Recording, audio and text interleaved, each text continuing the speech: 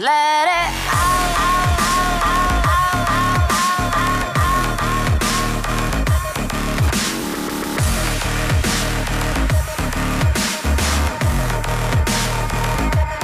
ready.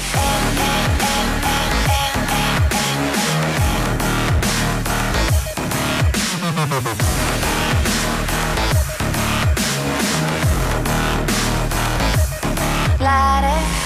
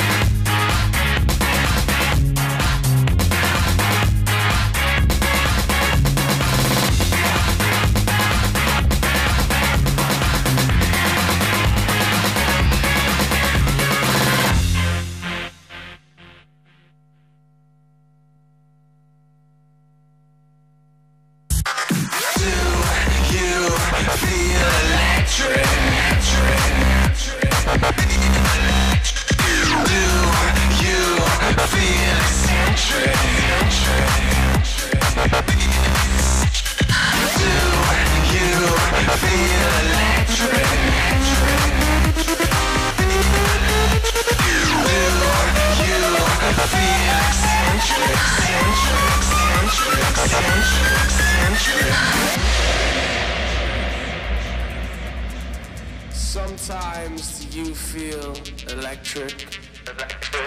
Sometimes do you feel eccentric? Sometimes do you feel electric? Sometimes do you feel eccentric? Sometimes do you feel electric? Sometimes do you feel eccentric? Do you feel electric? Do you feel eccentric? Do you feel electric? Do you feel eccentric? Do you feel electric? Do you feel eccentric?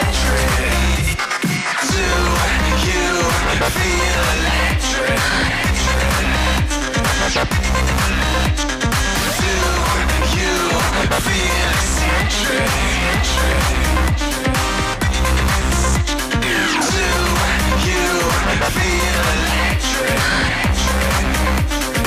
feel electric? Do you feel eccentric?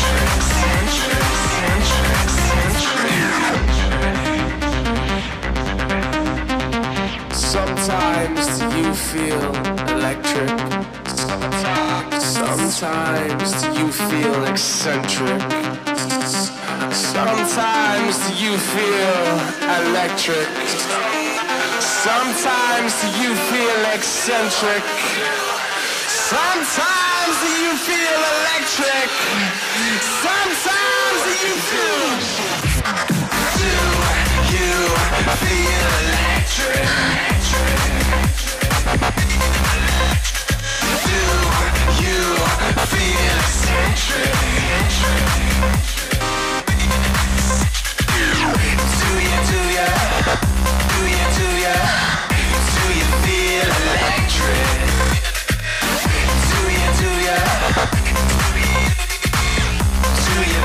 eccentric?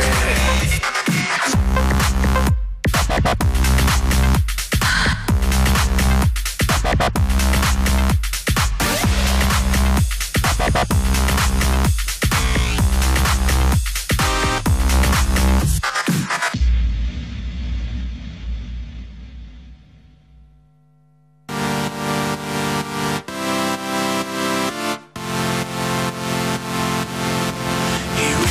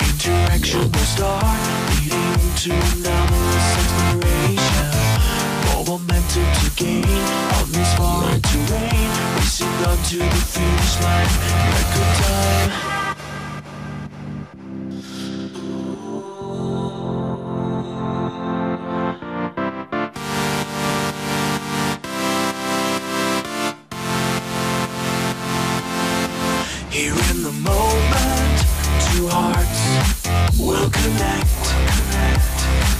A chain reaction, the cause and effect. Movement in motion, the soul will reflect. A chain reaction, the cause and effect.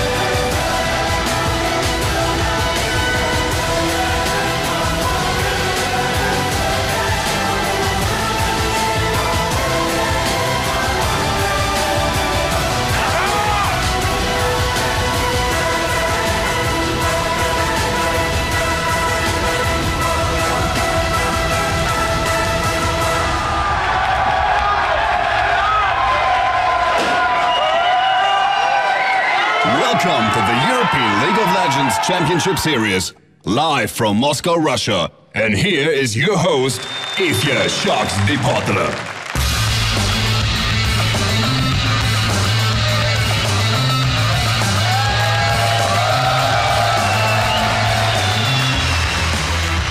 Welcome everyone, as we are coming to you live from the MDM Palace in Moscow, Russia.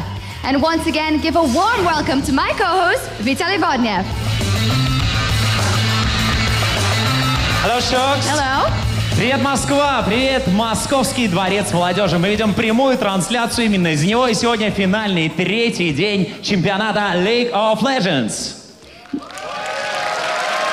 Now today is our last broadcast in Moscow, and we've got quite an amazing day of games lined up for you. Друзья, сегодня последний день нашей трансляции. Матчи, которые развернутся перед нашими глазами, действительно потрясающие.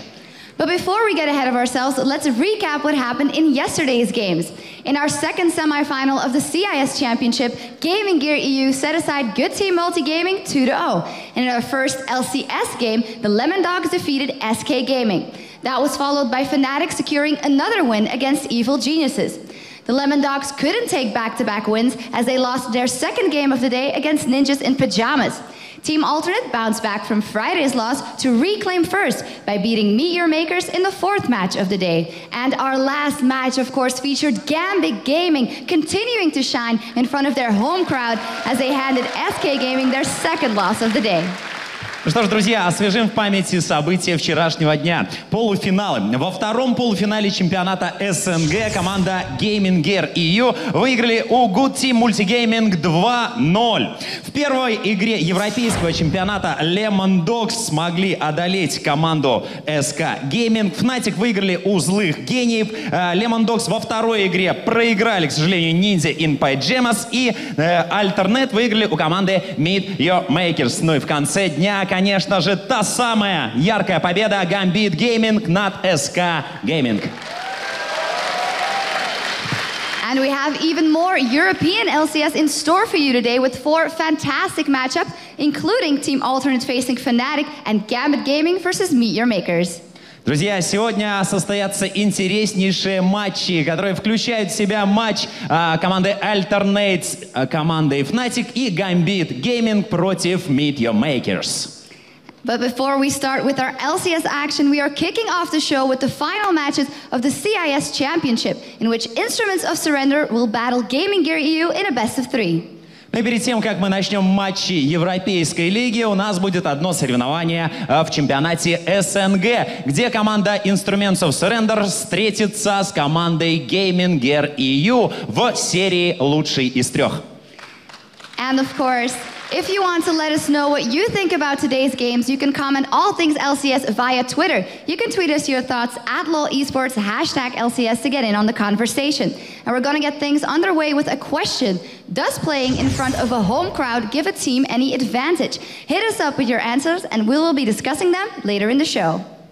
Друзья, также следите за нашей трансляцией в Твиттере. @LOL Esports, #LCS. И сегодня у нас есть один вопрос, на который мы позже ответим в шоу. Присылайте свои ответы на этот адрес. А вопрос следующий. Дает ли команде преимущество игра в родных стенах? Напоминаю, @LOL Esports и #LCS.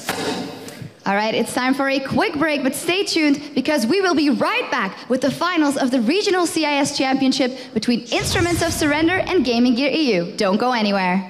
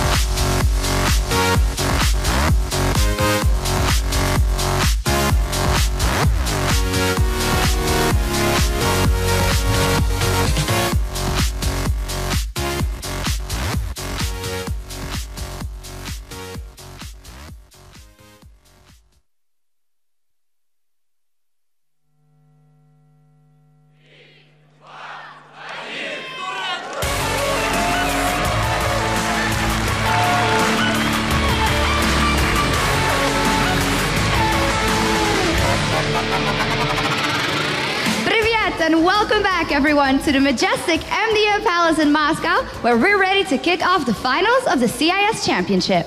Мы ведем нашу прямую трансляцию из Московского дворца молодежи, где через минуту стартует финал чемпионата СНГ. And now it's time to find out who'll take home some potentially life-changing prizes. Keep in mind that the team who puts up the win not only gets $20,000, but earns a seat at this year's International Wildcard Tournament at Gamescom, which means a chance to advance to the World Playoffs.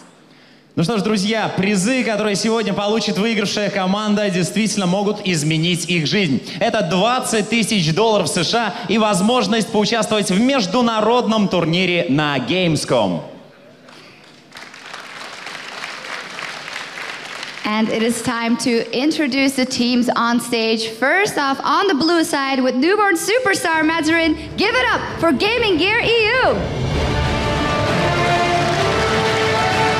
Друзья, чуть больше аплодисментов для участников команд. Спасибо! And on the red side, put your hands together for Instruments of Surrender.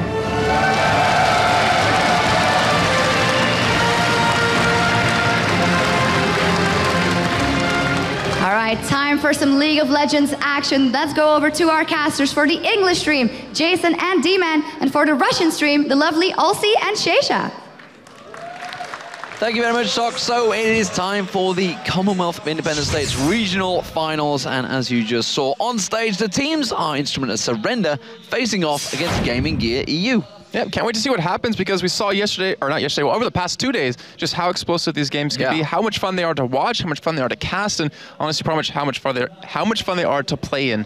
Easy for me to say. Well, I mean, can you have fun when you're in a finals? I guess if you're winning, you can, but... Oh, yeah. Well, I don't know. It's just the whole point of them just bashing heads the entire time. It's a lot more fun to play those than just the whole let's farm for 20 minutes and just try to outsmart you and outbait you. No sirens in sight here, just lots of hot Russian women. Which I don't know whether that's good or bad. I don't know, but nevertheless, we are about to get underway. The teams are set themselves up. So let's check out the lineups, of course. Let's get them up on our screens. Instrument of Surrender, as you just saw, will be playing as the blue side. And of course, that does mean it's going to be Snake on the top lane. Fomko in the jungle, who was honestly creating everything for them. Warhunter, he's the mid laner. He was pretty crazy. Nixar and Dimonko as their AD support and carrying. They were showing some crazy aggression with Draven. Yeah, they were. And we might see if that actually gets banned out. But before we see that, we're going to see Gaming Gear EU's lineup here and see what actually they have to bring. We have NBS going to be in the top lane. Alunir is going to be in the jungle. Mazarin, not Mazarin if you guys are confused, in the mid lane.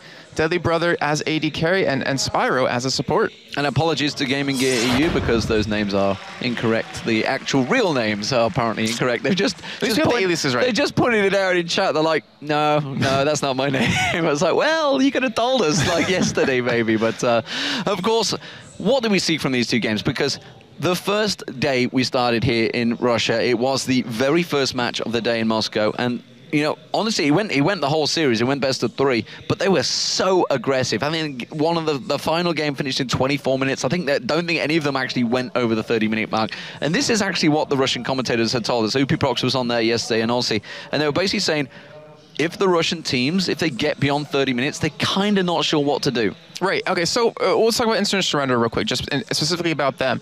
Like you said, they like to fight. They like to have this aggression and really create some plays in terms of that. Farming-wise, they're really behind like the averages in terms of gold. Since they like to fight more, they don't really farm as much.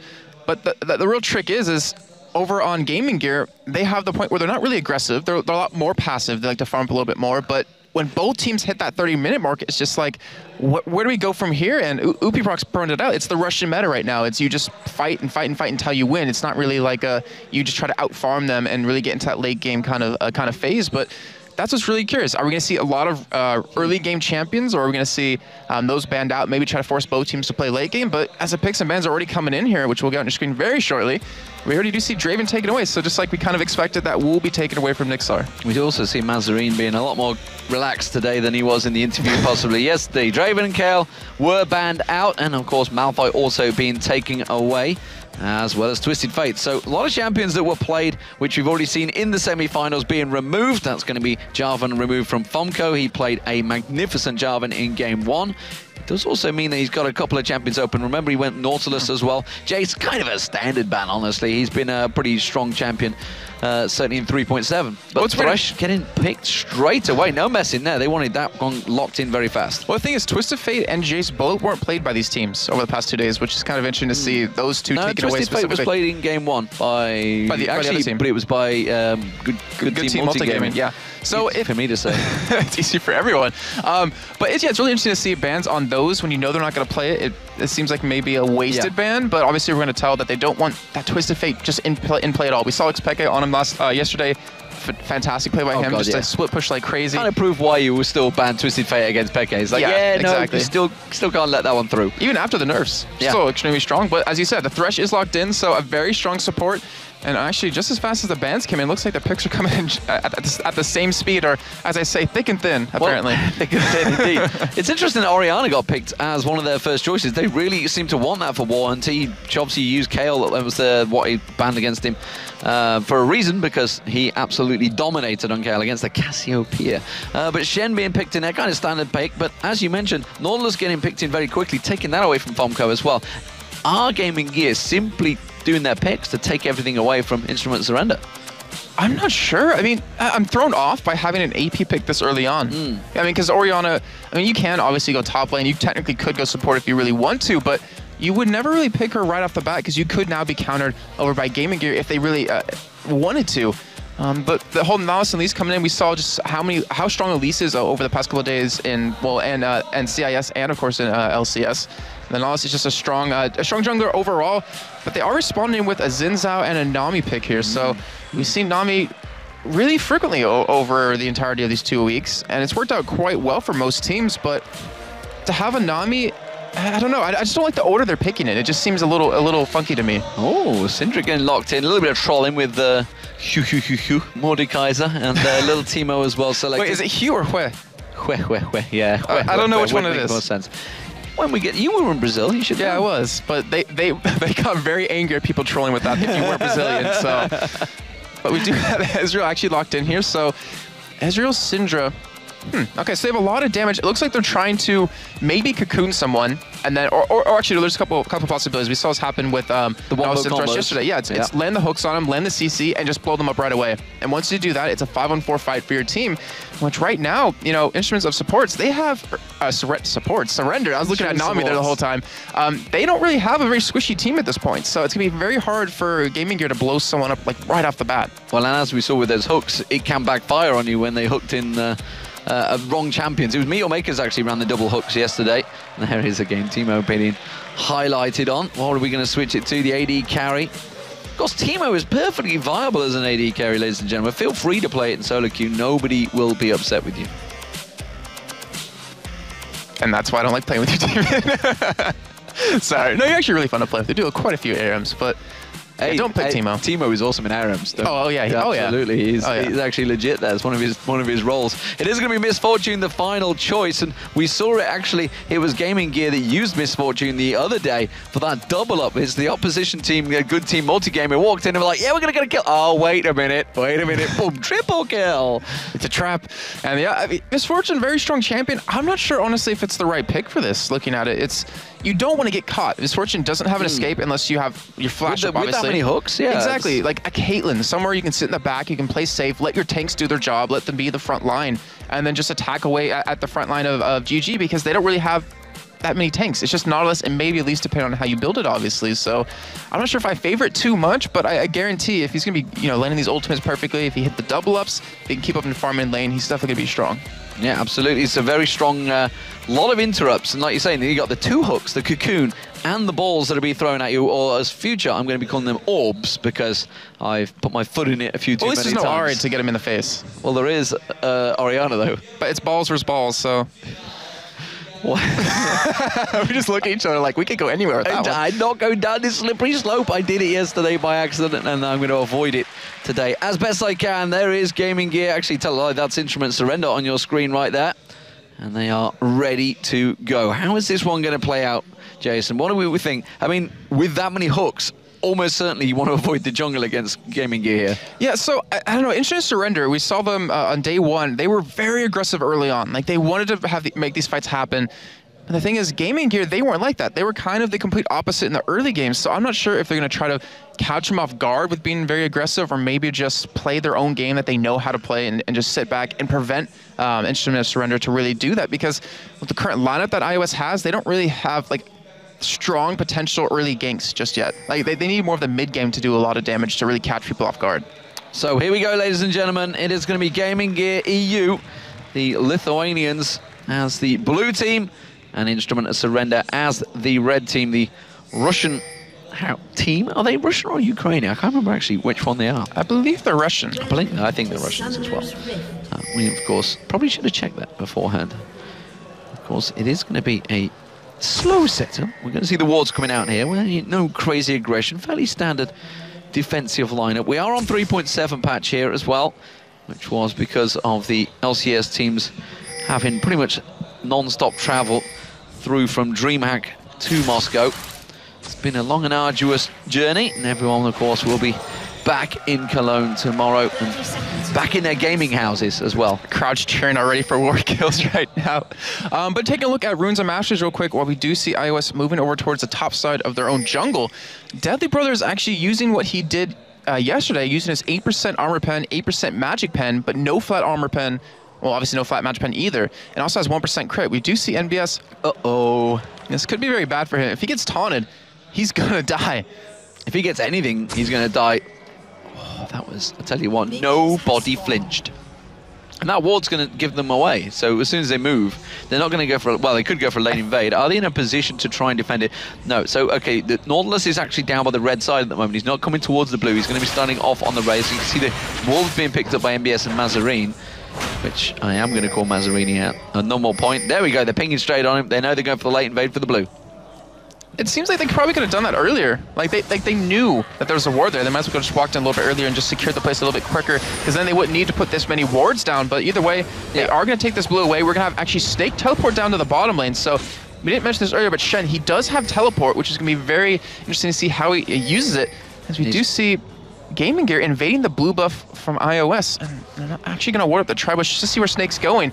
And currently, Alunir does have Smite, so he should be able to lock this one down. Oh, but Warhunter took a lot of damage in that mid lane, which means, yeah, Shen has to back away from this one. Snake's like, I cannot fight 3 people on my own. Kind of needed Warhunter to come across and try and help him steal that one out, but Mazarine went straight aggressive on Warhunter, and he took a lot of damage early on. So let's take a look at the lanes. The top lane, it is going to be the duo pairing. You can see Instrument Surrender did switch it round. They have put Misfortune and Nami in the form of Nixar and Demonko, who were honestly a tremendous pairing. They've been around together for about 2 years up against MBS. MBS himself played a brilliant Elise in the semi-finals yesterday. And I want to know who's actually going to win this trade out. Because I'm looking at it, I'm honestly not 100% sure who has the better side on this, in terms of why he was actually swapped, not in terms of like who's going to farm better in a turret, where Shen, he should be able to sustain quite well, where NBS, he's going to have a little bit of a tough time sustaining against Misfortune, who, if you land a couple of double ups, you're going to have a tough time as... Oh, actually, Zin going in here. Fomko flashing for it, does the audacious charge, but it's going to be the detriment of his own health, and it's Mazarine that picks up the kill. And he gave double buffs over to Mazarine. That's us saying, like, oh no, because I was hoping... Well, for a minute, I thought Moltrap was here, but... Sorry. EM. But double buffs over to Syndra, who already hurt early on. And on to mention, I didn't touch on her runes earlier, but she has 8 flat armor pens. So her auto attack's already hurt. Add in the red buff on top of that, and Oriana's going to have a really tough time. And now we do see a 3-man gank on the bottom lane on Snake. Well, Snake's in trouble here. He could get the Shadow Dash across, and he manages to taunt up. That's going to be Luna taking a lot of tower hits. Snake's still surviving this one. He's going to flash away from it. The hook hasn't been used just yet. That's going to be one more shot. The Audacious Charge comes in on towards Deadly Hunter. And Spyro's in trouble now. He gets caught out by Fomko. Fomko doing a fantastic job of defending Snake. So either way, no kills really traded right there, but a lot of summoners taken out away from GG, as you saw the flashes, taken away also the exhaust. And it looks like they're not done just yet. They want to go for Fomko under turret, but I don't really think they have the help to do it. Playing defensive duties, and he does come back and clear out a lot of ways. This is going to be a lot of farm going to the jungler hit, so this actually may help him out, considering he did just go down as first blood, giving up that double buff just a moment ago in the mid lane. Nixar, he's farming off quite freely in this top lane as well, but MBS, he's not really been harassed. You can see 16 CS to 3 of Snake, because Snake's been harassed so heavily, he has fallen way behind, and we'll see how that drags on through the game. Also, the mid lane, Mazarine, 32 CS to 18 of Warhunter. He's winning out that lane. So as it stands, all lanes being won by Gaming Gear so far. And that is not a good sign because iOS, they need the farm, they need the kills, they need the money just to get the items. And if you punish Snake, wow, MB is taking some good damage right there, but if you punish Snake early on, if you punish a Shen early on, and you keep him in this kind of state, he's not going to be able to split push against you, so you don't have to worry about that. And we saw how troublesome that really can be for teams. As we're going to see Alanir actually just come up here and just save NBS a little bit, keep him up in experience. Well, double tier of the goddess being picked up by Mazarine and Deadly Brother. That is Syndra and Ezreal, for those unaware of the names, which I would suspect most of you are, unless you cover the Russian scene, which I'm guessing most of you don't, because you are watching the English stream rather than the Russian spoken stream, which most of you probably would be watching if you were Russian. Sherlock Demon. Sherlock Demon on the case. Mazarine, Warhunter, sorry, passing straight by a ward there. So Mazarine's actually following him down there, simply warding up the back of the red buff and pinging it straight away. You're going to be aware of that one. But this top lane is taking a lot of punishment here. Luna doing as much as he can to try and defend it off there. The Aqua Prison does land. He has to try and dredge line himself out of the damage, and he avoids it. So Elise has just come back up there. That is going to be NBS, but he's got a 3-man stack on him now, which means Luna, is he going to back off? He has. He's left him 3v1. Yeah, they're going to give this turret away, and I'm not sure if it's actually a smart move on iOS overall, because Shen, if he does go to top lane now and just kind of tries to free farm that, NBS can take him 1v1 very, very easily, since he has a lot more farm than he currently, or this counterpart. But you see a taunt under turret here. Snake can get some damage onto a Spyro, but he's gonna back away either way. And Snake's, he's doing a good job. Like, he's not keeping up in farm, but he's staying alive, and that's what really counts. That point of hitting level 6 where you can save people. He's doing a bit of a John Travolta right now. Deadly Brother is going to take this turret down, though. That will be the drop. Wow, you took a while to get that. I was like, what? It's just staying alive. Got it. Such delayed reactions there. He's like looking around all confused, and finally does manage to get that one. Mazarine, though, is coming back in towards this mid lane, doing a great job at farming against Warhunter, but Snake's in trouble here. Inspiro just lashing away on him, and it's going to force him away. Fomko and Nixar returning to lane. He's going to have Dimonko with him as well. They're going straight on aggression towards Inspiro and Deadly Hunter. Deadly Brother. He's a bit of a hunter as well. Who knows? You can combine them. Combine iOS's mid laner with the AD carry Yeah. BG. But one thing that really is troublesome about that bottom lane right now is if they stay like this, Deadly Brother's going to have a really tough time because he went for his tier first, and Double has been very vocal about it. A lot of AD players have been very vocal about blue build Ezra, where if you go tier first, you just screwed yourself in damage, pretty much, essentially in lane. You need to build some sort of damage item first, just so you can keep up with the enemy AD carry, which, on the other hand, Nixar, he has the Double Doran's Blade and the Vamp Scepter, and so he's actually going to go for this. He's actually piled over the thing. The ultimate went fired in there. The Ignite's not going to be enough. He's going to have defensive in a moment, and that Ignite will not tick him down, but it forces him out of lane, and that's all I think Mazarine wanted to do. He's going to go pick up the blue buff of his own, and that blue buff will be spawning. Remember, it was good Gaming Gear that did manage to take down that blue buff early on, so they're going to have the timing for it. So we'll see whether actually try and go towards that. Deadly Brother, of course, is pushing that bottom lane all on his own right now, and Spyro has just passed the ward. I'm going to see whether they're going to try and get him in an Aqua Prison as he comes around there. No, we're not going to see it anyway because Dimonko went towards him. We didn't get vision. I like how you pointed out, though, that GG ended up taking their own blue because they lost those previously to iOS when they went for that 5-man invade. So now iOS, who could have taken advantage of that, could have known when the blue was going to be up and taken it back and just prevented Mazarine from taking it. They lost that opportunity. So now GG, they're kind of getting a really strong foothold on this game. And I was actually a little bit surprised that after the heavy damage on a Warhunter early on that we just saw, like just to push him out of lane, that they didn't try to go for Dragon off of that when they knew they'd have an advantageous position. Either way, NBS, he's not being hurt at all. Look at the CS difference. It's just growing right now at this point. It is, but Snake's actually built fairly clever on this one. He's gone for the dual Null Magic Mantle, and in comes Fomko. He's going to get the Audacious Charge. He's going to go for the knockup. Doesn't manage to get it down, though, because MBS flashes out, but that's a summon, a spell burn, so effectively gank success. I think he actually might have been able to turn that around. I don't know. He could have potentially turned that around, but it doesn't really have the damage for it at this point. Either way, we do have currently Alanir just sitting in the middle lane right now, and it looks like they want to try to go for Dragon here potentially. They do have that pink ward on the Thresh, so it looks like that will be the play coming up here soon.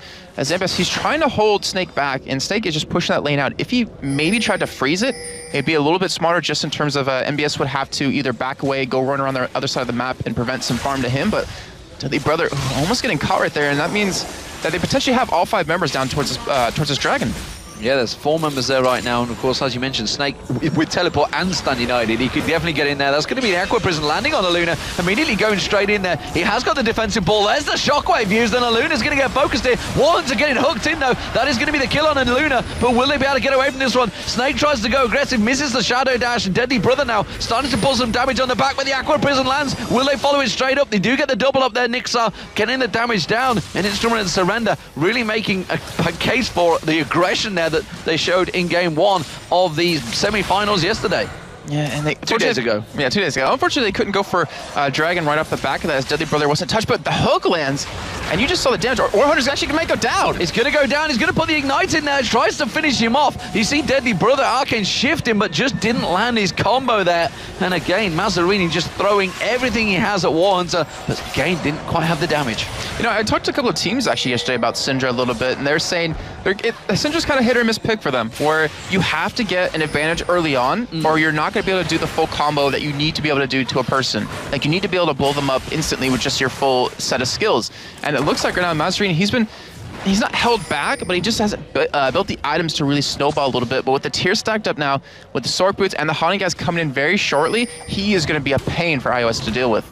Well, I mean, you're talking about Syndra. It's exactly what we saw with Sharu, wasn't it, yesterday against Pharrell Lord? Yeah. Oh, the true shot got it. No, not quite. I tell you what, though, but Fomko had to get the hit in the end. Warhunter wanted that blue buff. It means he's going to take it away from Orianna. And now you see Gaming Gear continuing to push on towards his turret. But as you mentioned, Deadly Brother lacking a little bit of damage right now. He's trying to stack up that tier of the Goddess.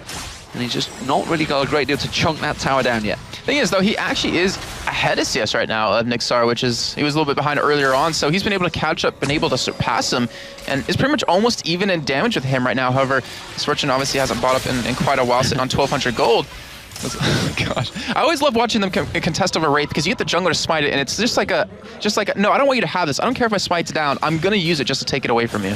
Just trying to show the greed. We do have a jungler coming up, though. Snake may well be in trouble here. Aluna's going to come around, sneaking around from the Wraith side. From the Golem, sorry, is going to come in there, but he's got to be careful because the Shenny can just Shadow Dash across you. The tower hits will be enough. MBS going to go aggressive here, though. Hasn't Shadow Dashed across. Instead, he's just going to go down. Is he going to hold MBS there? No, he's just going to be able to repel from that one. Yeah, there's no way around that one. I thought he was going to Shadow Dash a little bit early, but it seems he was simply delaying, buying the time for Instrument and Surrender to take down the Dragon, but they're going to lose 2 turrets for it. That is not a good trade. It's not. Unless they can defend this middle one, then it might be okay. But as you see, Watcher going in. Shockwave goes in on Inspirer. There's going to be the Tidal Wave coming through as well. But that was a lot used just to get 1 kill. Are they going to get the second? Wow! Mazzarini just turns around and pops Fomko. Says, yeah, you're going to throw what you got at me? Here's all my orbs. And where do they go, Demon? In his face. There you go. And he was able to kill him, and that's what we talked about. He needs to be able to burst someone down, and that was essentially the tankiest member right now on iOS. So if he can keep that up, if he can keep the progression of these items, it's really hard for iOS to deal with this, as even Nixar doing a lot of damage. And you pointed out something during that fight that was so spot on. How many ultimates did they commit just to getting Thresh, the support? Not even the others. And they used a flash, they used an ultimate out of Orianna, they used the Nami wave, and they only killed 1. So it kind of shows that maybe iOS is a little bit desperate, but they're just trying to get the kills where they can. Well, Mazarini's doing a fantastic job with Syndra so far. Snake, who honestly has not been involved in this game so far, did use that teleport at one point, but simply to get up there. 52 CS to 89, and that shows how far behind he is, and Warrens are even there, just showing he's struggling just against MBS as well, because MBS has just had the free run of it in that top lane, all on his own, got that kill early on. You can see in terms of gold, he's got nearly 1,000 gold lead developed over Snake right now. That's going to be the mid turret going down, and that's going to be 2-1 in terms of, sorry, 3-1 in terms of turrets for Gaming Gear. And what's important about what MBS is doing is his build. So we talk about a lot of different champions where if you get ahead early on, you can afford to build damage, then go tank, later on. He has the Haunting guys. I'm assuming he's going to go for Sork Boots as well. And if he keeps scaling up his damage, then worries about being tanky later on. Since they're already doing more damage in iOS and they're already holding, Warhunter back, Nixar hasn't really gotten too far in items, then they're going to do so much more damage to him, and they're going to be able to beat them in team fights. And you can see the double Haunting guys is there. Source Boots already as well on Mazarine. He is going to be a bit of a damaging machine, and you talked about how he needs to be ahead. Well, he is right now. He's a long way ahead. Look at that, 120 CS to 89 against Warhunter, 2-0 in kills, and that puts him 1,500 gold ahead. Demonco trying to be sneaky in the bush there, but Deadly Brother already sniffing him out, throwing out those Mystic shots, and he's just going to keep that wave clear. And he's getting free farm, 116 to 86 CS between the two AD carries as well. This is all going Gaming Gear's way right now. Every single lane is won by them. Well, right now with the whole Deadly Brother pushing up, getting free farm, it's slightly due to the fact that Nami went for a Ruby Sightstone first. Doesn't have a GP10, so you're limited to having 3 wards down at once on the map, obviously, unless you know, buy some other ones. But they're not able to push out towards the bottom lane and go for the turret. Like, Nixar's, you know, he's a little bit afraid, which he should be, because he could get flanked from many different positions. And you look at the ward coverage currently down, it's only set up just to push back out to, you know, halfway between the first turret. Absolutely, causing problems for them. But with that wave being shoved up so heavily, Nixar is going to get effective free farm. He's not going to really be too worried. And instead, they're trying to set up a gank. They're going in towards Inspiro. There's not a flash available for one, so to tell a lie, Fomko has got one. See whether he flash engages on them. He has got Audacious Charge, of course. There it is going to be. 3-talent strike. Is he going to get one more hit? No, brilliant box placement, but there's the 3-talent hit, and that's going to be the ultimate, finishing him off. And Nixar picks up the kill. Has a lot committed yet again, but luckily they did get the kill onto him. And it was a little bit interesting because they were kind of freezing the lane before. But of course, Funko came around and they decided to push it against it. Now, Mazarine's down here in the bottom lane. He has the damage to kill Nixar, but will he be able to land the combo is the real question here. And he doesn't want to give it away. Like, he doesn't want to die here when it'll be put behind. He needs to keep farming up a little bit, as he does have that Blasting Wand. We do have 3 people now on GG heading down here. And honestly, they probably could go for the kill if they wanted to. However, Snake's ultimate is available. Yeah, in that last fight, Funko, unfortunately, his red buff was the one that got the last touch, despite the fact bullet time was raining around him. MBS putting pressure on Warhunter as well. Blue buff has just spawned, so the rest of Gaming Gear are moving in towards this blue buff. They want to keep them away. There's a Cocoon, and to Warhunter. There is 4 members of Instrument of Surrender, but honestly, they can't compete. They can't contest it.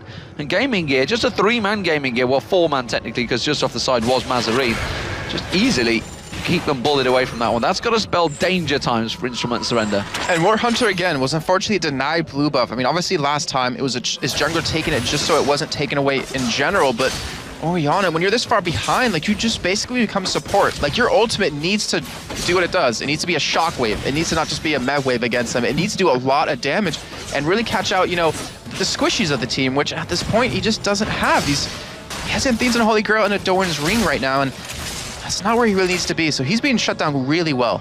He's being completely taken out of the game. Oh, no, he decided to stop. Manzarine was backing off. We're about to bite.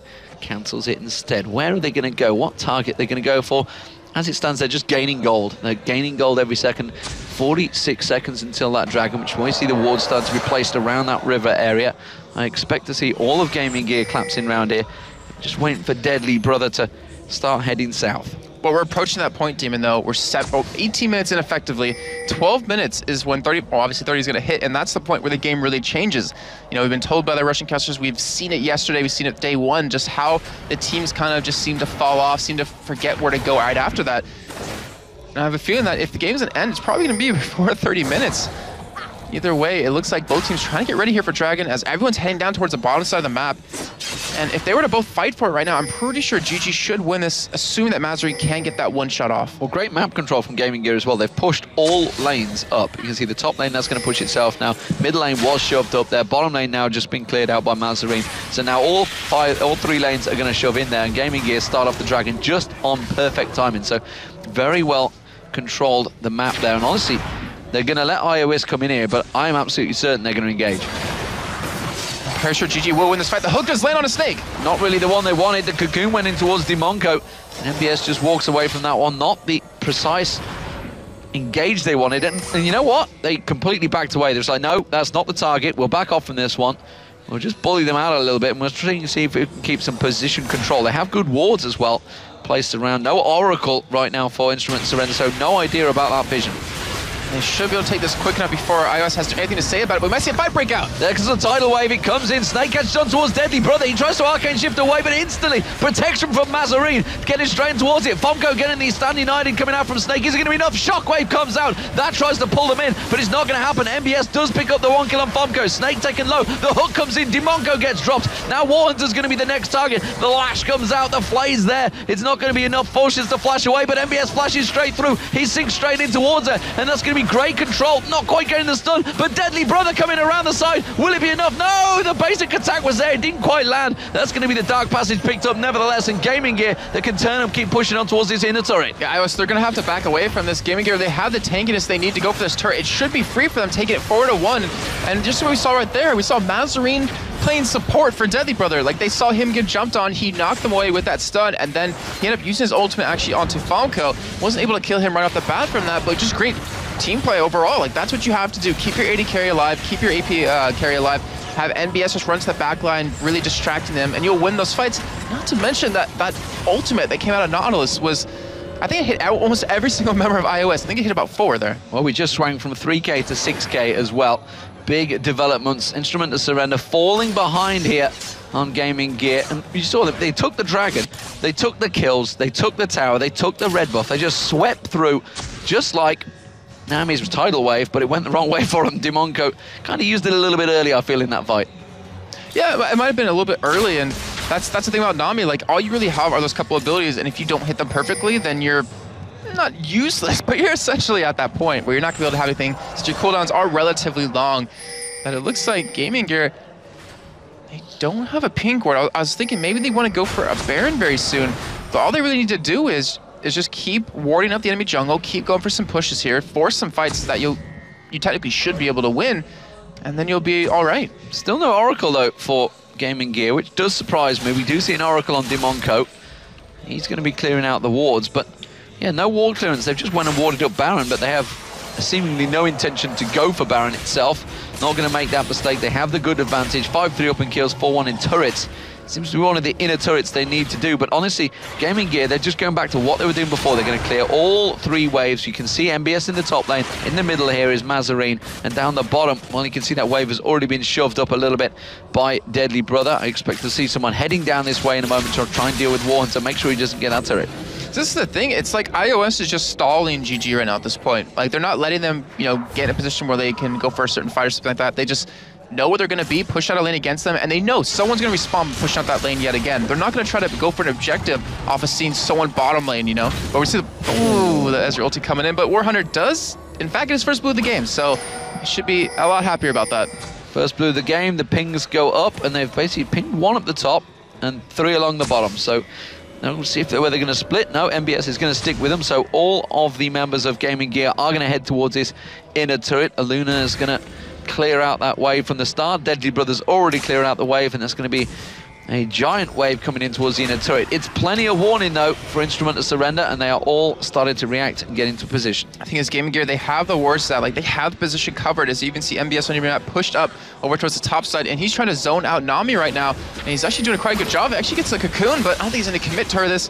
But still, the damage is done. This turret should go down for free now. It did enough to actually just distract them away from that turret. You see the inner turret already taking down half the hit points there. Fomko lost half of his health as well, as he was the only one that's kind of reacted to simply trying to keep them off that turret. Those minion waves, they're going to be strong enough, and Gaming Gear will be taking their inner turret down. Their second one of the game, sorry, and that's going to be the bottom wave cleared out up towards the inhibitors.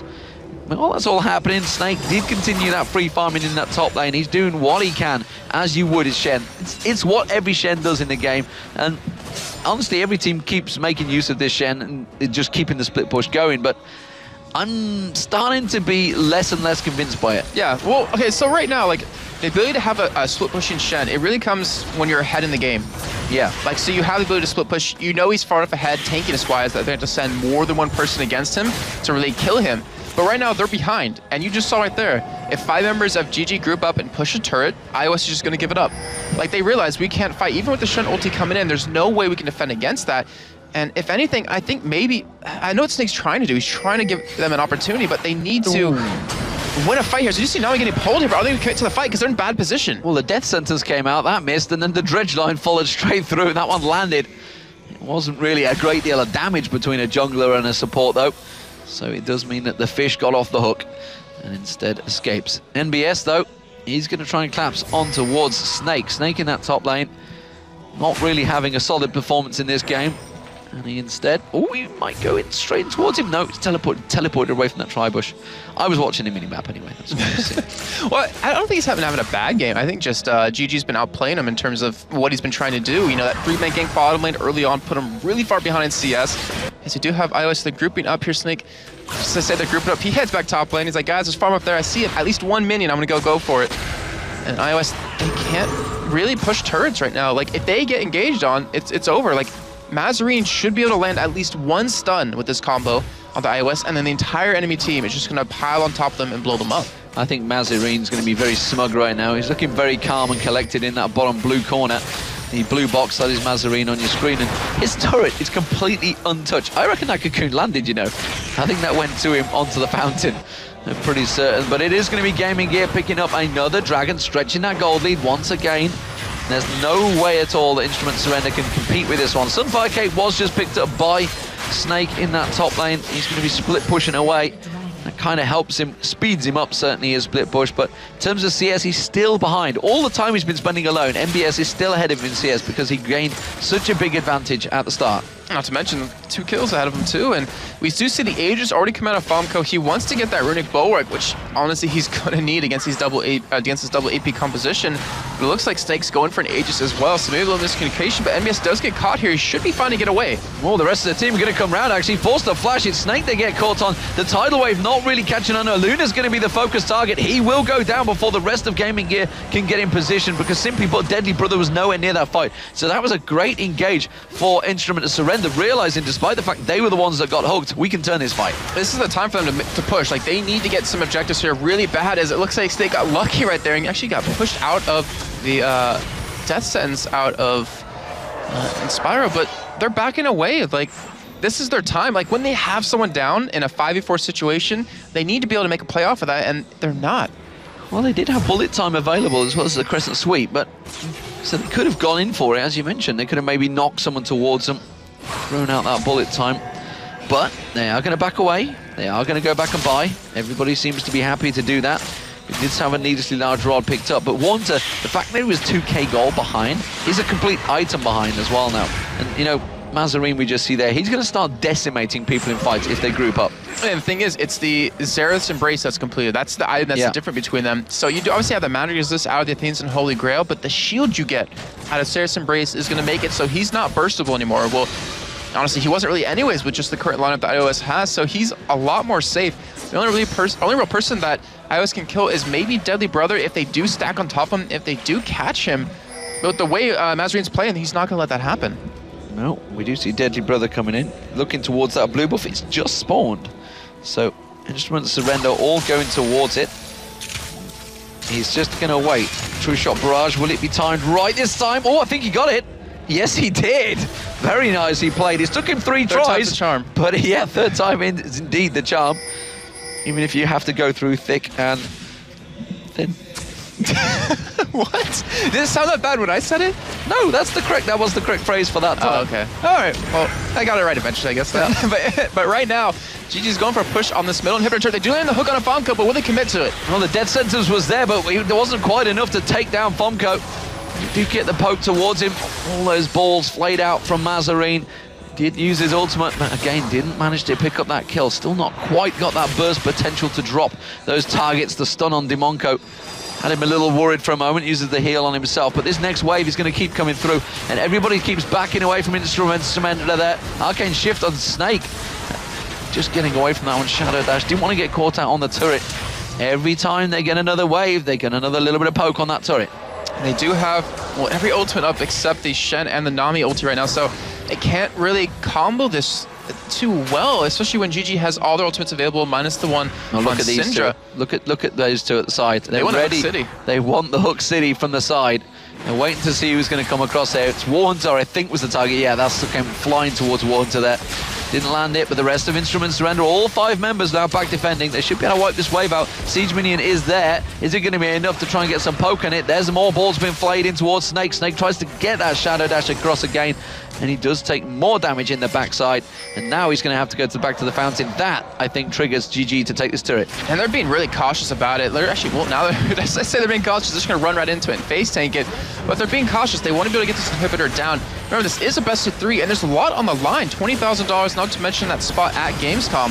Well, they're going to fight for this one. Fomko goes in, gets on towards MBS, does manage to get the 3-talent strike on him. While this is happening, Dimonko is in trouble. Shockwave comes out, Shadow Dash across. Deadly Brother caught in between all that. Bullet Time also landing on them perfectly. Great engage for Instrument Surrender, but honestly, they haven't got the damage to deal with it. MBS is getting in towards that backline, sinking his fangs in, gets the double. That's going to be Mazarine getting a double as well. Warren to the final man standing, and he's forced to back away. And now, well, they had to have a conga line of minions coming back up. Will Gaming Gear try and follow this? They have the time to do it. 20 seconds left on everyone of iOS at this point, and that right there just shows you the difference in terms of items. It shows you the difference in terms of how Warhunter was punished very early on and Mazarine wasn't, and they're going to take game number 1 in this best of 3. Game 1 is going to go to Gaming Gear EU, the Lithuanians. Coming into this one very strong from the semi-finals. They were the only ones that picked up the 2-0 performance. Can they do the same against Instrument of Surrender? It's 10-4 right now. The kills finished 46,000.7 to 33.7. So big gold advantage built up towards the end. An 8-1 in turrets. Just the singular turret taken down. And if you remember, that was in 5 minutes in that top lane. They didn't get anywhere near. That middle turret completely untouched. Very, very strong plays from Mazarine in the middle against, honestly, a Warren 2 who played magnificent in the first day of the CIS tournaments. It doesn't seem like Orianna necessarily fits with this team's playstyle, where they want to be aggressive, they want to make these fights happen, but he was just put on the back foot the entire time, being really defensive, and that's the price you pay. You lost the first game, you got to come back into the next one with a fresh new mind, but still there's a lot on the line you're working for. Indeed, as we mentioned, it is going to be a best of 3. We're going to get over towards our analysis desk. It is going to be Joe Miller and Trevor Quickshot Henry. Thanks a lot, guys. So, Trevor, a strong performance coming out there from Gaming Gear EU. We heard before the first semi-final, the Russian casters, you know, giving their nuggets of information to us that this is possibly the team that is the biggest favourite coming in. And to be honest, this game was a lot slower paced, not quite the slugfest that we've seen from the other 2 semi-finals previously, of course, in the last 2 days. But in the end, Gaming Gear showing once again that they probably are the favourites here, and they may just be a step ahead. And what they did today, which they also did yesterday, is they won the individual performances, the 1v1s, the 2v2s, the lane matchups, and they were winning them without jungle assistance. In particular, Mazarine playing that Syndra in the mid lane, he was dominating Warhunter. He had so much additional damage on him. He was kiting in and out of turret range at the very low levels, and basically, when you're in your opponent's face that much, it forces them to play a completely different style. Not only do they have to deal with the rest of their team and their gameplay, they've got to find a way to balance out the aggression from your opponents. So, yes, we didn't see as many kills, we didn't see as many dives, but I think there's a lot more on the line right now in this game. You know, these guys are going to play it to the letter, League of Legends by the numbers. The funny thing is that we heard from our Russian friends here yesterday on the analysis desk after that second semi-final. They said the strength of the Russian team is in this whole skirmish gameplay, this fight kind of play. The problem really, he says, is once it gets to that 30-35 minute mark, they struggle to really figure out, well, they don't really know what to do at that point. When it comes to more the European meta, as he described it, you know, the stuff that we're more used to seeing, where those games can last up to 70 minutes, let's say, if you're a CLG fan. And the thing is, this time around, it seems like they played slower and tried to play the game that Gaming Gear seemed more comfortable with. Yeah, and one of the things you got to remember about that is not only does it have a whole set of other gaming elements that you've got to learn to control, you know, the map, the waves, the objectives, warding, things like that, but a lot of these guys, they're at the top of their game. So when they meet another 5v5, it's very seldom that they're going to be behind in gold and continue like really try-harding. So, you know, we've seen this last weekend when MYM fell behind to Alternate. They just lost because they had not been behind. They hadn't been in that position. They came out stronger this weekend. You know, after you learn how to lose and still win, as in you lose portions of the game, you lose maps, you lose objectives, but you pull a CLG EU versus Moscow 5 at DreamHack and you find ways to come back. Unless you're in that position, you can't learn. And it's one of these things, it sucks that one of these teams doesn't get to make it to the international wildcard tournament. But even for, you know, Instruments of Surrender, they'll take a bit of knowledge from this. Maybe it was the Orianna. Maybe they needed a Zed or a Kha'Zix or a little bit more of an aggressive champion in the mid lane. And maybe they needed to be more aggressive with the team plays because they didn't make many ganks happen. And that's, again, back to that point that when we saw Instruments of Surrender in the semi-final, especially the first game, they were incredibly aggressive. They were all over the place, all the time, fighting. And it's obvious to me from these two semi-finals that we've seen that these Russian teams are stronger in that sense. And that may be the key to taking down Gaming Gear. So it wouldn't surprise me at all to see Instruments of Surrender now going over onto the blue side, really switching up how they play, and maybe even switching up that composition as a whole. It could also be the pressure of the grand final. You know, when you're in that semi, you know you're a little bit more relaxed. When you're in the semi, you know you've got, dare I say it, this room of comfortable. Because if you lose in the semi-final, that's fine. If you lose in the grand final, you are within touching distance of that $20,000, in touching distance of that spot in Gamescom. So we'll have to see if they come out strong on the blue side with first pick, first ban. It also forces Gaming Gear's hand a little bit for bans. So that also is going to play into their favor. Maybe they can leave some of those OPs open. Maybe they can get the champion they really, really want. And it's up to them right now. Well, Gaming Gear EU 1-0 up here against Instruments of Surrender. We're going to take a quick break, but when we come back, we'll jump straight into Game 2. Don't go anywhere, guys.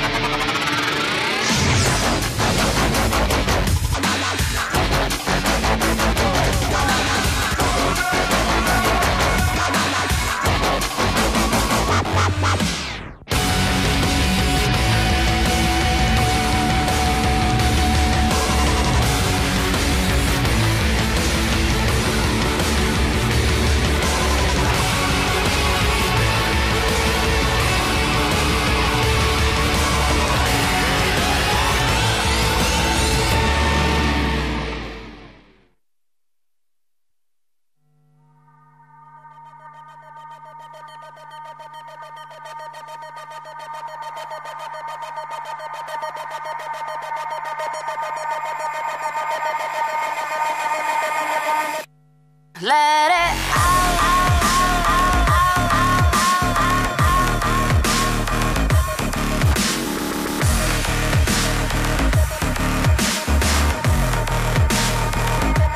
ready.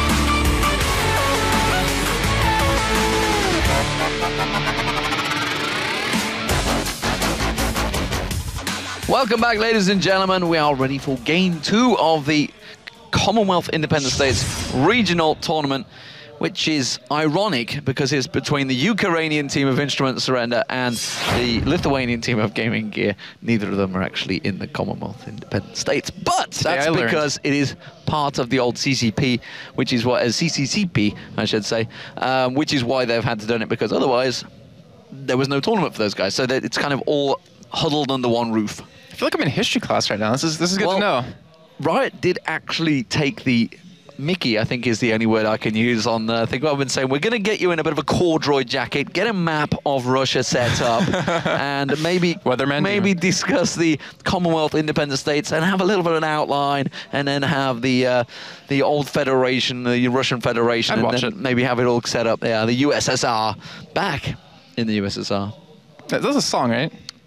Wow. Yeah? No? So, are you really not sure on that one? So game number 2 we have. Song. Is this actually not a troll? You're just not sure? You'll never know. So iOS versus Gaming Gear.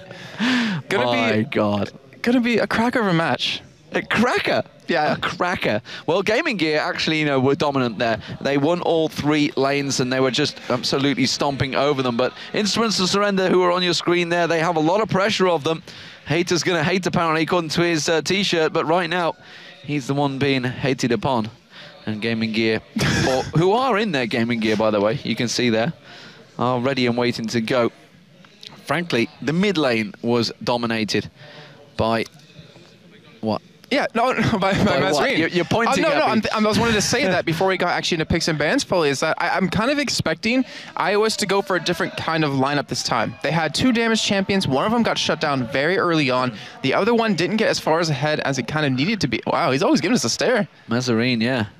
And he actually sits on the end. That's like Peke used to do. But I've noticed Peke actually is in the middle now, at this event. I think it changes depending on where they are. Because like back in Cologne, we have curved desks, so it kind of, I don't know. But anyways, we're going to pick some bands here. And Twisted Fate taken away immediately, as well as Draven and Jace. So, and Chaos Bridge, exact same bands we saw last time.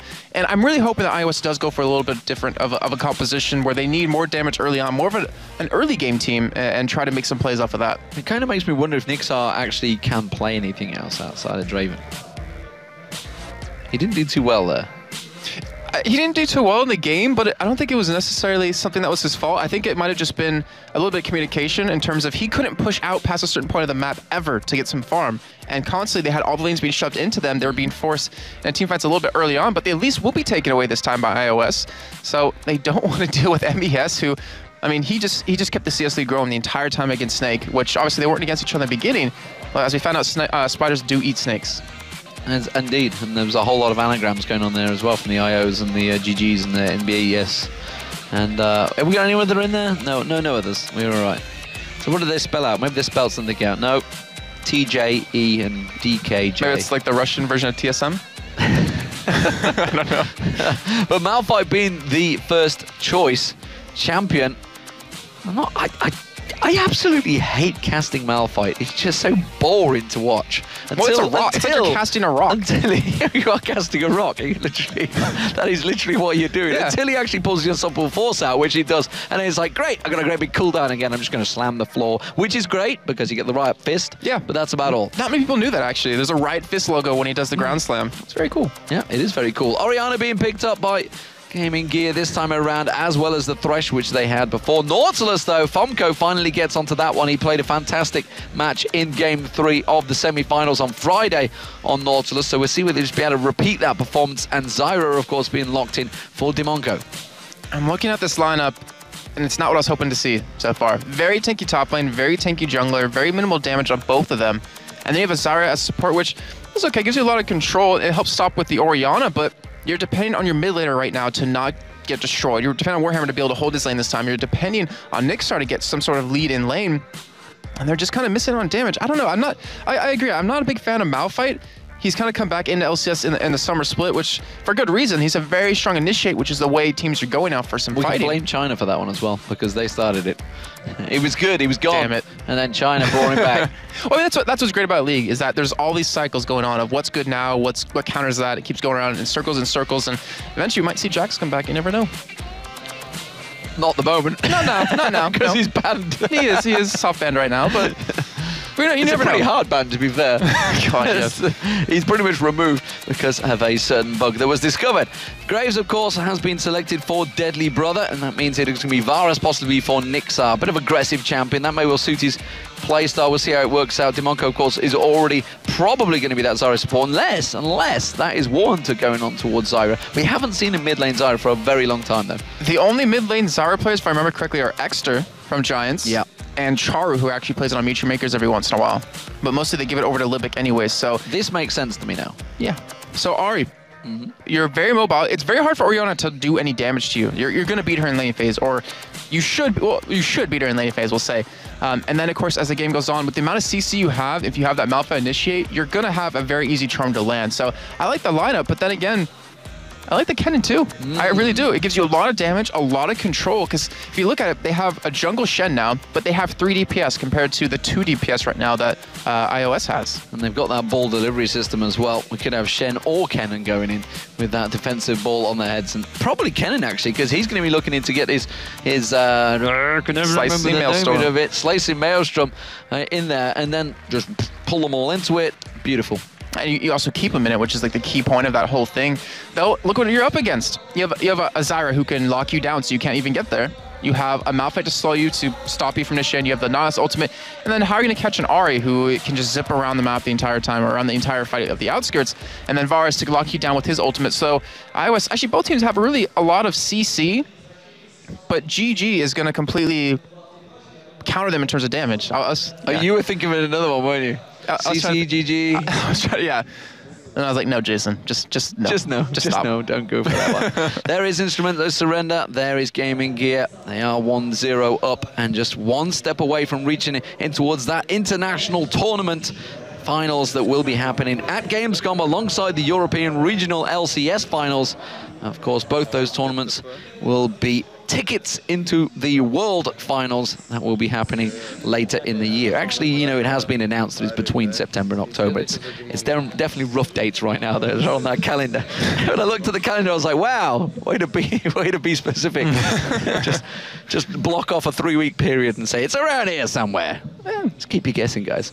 So they're working for something that, oh man. But they're still working towards something that how many people in the world would kill to be at, to participate at, to call yourself the best team in the world. And honestly, I mean, TPA kind of came out of nowhere in Season 2 and winning that. Any team, like, you know, we could be looking at one of the teams here that wins the World Finals. Well, that is certainly very adventurous of you to say so, but I'm not too sure whether the likes of Gambit would agree with you. Of course, we are here in Mother Russia, in Moscow, in the capital, and we have had some fun times, I think it's safe to say, in Moscow. Certainly the crowd has definitely been enjoying it. It's great to see how Gambit have performed in front of their home stage and certainly stepped up to the task. But right now, it is all about the Commonwealth of Independent States finals, regional finals, between the Ukrainian team, Instrument of Surrender, and the Lithuanian team of Gaming Gear. Currently 1-0 up, and honestly looked dominant in game 1. 8-1 was the turret score towards the end of that one. That tells me that Gaming Gear have a plan, and they love to take those objectives, and Instrument of Surrender, they need to maybe not use that white flag and pick up a win. Yeah, it's just, they got set, and some teams have a hard time where they get set back or they get messed up early on in their plan, and then they kind of can't recover from it somehow. And this is heavy defense for golems. Are there 5? Yeah, I'm looking, there's 5 people there waiting for this. Why are there 5 people wanting the golems? Because they're going to go for a late invade to blue. That's why. Ideally they will be going for that. I don't think Ahri is the person that should be going to clear that ward right now. But still, they do have teleport on Snake, so he'll be able to get to the top lane. However, he will be in a 1v2 situation. Well, he is going to clear out that ward. That gives them the coverage, and that does mean the rest of the team will follow up. But wouldn't that have given them a precursor, a pre-warning? We do see Kennen just off in that bush. NBS this time around on Kennen instead of Elise, and he's going to go, whoa, damn, we got 5 members of iOS coming up the bottom lane. And somehow he got a southern accent in there with that southern draw going on. But yeah, he saw them backed away, and also NBS is running very, very heavy offensive masteries as he already has it. Oh, Warhunter taking very low right now. This is exactly what happened in game 1. He might be able to pick up the kill. Yes, he does. The turret coming in, but it's going to be a return frag for Warhunter.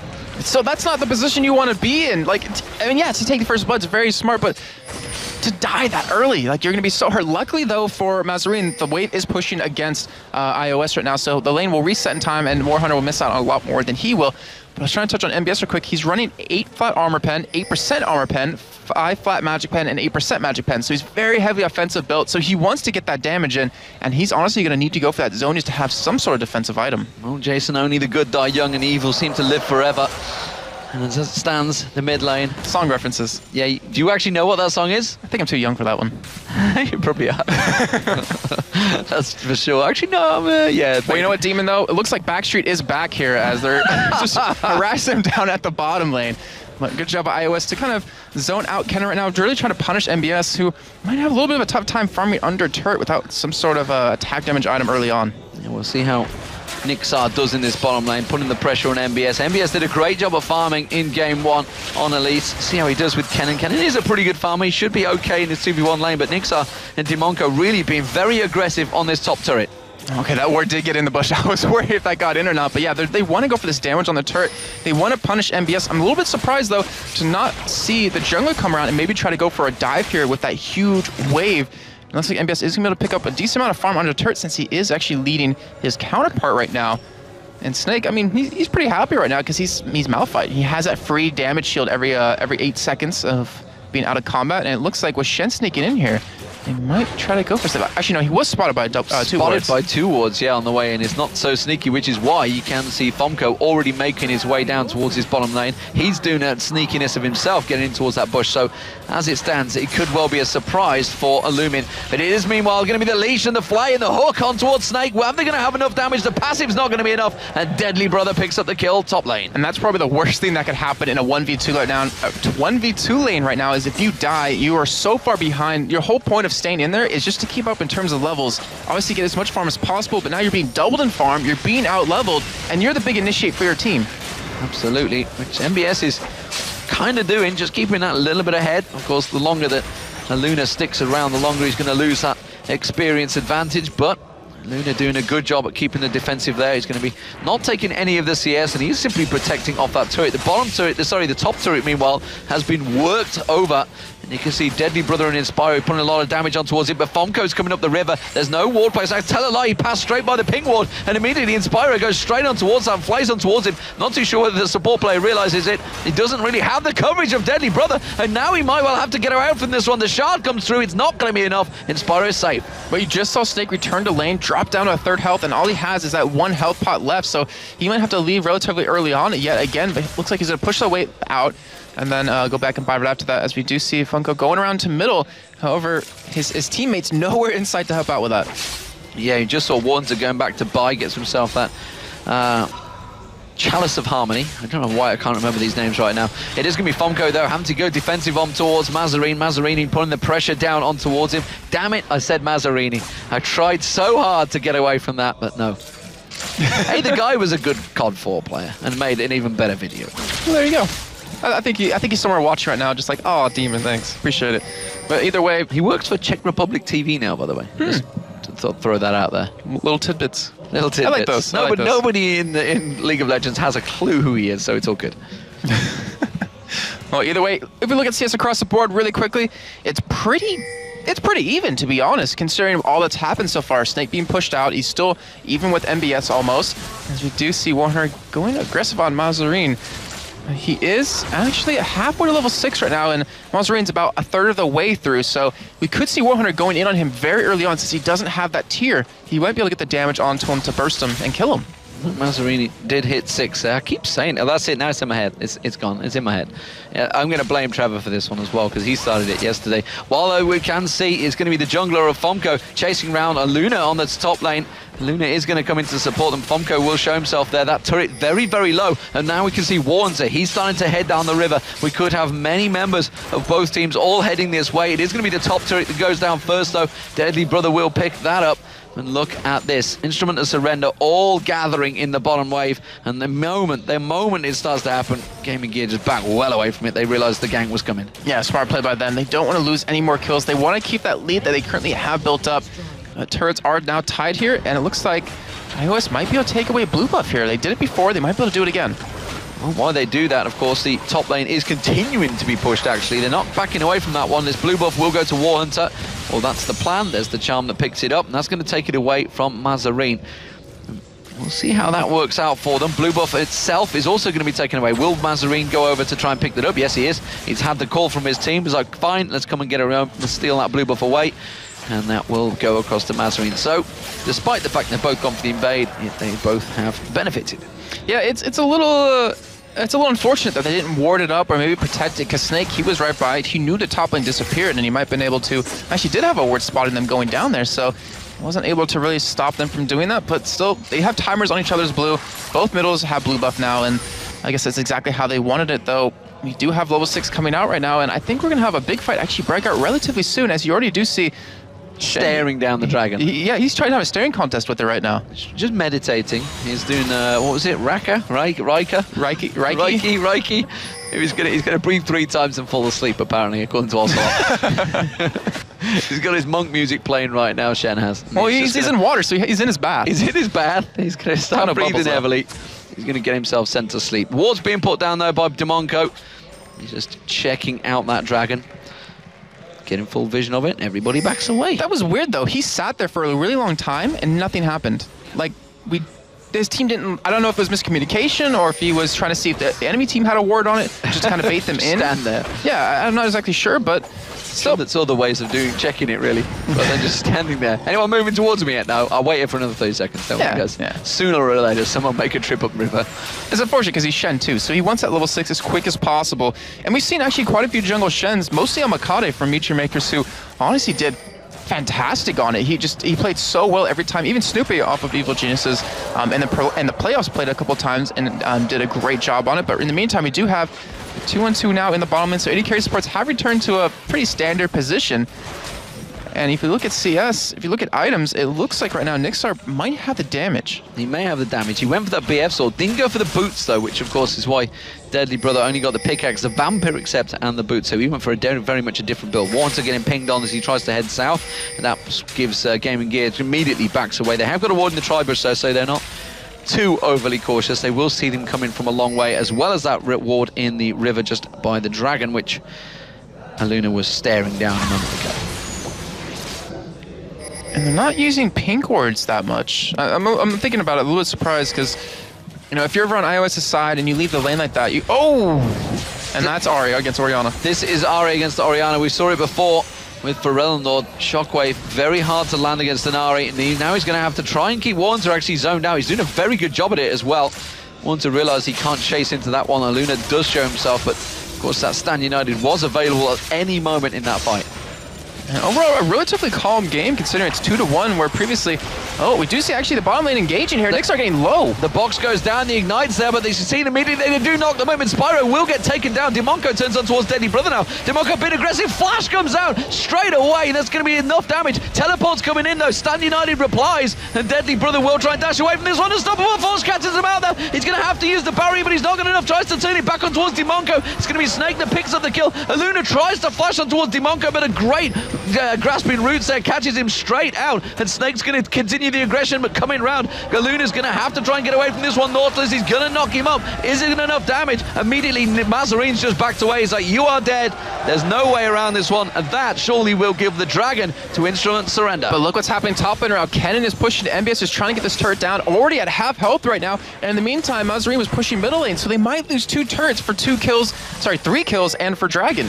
Well, and you also see, actually, Mazarine's coming down, maybe going to try and interrupt them. Has got Shockwave available. If he comes in at the right time, he could cause all sorts of problems, but he gets charmed up. There's the Shockwave. Pulls Fomko away from the dragon. He's still tanking the dragon up. The dragon's going to take the kill down. Mazarine gets the kill there, and now Inspiro's coming in. Wards is going to have to try and get away from this one. Inspiro's going to follow through. The dragon comes in there. He does actually take the dragon. Inspiro with the fly onto Warhunter. Fantastic play, but now Snake's back in. Mazarine's defensive ball's going to run out. He's got no mana. He's going to try and walk away from this one. In comes the smoke, though. though from Deadly Brother, protecting him. The hook comes in from Inspiro, the catch on towards him. He's trying desperately to get away from this one. Inspiro's like, hell no, you won't go. Throws out the dark passage and just flames for the kill. That was beautiful by Inspiro. He knew his AD carry didn't have flash up, but he's like, I got my flash, bro. I got your back. Grab one of my land and we're going to get this kill. And a phenomenal play by GG right there, especially Mazarin, who came in there and interrupted it, and which in the end gave them Dragon.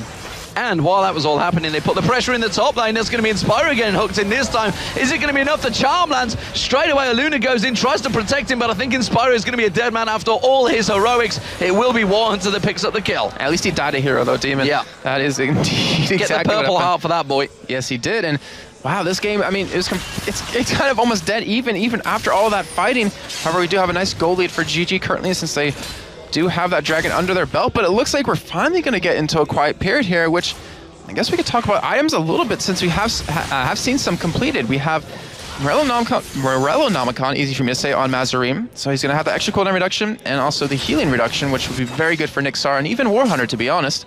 And it looks like a Blade of the Rune King will be coming out for Deadly Brother here as his first main item.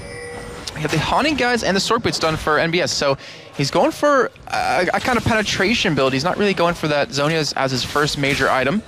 On the other hand, Snake, who's just going straight tank, but magic resist tank with his Negatron Cloak. It's actually, to be honest, there's not a lot of health built up around the entire game right now, where everyone's relatively squishy. You look at Shen, you know, he's sitting at a total of 1,200 health, and he's the main tank. He is the tank for GG. The tank right now, but we did see the tower go down. 2-1 in turrets. That's 3,000 gold difference for Gaming Gear. So despite all the wild, crazy action is happening, again, Gaming Gear pulling the advantages, starting to get the objectives, starting to get the turrets. They got the Dragon as well. And all of the craziness, 5-5 in kills, is just giving Gaming Gear effectively well back into the game and in control. And we do actually we did just see NBS pick up a Doran's Blade here. So, I don't know, it's a little late to pick that up. Usually you want that in the laning phase, just so you can last hit, but it looks like he might want to just try to get that top turret down and keep applying that pressure. And Giant's Belt did come out of Alunir, so he wants to obviously be that little tank, but there's got to be something happening very soon. There's got to be a big fight breaking out, because, to be honest, even with that 3,000 gold lead, anyone can win these fights. It's just all about positioning, all about who can catch out who. Yeah, that unstoppable force. Oh, the charm goes on towards NBS, actually. Water just missing out the final orb, though. Mazarin and no one's in position to stop this. This is why he went for that Doran's Blade. Maybe they realized it's like, let's get in towards that middle lane. It's going to be the bottom lane, though, where they start on. Chain of Corruption comes out. The box on towards Dimonco. Dimonco's going to get dropped there. That will be Deadly Brother. Tries to get away. Oh, the passive nearly took him down there from Dimonco. Didn't quite catch on towards Deadly Brother, though. The shield just enough to save him out there from Inspiro. I mean, in the end, they went for a push on MBS. Fomco just backs away from that one. MBS is going to help out, and there's going to be the red buff going across either Mazarin or Dimonco. Not sure really who wants to pick it up. It is going to be MBS that takes that one, and now they're all collapsing in towards his bottom turret. They're going to take the outer turret. The inner turret may well be the next focus. This is actually a really great snowball right now by GG, because of the whole last fight we saw, them taking the Dragon, them getting our two turrets right there, them getting some more kills. Like, they're starting to snowball the game really, really quickly. They're getting the gold really fast, and it's hard for iOS to deal with that in terms of building items against it. And GG, all they really need is like one more team fight to just have the game completely in their favor, where still right now anything could happen. It just depends about when iOS is comfortable enough to go for a favorable engage, even though it might not be favorable in the end just in terms of items, but they have to win something or they're going to keep losing this game. They're a great team of simply pushing the objectives. The moment they smell just that slightest advantages, they have just going and cleaning up. They cleared out all of the jungle. You see, they also warded it up, got full coverage of that bottom half of the jungle, so I would not be too surprised to see once his top wave is cleared out. Looks like it's going to be where NBS is going. Red buff also will be picked up by Luna there. Once that top wave is cleared out, I won't be surprised to see them returning either to the middle or bottom, just continuing to shove down with that walled coverage. The thing is, no one's applying pressure from iOS in terms of lanes. So you see Snake, like, he pushed up top lane, and he's like, that's cool, I try to hit the turret, but MBase is there. He's too fast. He's there to stop the push. He can clear the wave a lot quicker than Snake can. So every time they go for a push, like GG just responds by pushing the lanes back out at you, then grouping up, going for a push on middle turret, going for an objective or something like that, and they're just really trying to punish iOS for playing reactionary. So everybody drops back, picks up the items. Deadly Brothers get himself a BF sword now, so he hasn't gone for that runic bulwark just yet. Just keeps holding on and not really completing any items, just stacking up. Went for that Bilgewater Cutlass early on, so we thought, okay, maybe he's going to go for it. No Bladed Rude King just yet. Oh, the hook does land. MBS pops his ultimate. He's got the turret still with him. Does manage to land the stun as well. Chain of Corruption coming from right down. Max range there from Nixar. Very well played. And that will surely be the second turret picked up by Instrument of Surrender once this wave comes in. That was okay. That was perfectly well played by iOS. That's what they have to do to get back in the game. They had the lanes pushed out. They went for a gank, and because the lanes are pushed, GG couldn't respond. Oh, we do see Oriana getting caught. The charm comes in there, but wow, the Dark Passage pulled straight away. Inspiro throws it out, pulls him out of that wild growth. Instead, he's going to be War Hunter now. He's going to get charmed up. The charm actually flung out, didn't quite land. The defensive ball comes in. Where are you going, War Hunter? He flashes through. He knows the rest of his team are up in the top lane. They are going to take down that turret. Support may be enough there, but the meanwhile, you can see Snake teleports in, gets dropped straight away. Kind of got left by his team there. I'm not too sure why he did that, but Gaming Gear, they're going to be able to run straight up the mid lane. I think or go back and take the Dragon. They should surely go for the inner. Yeah, I agree. They need to get some more turrets down. Like, Dragon will always be there, but if you take a turret down, it's going to be down forever. And instead, they're just going to back away. And that might be one key thing, you know, as we talk to Ubisoft about, or Ubiprox. I keep thinking of Ubisoft for some reason. But he's talking about they're happy for the advertisement. I'm sure. Okay. But the difference between the European meta and the Russian meta is all about fighting and all that stuff and taking Dragon. But in the European meta, a team in LCS would have done that fight and been like, all right, let's push middle turret. Let's get the second middle turret down. He has so much more control of the jungle, then do Dragon on the way out. Absolutely. It's what they could have done, honestly, because there was only 3 people to stop against 5. Nevertheless, a lot of ultimates were used in those last engagements. Let's see what advantages were gained. It's a 5,000 gold lead built up by Gaming Gear. Warner, as you can see, just about picking up that blue buff. The pings were on it. In fact, there's pings just all over the map right now. Gaming Gear are like, we're gonna take everything away from you, and see what you can do about it. Inspiro with that Oracle clearing out the wards. There's a ward in that mid lane which he'll go and get. Although we've got to be careful because there's 3 members of the IOs there. Of the IOs, then they don't want to let this happen. So they are trying to group up a little bit towards middle. I don't know, like they've taken 2 turrets, so I mean, it's not bad at the end. They're collapsing on towards Fomco. They realized he was in deep. They used the shockwave, actually. Interesting to go for that one straight away. I'm not too sure whether that was the right usage. War Hunter comes in, throws out the orbs as well, gets the charm through there. And honestly, you can see Gaming Gear, they're forced to back away from that one. Kind of an aggressive shockwave to be used on just a jungler. Not too sure it's the right choice, but while this all happens, they're buying time for Deadly Brother down in that bottom wave. He's on the inner turret, and he's going to take it down because he's not got anyone to defend against it. And meanwhile, Gaming Gear, they're going to cover off this middle turret, no problem at all. This is where GG needs to push. Like, they need to counter this by pushing right back at them. You have Shen who went back. He can ulti in. They just need to go straight for him. They need to allow Deadly Brother some more time, and then they could have gotten one turret at least and then a lot of damage onto another, but instead they just pushed that wave up and Deadly Brother go back. And he does have an Infinity Edge done, by the way, so he actually went for that first before his Blade of the Rune King. He's putting out some really good damage, especially into Squish. You see the hook land, but he actually might get caught instead. He's absolutely being caught. Wild Growth gets in there. Oh, the Stranglethorns didn't land though. He's still getting away, but now MBS goes in. He pops his ultimate. He can't quite catch on down. He's got no support. And well, he saw Mazarin almost got in there at the right time. If that shockwave would have come in, it would almost certainly been curtains for Instrument of Surrender. But as it is, they picked up 2 kills. But unfortunately, though, the 2 kills went over to Snake. Not the person you want to go to right now. Yeah, he didn't tanky, but you need to keep up in terms of damage since you have 2 DPS versus 3 here. But now they're trying for turrets. This is exactly what they need to do right off the back of those kills. They sent Snake bottom, who doesn't have teleport to get back here, but they have the damage. Oh, see the shockwave come out, but wave, he got Nixar on towards it. What else is he going to get? That's the question. Throws out the ball. Warrens are taken very, very low. Luna, though, in trouble. Immediately, the defensive ball had to be used. Oh, Deadly Brother actually went into the chain of corruption there and got caught out. The hook comes out. It's going to be Mazarin that got caught into that one. The Ignite was used. This may well be the turret for Instrument of Surrender. No, they're going to back away from it again. Wow, that CC stacking that they put on Deadly Brother was ridiculous. He goes right into the chain of corruption, followed up with the hook, followed up by Grasping Root. He was not going to move, end up dying here. And now, iOS, as you said earlier, is going to be backing away, just trying to farm up their own jungle here. And they're trying to get the items they need to compete, because right now, Gaming Gear just outclasses them in terms of damage. And once MBS finishes that Zhonya's, he won't die like that again. It's been Inspire that's tried to create the fights. He's got them boots of ability to do that. He's actually picking up a fair bit of CS as well in that mid lane, defending it off. Why not? It was only going to go to waste. We do see Deadly Brother, who unfortunately went straight in towards that chain of corruption. I'm not sure. Dashed actually into it, and he was to say, he's going to catch on to Aluna. I'll save you. Oh, wait. I'm the AD carry. I'm meant to be out of the way. It's Kevin Costner from The Bodyguard. Flings himself in there. Deadly Brothers getting a big chunk of the farm down the bottom, and you can see he's actually ahead in the CS and ahead in kills. So he will be stretching that gold. He did get that Infinity Edge early on, as you pointed out. And of course, we'll be going towards, assuming that Blade of the Rune King will be next. And we're about 22 and a half minutes in, and we talked last game about how that 30-minute mark is where the game starts to, well, the game plan starts to deteriorate for both teams here. The last game was 30 minutes and 12 seconds long. So if it's it doesn't deteriorate for Gaming Gear. They it doesn't. It doesn't. They're the European meta. They have the stronger advantage as the game goes on. It's Good the Team Multigaming Ukrainian team, yeah. Instrument of Surrender versus Good Team Multigaming. Yeah, both of them really didn't know what way to go once it gets past that 30-minute mark, because as UPProx pointed out, the Russian meta is all about the aggression early on. Not quite the same as the Korean, though. Yeah. You actually compared it to the Korean, but there's a slight difference that makes them two distinctly different. But iOS, they're setting up here. They have the Oracle.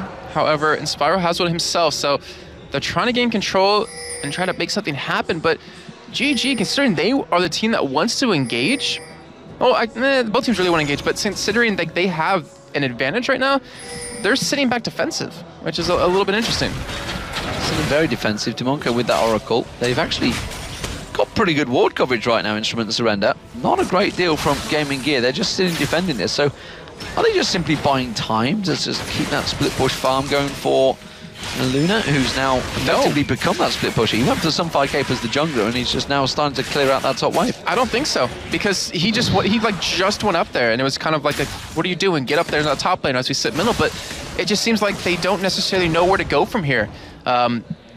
And they need to have a plan. I mean, they're down to kills up in gold, and iOS is knocking at their front door, and this might be the way that actually takes this turret down. Yeah, they just got a glimpse of Mazarine not being in position. There's going to be the Shadow Dash. Oh, MBS gets caught out straight away, stunned up. Shockwave pulls in 3 members, though. Mazarine has got the damage, and you can see just how quickly he rips apart the team, and Gaming Gear just cleaning house there. I believe that may have been a quadrukill. No, it got stolen away. Snake, though, in all sorts of trouble. He may be rock solid, but he's going to go down. And there's your Quadra Demon for Orianna. Picks up at the end right there, and that was kind of, it has to be the sign for GG that realized, hey, yeah, we are ridiculously stronger than them. They're going to go for Dragon, though. They're not going to go for a push on mid-turret here, which, again, it might be a little bit of a mistake. They had time to push that turret down, or at least get a huge chunk of damage onto it. But either way, they're going to get the Dragon. They're going to increase their gold quite a bit.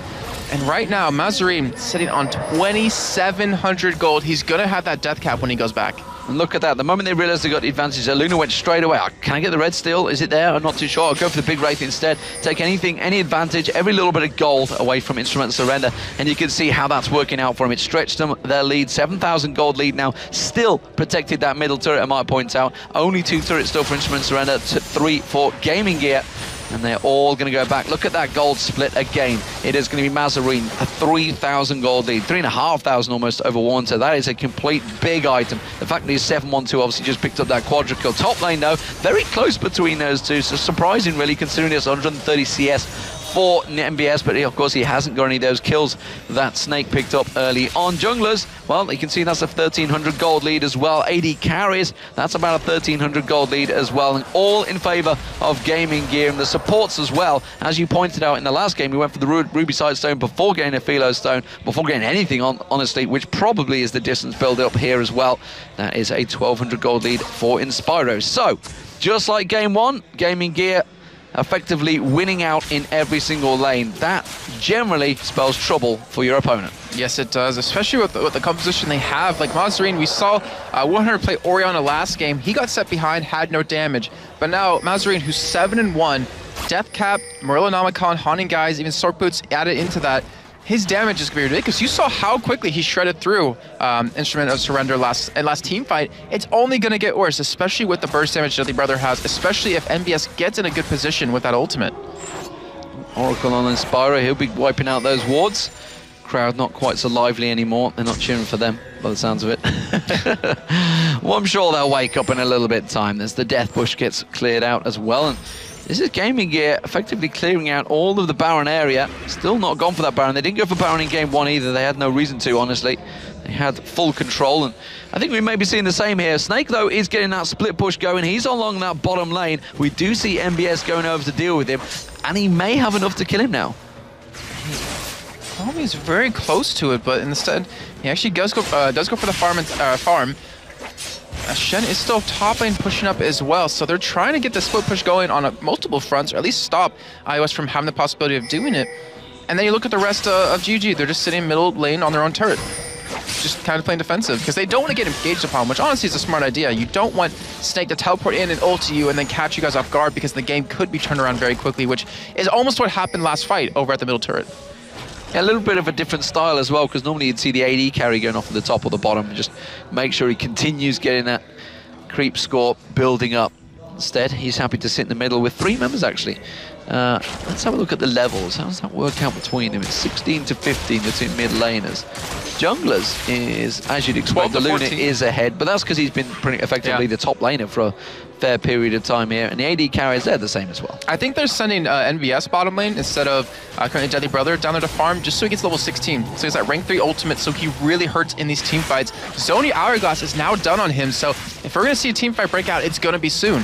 Yeah, and he's going to be a pain in the backside as well once he pops that Zhonya's, because he's been the focus, actually. He's gone down very early every time he has managed to go in with that slicing Maelstrom. Remembered it this time. Just going to leave it there, because I got excited. I remembered the ultimate name. So yeah, I'm proud of you. How many champions are there? Like 110, something like that, 111? There's a lot of spell names to remember. Exactly. These. And it's funny, every time we do go through the spell names and we discuss it, we're talking to the players and we're like, oh, the so-and-so, he landed the great thing. And the players are just like, what skill is that? Is that the Q or the W? I don't know what you're on about. I remember Quickshot was saying about Dominus on Renekton, his ultimate. He was talking to some like Darien about it, and he had no idea what it's called. But we do see a hook land right now. Looks like they're actually going to disengage though. Yeah, immediately the charm actually was the one that came through. And Spyro just gets that defensive ball. The rest of Instrument and Surrender going to stack up in the mid lane. Luna's still off on the side lanes, just as a good Shen should be doing, and keeping that split push farm going. He is going to wander on up towards the mid lane, but Instrument and Surrender all backing off straight away. Nixar just picked himself up that last Whisper, trying to get a bit of armor penetration. That will do some work against that runic bulwark that is being built up by Aluna, and of course the defensiveness that Aluna has as well. And I see why GG is being very cautious right now, because it's just weird, because the composition that they're kind of running is like for when you're kind of behind. As you see Funko get caught with a hook here, but no one's really in position to help out. But they're trying to let Shen split push. However, they're so far ahead with their other 4 players that they really don't need him there for these fights. So he could just keep split pushing, or they could just group his 5 and push. But either way, GG does have the ability to start pushing out right now into iOS and start making some fights happen, but they're really hesitant to do that. I mean, you might see why. Now, you do see the hook, the dredge line goes in, Spyro, that's going to be the chain of corruption. The Shattered Stand United came out, but it didn't land. It didn't get through, he went down in time. This may be trouble for Instrument and Surrender, but the shockwave comes in and immediately followed up by that slicing Maelstrom. NBS is just going to throw out one more Shuriken onto Warhunter. It will land, and that's going to be the kill. While that's all happening, Mazarine's taking down Snake as well. He picks up himself a triple, and that is going to be all she wrote for Instrument and Surrender. Wiped out for an ace just for 1 death. And that was without a Lunar too. He used his ultimate, but he didn't actually get in that fight. So essentially that was a 3-on-5 right there. And that ultimate out of Mazarine just shredded them down. And the Baron, they're going straight for it, and now they should be able to take it quite easily here. And not to mention build it back with a lot of gold. We saw another triple kill come out of Mazarine. They're sitting at 10, 1, and 4. That is just ridiculously scary. Not to mention 1,600 gold on him and Deadly Brothers. So they're going to be able to pick up even more items. And they're going to come back in full force. I'm hoping that they don't split push right now and they just get the turrets down together. Well, they built up, like you say, a big gold lead. The fact that Inspiro had also spawned in time to get that Baron buff as well. So all 5 members with the Baron buff. The Dragon's going to get picked up, just keeping objectives going a little bit longer. There is only 3 members of Gaming Gear here actually to get it. There's only 2 members of Instrument Surrender. 2 try and contest it. They've realized, yeah, not going to happen. We're going to let them have that one.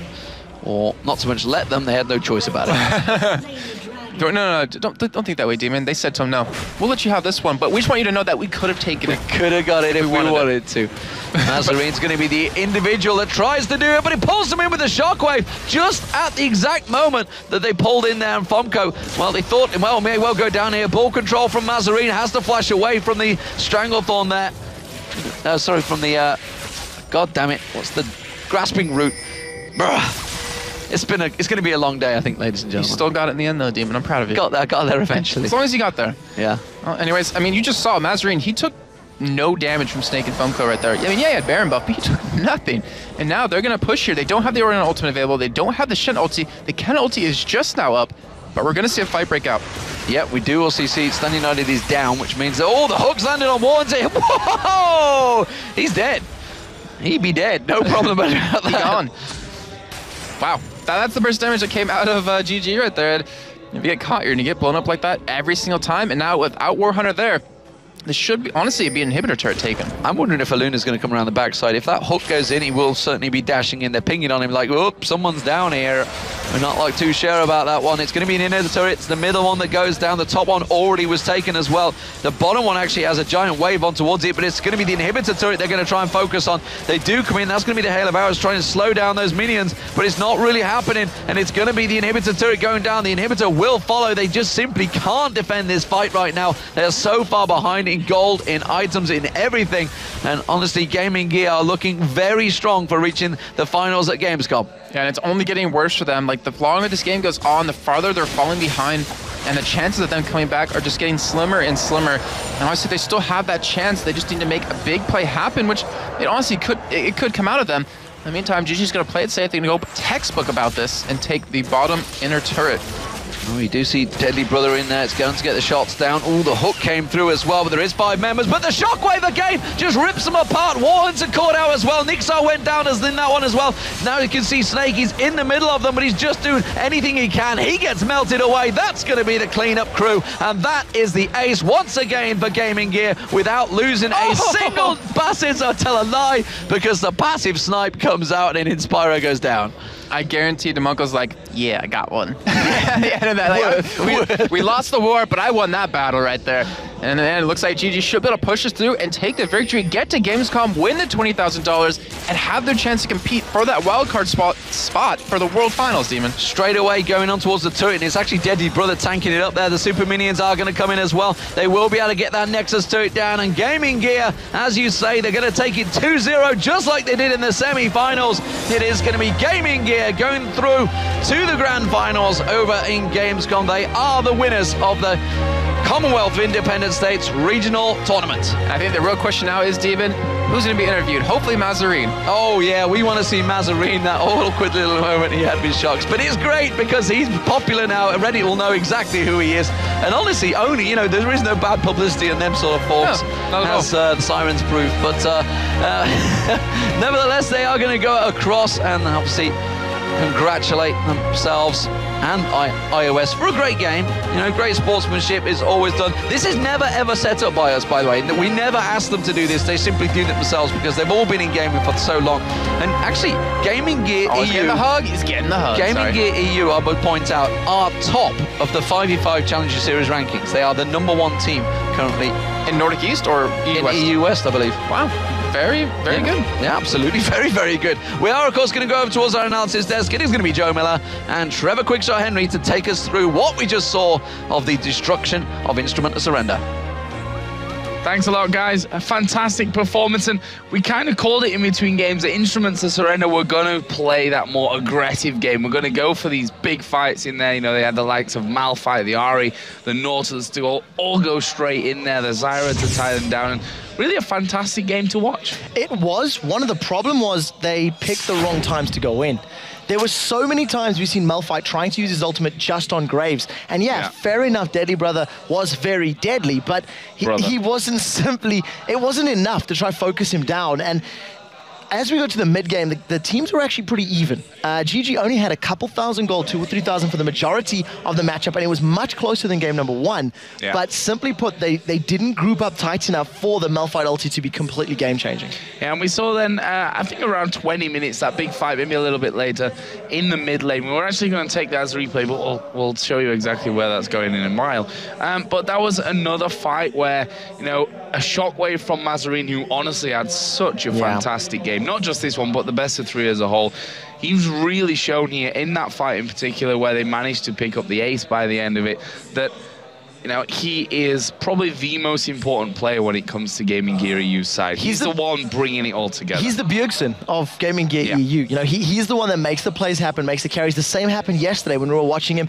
He played Kassadin and was absolutely unstoppable on that as well. And, you know, very, very powerful, strong player. And whenever people were diving onto him, he didn't seem to panic. When they dove onto him, he waited till the right time. He used his shockwave properly. The fight you're talking about, he caught 3 members, delayed them long enough under the tower for it to actually be that a bit of extra damage and help them win those fights. The 6th man. Yeah, exactly. The 7th man, because the 6th man is the minions. The towers, the mid lane towers will be the 7th man. Out lane towers, the 8th man. So one of the other things that was very important is he helped turn the tide in one of the dragon fights even earlier than that. Gaming Gear made a very aggressive play in the lane. They lost out. I mean, they lost 2 for 1. Then they were able to respawn, get back to face off the dragon, and we've seen that awesome little play where Inspiro flashed over the wall, put the lantern behind him, pulled Deadly Brother with him, and picked up some kills. You know, really good individual play, and basically, like D-Man was saying, if you're winning your lanes, you're going to win the game. Yeah, so that brings on to our replay then, which actually, just to set it up a little bit, was looking to be quite awkward for Gaming Gear. That's to say the least. The particular fight actually started out. Let's just jump straight into the replay so I can show you exactly what is happening. Right now, Gaming Gear EU are moving towards the Baron Pit, and they're trying to get themselves in a position where they can actually challenge against Instruments of Surrender, and they're the ones that get jumped on. So as soon as we get this up on your screen, we'll kick it off and show you exactly what's happening. Shen was off split pushing. He was down on the bottom lane, and he's not available in this fight. So as you can see, there are members of GG, and you will, of course, see Oriana. She's off in the mid lane. So I'll start this one off and pretty much just pointed out the key moments. You'll see that Stand United is being used on Inspiro. So watch how quickly he just gets instantly popped down. Once again, Malphite Ultimate only hitting Graves. And now this is a 3 versus 5. And this is what was completely game-changing. The Shockwave absolutely destroying faces. NBS able to clean up. Deadly Brother alone has enough damage to get through or survive Snake at the very least. And while MBS is closing off Ari, you does see Mazarine surviving down here in the middle as well. And, you know, 3 versus 5, they win the team fight just thanks to that massive, massive burst coming out from Oriana. They didn't have the Shen taunt, and control and focus is the main thing. They didn't panic. They knew they had the disadvantage. They were actually retreating. Yeah. And when that shockwave hit, they were like, wait a minute, we can make this work. We can turn this one around and go for it. But yeah, that's a strong performance. Gaming Gear EU, as well as taking home $20,000. Not a bad payday for 2 best of 3s, and actually 4 games, I should really say, because they've both won their semi-final 2-0 and the grand final. I stand to be corrected on this one, but I believe the original bracket as well for the whole CIS tournament was, I believe, 196 teams large. Yeah. So that is a massive number of teams to fight your way through. And you can imagine if going 2-0 and playing the way that they did in the grand final is anything to go by, they're actually going to put on a very good show, because individually they looked fantastic. There was a few small team-based errors which I think they could work on, but you know, they're looking very, very good and going to take to that very big stage in Gamescom. Yeah, over to Gamescom they go for the International Wildcard Tournament. Of course, we don't really know 100% who they're going to be playing right now. I think Latin America had their finals yesterday, I do believe, according to Reddit. I may be just totally wrong with that one. I have no idea, but I know that they will be one. featuring a team. I believe Turkey will be putting a team forward as well. So all of the regions that don't have an LCS, pretty much, they're each going to have representatives that will be taking part in Gamescom. And of course, whoever wins that event is going to have a spot at the Season 3 World Championships. championships, which is massive. That's the big thing. That's the really important thing on what these guys, of course, have been fighting for. And that $20,000, as we said before, definitely a good prize to be taking home after winning 2 best-of-3s here on the event. But as Trevor said, and rightly so, going through a massive bracket of almost 200 teams as well. So we're going to head over to the main stage, where Gaming Gear EU are just about to claim their prizes. Thank you very much. Give a round of applause for Gaming Gear EU. They are, of course, the winners of the CIS Championship here. And to assist me in the winner ceremony, I have Vladimir Torso from Riot Games Russia. Welcome. Hello. Hello, world. Привет, Москва. Привет, МДМ. Я буду говорить на 2 языках сегодня. Мы очень рады в Riot Games поздравить сегодня команду победителя Gaming Gear EU. Вы большие молодцы. So, big congratulations for Gaming Gear EU. We're in Riot Russia. We're really excited to have you on this stage as the winners of the very first regional CIS championship. I hope that you're going to kick ass in Cologne. Yeah. И мы подготовили кое-какие призы для вас. Мы надеемся, что они вам понравятся. Призы будут такие памятные грамоты мы приготовили. И еще от наших спонсоров, от партнера LCS, компании Plantronics, гарнитуры. Пожалуйста. Yeah, so some prizes from our partners, company Plantronics. This is really superior headsets for the winning team. And of course, they get a big chunk of prize money and not to forget a place in the wildcard tournament at Gamescom, which is an amazing chance for them. Yeah. We'll see you guys in Cologne. This is super exciting. Congratulations. Thank you very much, guys.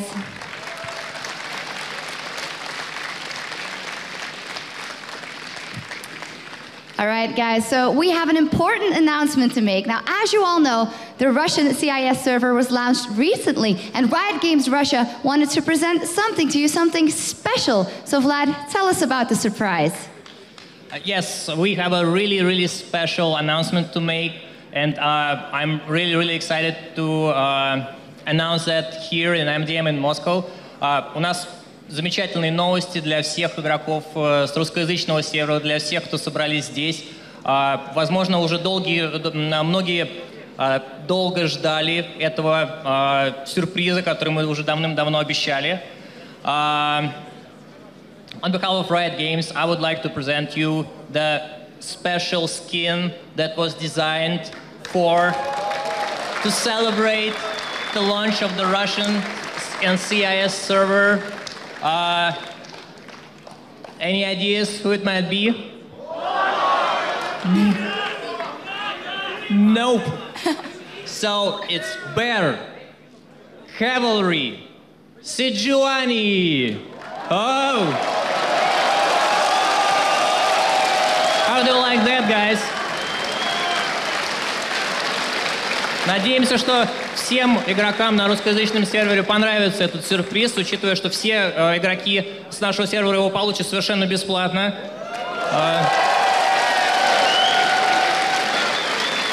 So, once again, we're really proud to present this skin to you, and we hope that it will be all-time favorite new skin for all Russian and CIS players in the region. Thank you, guys. You're awesome. I'm a little jealous. That's an amazing skin.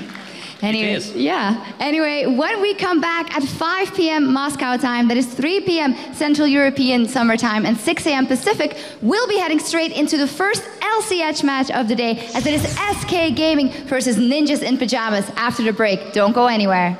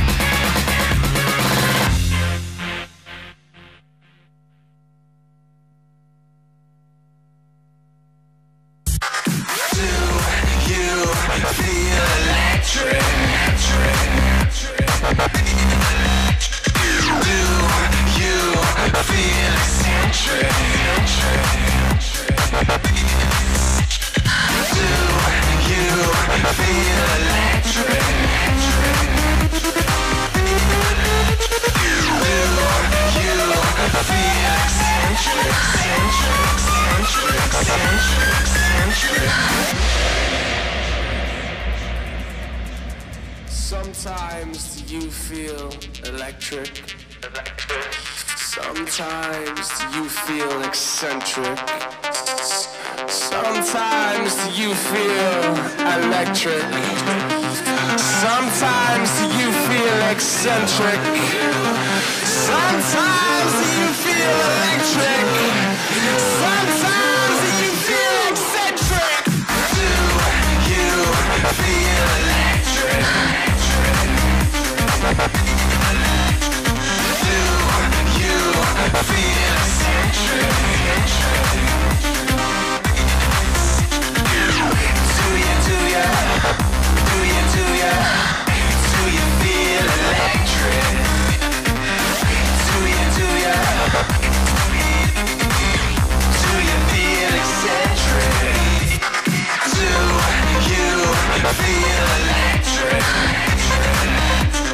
eccentric? Do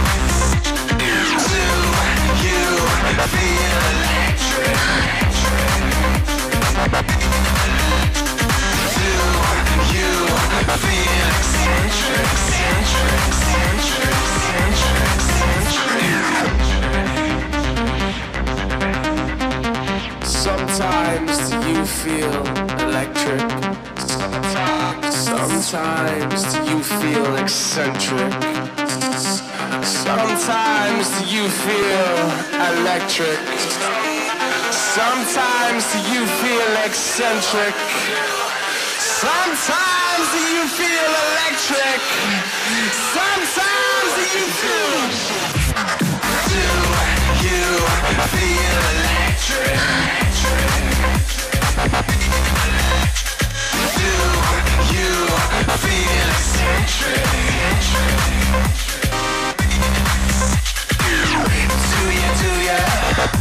Do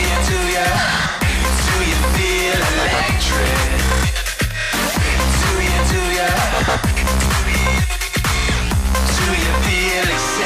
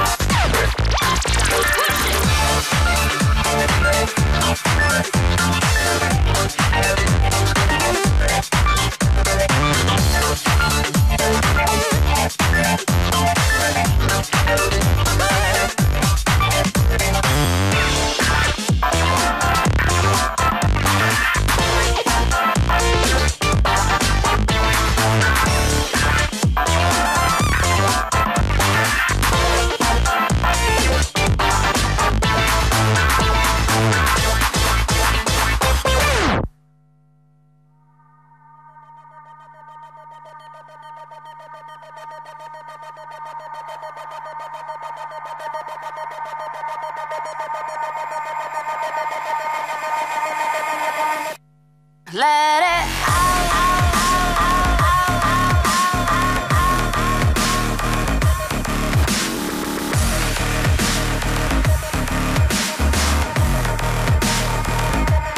ready.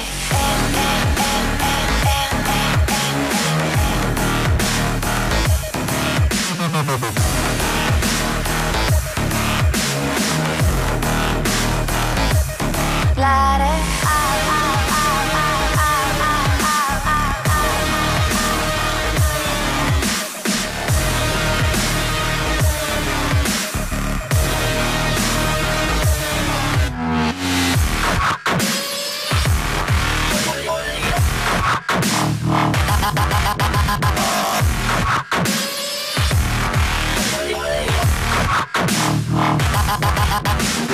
down, down, down.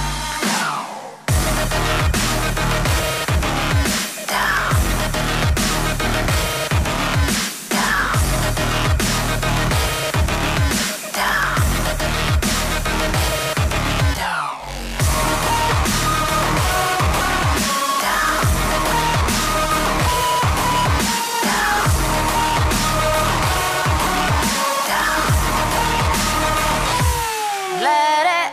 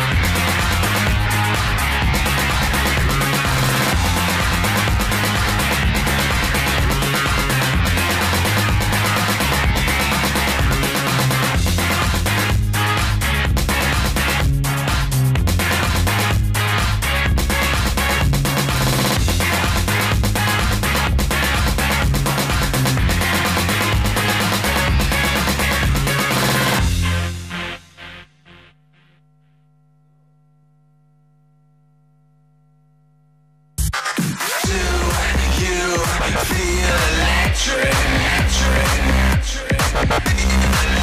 Do you feel eccentric?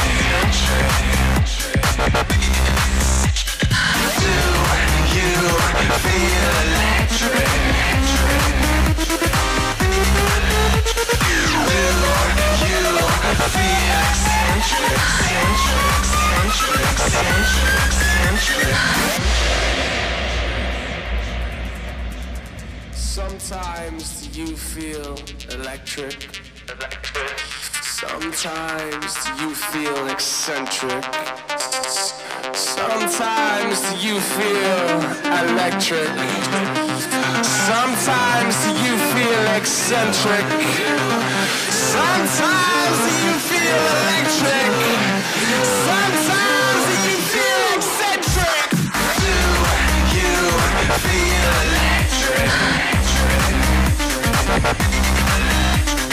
Do you feel eccentric? Do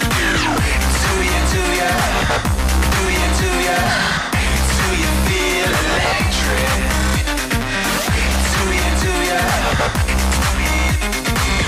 Do you feel eccentric? Do you feel electric? Do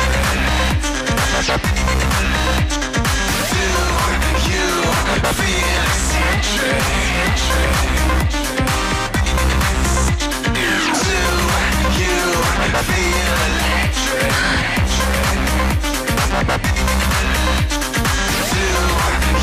feel eccentric?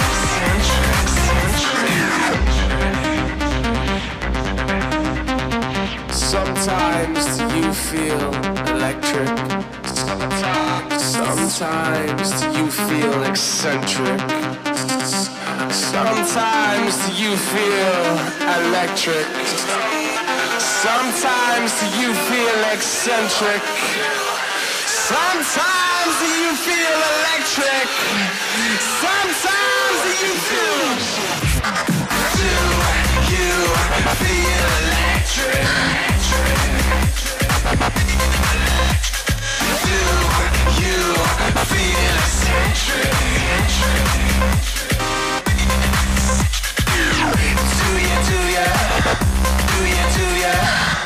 you feel electric?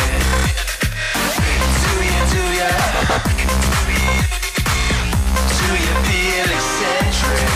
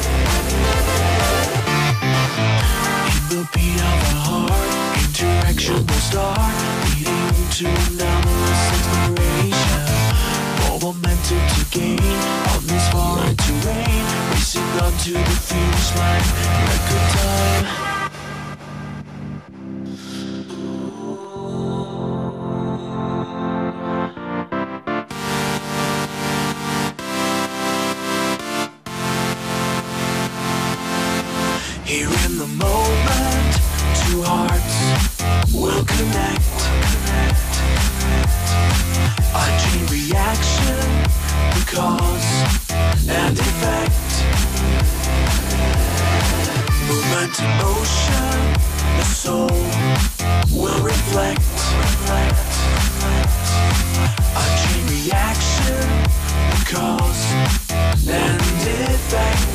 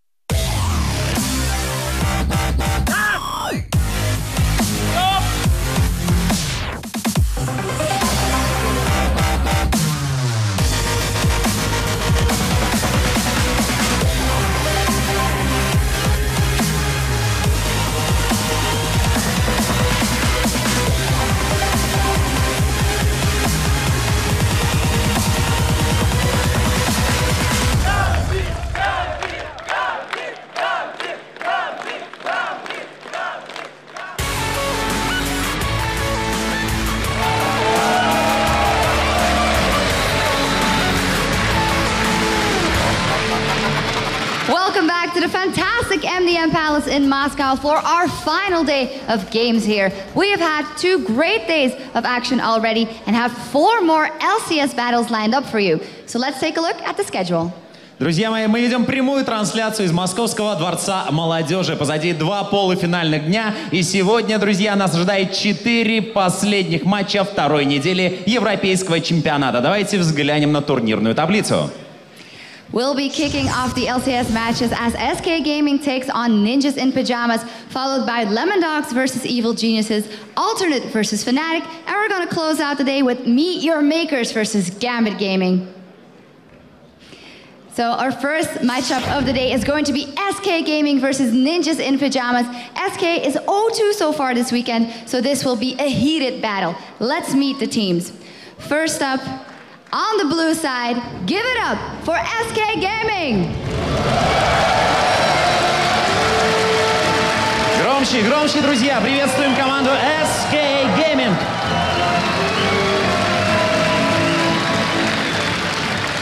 And on the red side, put your hands together for Ninjas in Pajamas.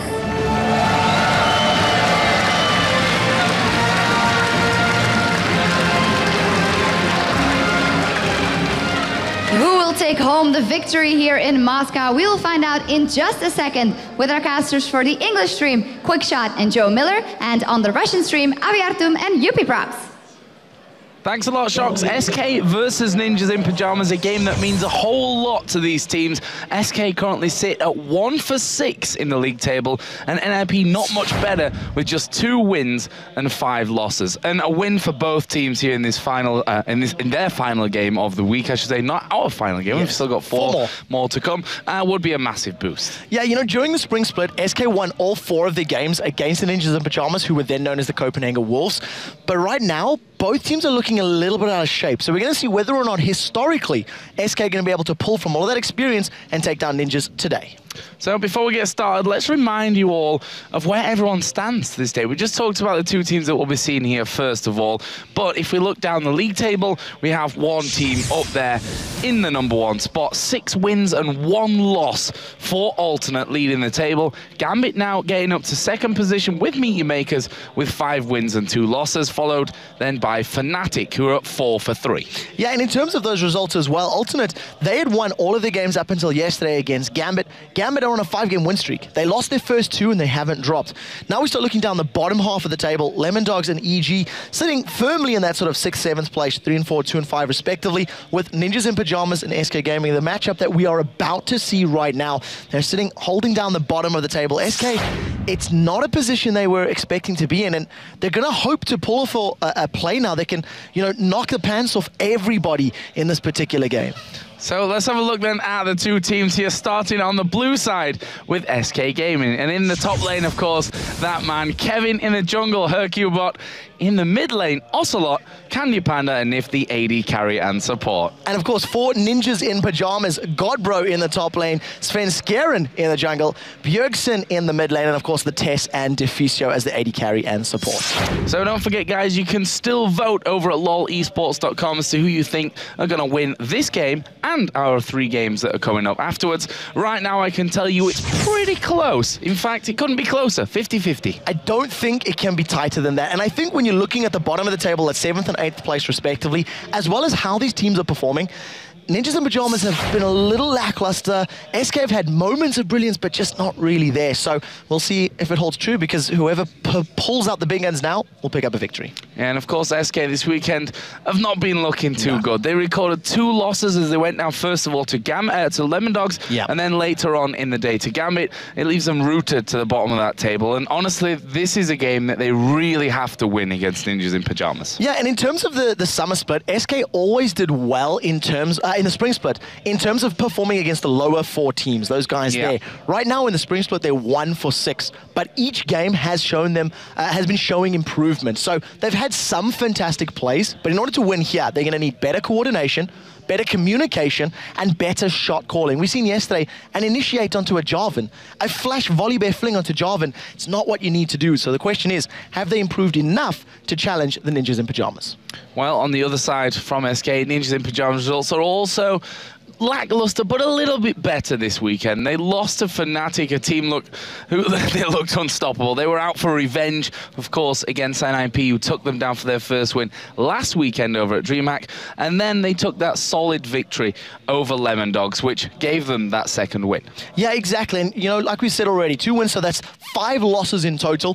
Ninjas in Pajamas, they looked completely lost. There's no other way to put it when they were at DreamHack. They had very little communication, coordination. They were making poor plays, and they're looking better here in Moscow. Even after they started off badly against Lemon Dogs, they were behind. And I mean, Godbro had such a difficult time in that solo lane as Nasus versus Kennen. So we'll see if a good, confident start here will be able to help them against SK, who we also know is a confidence-built team. They like to get to a good position and like to make sure that they're not caught with their pants around their ankles. Which could be their biggest problem here, because they are at 1 for 6 right now, and that is the position that a team who relies on momentum doesn't want to be in. They can't afford really to be down here. We can see there the crowd, SK, we believe in you is the message from the fans, and they need some belief in themselves here. There've been a lot of harsh words from around the community. The management themselves at SK acknowledge that things aren't going well for them here, and this is their chance to prove to everyone, that a night off almost, a sleep and a talk about the game can really help to turn things around for them. But we are into the bans and the picks. NASA's taken out, and Shen. NASA's, of course, is the champion that Godbro has picked twice and had 2 wins with, including that game against SK. We have to be very, very honest. It's probably his strongest performing champion right now that we've seen on the LCS stage. Against Fnatic, sorry. He's performed very well with Shen in the past, but right now that's 2 targeted bans at Godbro. We may be seeing somewhat of like a Scara strat. Ban out Godbro, realize that you can put Kevin in an advantageous situation, and we may actually see SK try to 1v1 their top laners if they're target banning Godbro's champion pool. On the other side, Ninjas in Pajamas taking out that Nunu that we've seen prevalently banned throughout the last couple of weeks. I think we've only seen him being played twice, if my mind is not broken on that one. Certainly not more than that. No. And Thresh taken out as well. We know how good Nif can be with that. Deficio also a very handy Thresh player, but deciding that they don't want that in this one. So what are SK going to go for here finally? The question I want to know is, do SK want to play Twisted Fate or ban him? They've left him available, and Ninjas in Pajamas, we know Bjergsen plays a great TF. Ocelot has played TF, but I'm going to be very honest, I don't think he's one of the stronger Twisted Fate players. And I prefer Ocelot on a playmaking champion. We've seen him doing very well with Kha'Zix, and I'd like to see him playing something like that. His cannon was also pretty good as well yesterday, even though they ended up losing the game against Gambit. He lost a little in the lane, made it back in the team fights, and that's really what mattered. But it does look like NIP are going to take Twisted Fate out. So Jarvan is available, Zinzao is available. I'm just trying to think of some of the other high priorities, maybe even the likes of Ezreal or Varus. Yeah, exactly. If we look down the AD carries, Varus played twice, actually coming out there for the test. Caitlyn, though, is the big one. Both AD carries in this game have played Caitlyn 3 times out of their game so far. In terms of that, they also probably fall back to Varus a lot. If you think back to the spring split and in terms of their comfort picks, I don't think Caitlyn is a first pick champion. Nah. But I do expect it to be maybe picked up in the second or the third round. You could do something like a Caitlyn Nami, which we've seen a couple times as well. Nami's come to fruition as one of the sort of go-to supports right now. Fruition, I like to call it. Instead, though, Nif is going to lock in Sona, make sure she just gets another comfort pick. And we talked about how impactful Nif can be with those crescendos. Yeah, very strong Sona player. Still a little bit surprised to see that they're taking that Sona as the first pick, though, at this point. And really, they've left a lot open here to NIP. They've got 2 picks now, that Jarvan, which we've seen Svenskeren using a lot. He's played it 3 times so far in the summer split. Only won 1 game with him though, but in the spring split he was solid as a rock with that Jarvan. We do have an Orianna there, and we should also mention at this point that Malphite is still available. Yeah, it's a good point to make, because we know that it has been as a very, very important champion over the course of the last couple of weeks, actually, promotion tournament till now as well. Elise is free, making it to the 3rd round of picks, and that's a pretty high priority champion. I don't know if Godbro has played Elise, but we've seen Bjergsen yesterday building Spell Vamp on her and playing her in the mid lane to great effect. It actually helped them pick up a win against Lemon Dogs. This time around, he's going with Orianna. Not 100% convinced it can work, but it's a little bit less of a playmaking champion that we do tend to see Bjergsen on. And I would expect maybe a Zac from Godbro. It's been his sort of 2nd, 3rd tier pick. If Shen, if Nasus isn't available, he does tend to fall back to that Zac. Well, we do, of course, still have Jace available in the picks as well. Another champion that's been highly contested, especially in week 1, where I believe he had a 100% ban or pick ratio. They have got in for that Varus, so that'll be locked in there for Candy Panda, and the Xin Zhao for Hercubot. That's actually interesting that we didn't see Bjergsen picking up Jace, because I do stand to be correct, but I believe he's been practicing Jace in the solo queues and in ranked ladders. Obviously, the last 2 weeks we've been on the road, so it's less so. But I know that there's been a lot of focus around that champion, and when you think about how intense he was in DreamHack, it was just insta-ban. The 1 game he let through, he managed to pick up a win. He recorded a loss here, actually, I think in SK's hands yesterday, if I recall correctly. So, not necessarily the perfect record that everyone is anticipating, but Ninjas in Pajamas deciding they value Orianna and Jarvan a little more. Yeah, Kevin had that Jace 1 time so far, as you said yesterday, and lost that game with him. Right now, the Ninjas in Pajamas looking like they want to pick up their support, and in the AD carry, you'd expect you to leave that AP for last. Kassadin is available, we should mention as well, and that is a champion that both Ocelot and Deficio are very, very good on. Deficio himself, of course, that was the champion that he was started to really pick up those kills. I think it was the first game of the week where he got the pentakill with Syndra. He actually played Kassadin, was getting triple kills and quadra kills, but didn't quite manage the penta. Yes, so what did I say? Deficio twice. He can do it as well. Deficio's falling back to his Lulu, so we're going to see him on another common pick. It was one of his most played champions of the spring split, and exactly like you said. But I think with that Orianna locked in, it's not likely that we're going to see a top lane or a solo lane Orianna. But very interestingly, with Caitlyn slipping through, has not actually been picked up or paired with Lulu. So the test sort of falling back to a little bit more of a comfort pick. And this is something they said yesterday when we said, well, how did you guys beat Lemon Dogs? And they said, well, to be honest, we picked champions that don't really synergize together. I mean, they had Jarvan and Nasus, and there was a couple times I was actually laughing at how Cataclysm went down. Nasus wasn't inside the Cataclysm. He couldn't deal damage because of that ultimate from Jarvan. And they basically said, look, we're playing things we're comfortable with. We're playing things that we know we trust ourselves on. Yeah. And relying on that to help them overcome. It worked for Lemon Dogs. Maybe with a Kha'Zix and a Rumble, we'll see if this works, because I love Kevin's Rumble.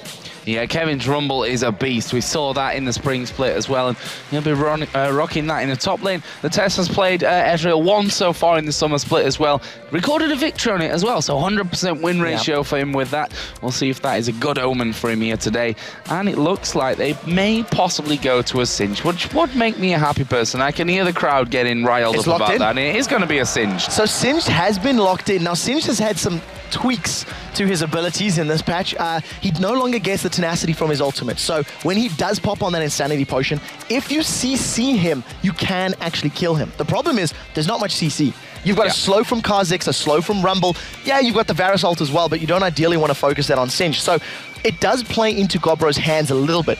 But I do think that these low levels, Gobro's going to have a tough time against Rumble. If they do go 1v1, Rumble should be able to out-damage a Singed up until level 3, 4, 5 when he does have some more points in that poison trail. And once he gets his ultimate, it's just going to be a farm fest lane. Well, we're going to find out how this one goes down. We've said it already that both of these teams really would be finding valuable points with a victory here today. SK rooted to the bottom. Ninjas in Pyjamas just one place above them right now.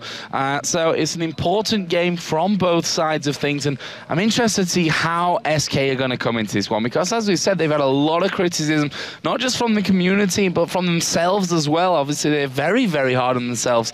And it's kind of, for me, it's really hard to see these teams that are so hard on themselves after the games here backstage, because you just want to hug them almost, because they are incredibly down in scenarios like that. You literally, that's the best way you can describe it, because the SK team, they're an outgoing team. They're loud. They've got some volume. They like to chat and talk and be friendly after games. But this SK camp, after this very terrible losing streak, they're distraught, and it's not the same people and players from the spring split. So we do have just the loading screen up. We'll be getting into this game very, very shortly. And remember that all these wins are so important, getting you closer and closer to that win percentage that everybody so desperately needs. Right now, we do have SK on your camera, and we will be jumping into game. You can hear the crowd cheering and celebrating. It's pretty warm here, but hopefully, at least we can feel a breeze in some way. Indeed. That's what we rely on sometimes here, and we've got a lot of lights on us, which keeps it nice and toasty here, even in the coldest temperatures backstage. So here we go then. In game, it's SK Gaming versus Ninjas in Pyjamas. SK on the blue side. Now, we talked about the amount of CC earlier on here, and do you think that's going to stop anything here at level 1? In terms of level 1, both teams have relatively weak level 1s. I think that Deficio with Lulu does have more presence if a fight were to break out. The Glitter Lance is obviously going to be able to slow loads of members of SK Gaming. Instead, it is just going to be a defensive start, and I think we're actually going to see very defensive early games from both teams unless jungle presence comes in to help out. Basically, with your backs against the wall, you don't want to make a play that's going to cost you a game this early on. We can see already that defense being set up. It seems like we'll have, as we're accustomed to now, the red team sending their AD carry and support into this top lane so that they can get that extra boost off the start, taking the golems. Candy Panda and Nif, as you can see on your screen, are currently waiting in the Tribush. A Tribush which Ninjas in Pyjamas were human warding against Fnatic earlier on in the week, and of course after that got invaded and lost 3 buffs at the start. So that's not something that SK will be looking for you, but it also is not going to happen from Ninjas in Pyjamas side. Pretty standard start. Yeah, it is. And one thing that we do have to point out with Godbro going to the bottom lane and the fact that the Tess and Deficio are going top, Rumble's going to have a slightly easier time of last hitting. The fact that he's got no resources to rely on, only has to manage that heat bar. And Godbro on Singed, it's a difficult champion to last hit with under the tower. The poison trail, a little bit unreliable when it comes to syncing up all of the damage and obviously tower hits, etc. So expect to see a CS advantage for Kevin. The question is, who will make that stick more once we get to the team fights? Yeah, that is going to be the important thing about it. And you know, once you we'll see what they'll do with that Singe, because obviously what normally happens is he gets left alone to just farm and farm and farm and farm and farm. And that's something that SK will be wanting to prevent here. And no real surprises, both support players just trying to zone those single laners on completely out of the way of the minions to stop them getting that CS off and getting that experience. The junglers, Hercubot here on his blue buff. Jarvan started with blue and he's up by red. Both of them went smiteless. Actually, yes they did. Hercubot literally just used his smite, as did Svenskeren. So pretty similar starts from both sides. Both champions have got very good early level ganks. So with that red and blue buff up, if they land the knockups, actually for both champions, it could lead to some potential kills. Svenskeren though, he's positioning himself in this top lane. Kevin is level 1. He still does not have his second ability. And if he does decide to go for something like the Flame Spitter, which is standard, he's not going to have the shield. He's not going to have that scrap heap shield. The thing is, Sven's going to have to wait a long, long time because the Test has to shove that entire wave out. Yeah, it's going to be incredibly obvious if all of a sudden now Ninjas in Pyjamas just push that lane completely away from things. We're going to see Hercubot, but crucially, he's gone over a ward. Godbro knows he's there, so he should be backing off from this one, but Kevin underneath the turret is going to be in a lot of trouble. There's the knockup. Are they going to be able to finish him off? A flash comes in. Kevin actually gets him really low, but the first blood comes out for Jarvan, and Ocelot in the middle has to flash. The minions are coming in, but not enough. One more take would have done it. So they do manage to pick up first blood in the top lane. The Test actually tanking out that turret for a very, very long time. The problem is they've lost this tower in the bottom lane. There is a massive creep wave pushing towards Godbro, so that's going to help him out. Svenskeren and Deficio are doing the best that they can to shove this top lane tower down, and with the help of those minions, they should actually be able to get it. Right now, though, SK have grouped up. They've got the numbers advantage in the bottom lane, and they want Dragon. A level 3, 4-minute Dragon. Not so often that we see this kind of thing happening. Here comes Godbro from the side to try and stop this one from happening. Orianna going to come around the side as well. Can they actually get in there for this one? There's a fling on towards Candy Panda. Dragon is going to be taken here by SK as Candy Panda flashes, Bjergsen flashes, Godbro flashes. They're all flashing here. And in the end, no one goes down from that one except the Dragon. Yeah, the problem is all of those flashes just simply revealing the positions of the players and not able to make the damage stick to the right target. Bjergsen and Godbro didn't stick to the right champion or the same champion either. They were split targeting, and basically a 2 versus 3 became a 2 versus 4, and it was a fight that they couldn't win. It was such a hairy situation for the Ninjas in Pyjamas, but they managed to get away without losing anything other than the summoner spells. So everyone pretty much just headed back off there. Ruby Crystal picked up 4 Singed and a ward just to make sure that he's not going to get pushed while he's doing his pretty much AFK farming that you can do as a Singed. And he also lost a lot of that creep wave as well. He's sitting only on 6 CS. Even though he lost his tower, there was a big number of creeps pushing towards him. He opted to run past those towards the Dragon Pit, and that is a little bit of wasted golden experience. But we'll see if all of that vision will help make up this deficit. And of course, the tower did go down in that top lane, so they're even on that front. Svenskeren and Hercubot are just going to spot each other in the jungle, and they literally walked away at the same time. It was almost as if that was planned there, a bit of a meeting in that jungle. It was a love tap. Svenskeren just gave a little bit of a love tap there onto Hercubot Sins out. A very big creep wave here for Godbro in this top lane. With those towers down, he started stacking up and started pushing, but look at Ocelot's position. He's thinking about getting involved. He does have those upgraded Void Spikes, so he'll be able to help wave clear and control this lane if needed. Yeah, Hercubot there was obviously around. He put that ward down after he saw Svenskeren coming in, did himself the wolves, and then came to help Kevin out here in that lane. Right now, Bjergsen is causing a couple of issues for Ocelot. Constant harassment here, building up those auto attacks, getting the balls in, and making sure that he keeps himself nicely defended with that command protect as well. Yeah, it blocked up all the damage of that tower hit, so good controlled aggression from Bjergsen. He's going to use that ranged champion of Orianna to his advantage unless Ocelot jumps in. Level 6, here comes Hercubot. They're going straight in onto him here. They can dive this one. Bjergsen right underneath the tower. He's not going to be able to get away, but Hercubot might go down here. That one turret hit, not quite enough. Bjergsen had his Ignite up. He didn't put it down on Hercubot. If he did, it would have been able to pick up the kill. He had no mana to land the shockwave, so he was thinking about it, trying to do it, but simply put, did not have the resources available. Hercubot sneaks himself up above the double golems here for NIP, and that puts their first kill on the board. A risky dive, but it worked out for them in the end. Risky dive that goes in their favor. Sometimes those risks go horribly wrong. Sometimes they work out for you, and that's the kind of thing that I think SK are counting on here. They know that they've got to do something out of the ordinary compared to their performances so far in the summer split to take down Ninjas in Pajamas, who themselves, you know, they've not picked up masses of wins, but they've had good performances along the way. Basically, what they just did there has been the misplay for SK Gaming leading up to this matchup, because they didn't make plays in the early game. They waited until they were behind. They waited until all they had left was big, brave plays. And this, some confident play from SK does play into their favor, and it gives them this 1,000 gold lead thanks to that Dragon from much earlier on. And look how much Godbro is suffering in that 1v1 lane. He's 4 times the CS behind that of Kevin. Yeah, and Kevin's going to keep going on to him here. And he's going to put the ultimate down here as well. Will Kevin go the whole hog here? Yep. And he will. And that's a dead Godbro. And there you just see the absolute power advantage that he has over him. Level 6 versus level 4. He put the equalizer down, got that ignite up, and with that kill, actually hit level 7. Godbro's going to need a whole lot of help from Svenskeren up in this top lane, because simply put, he cannot win that lane. The slows from those electro hard points plus the damage is so great. Now the Tess and Deficio feeling the hurt.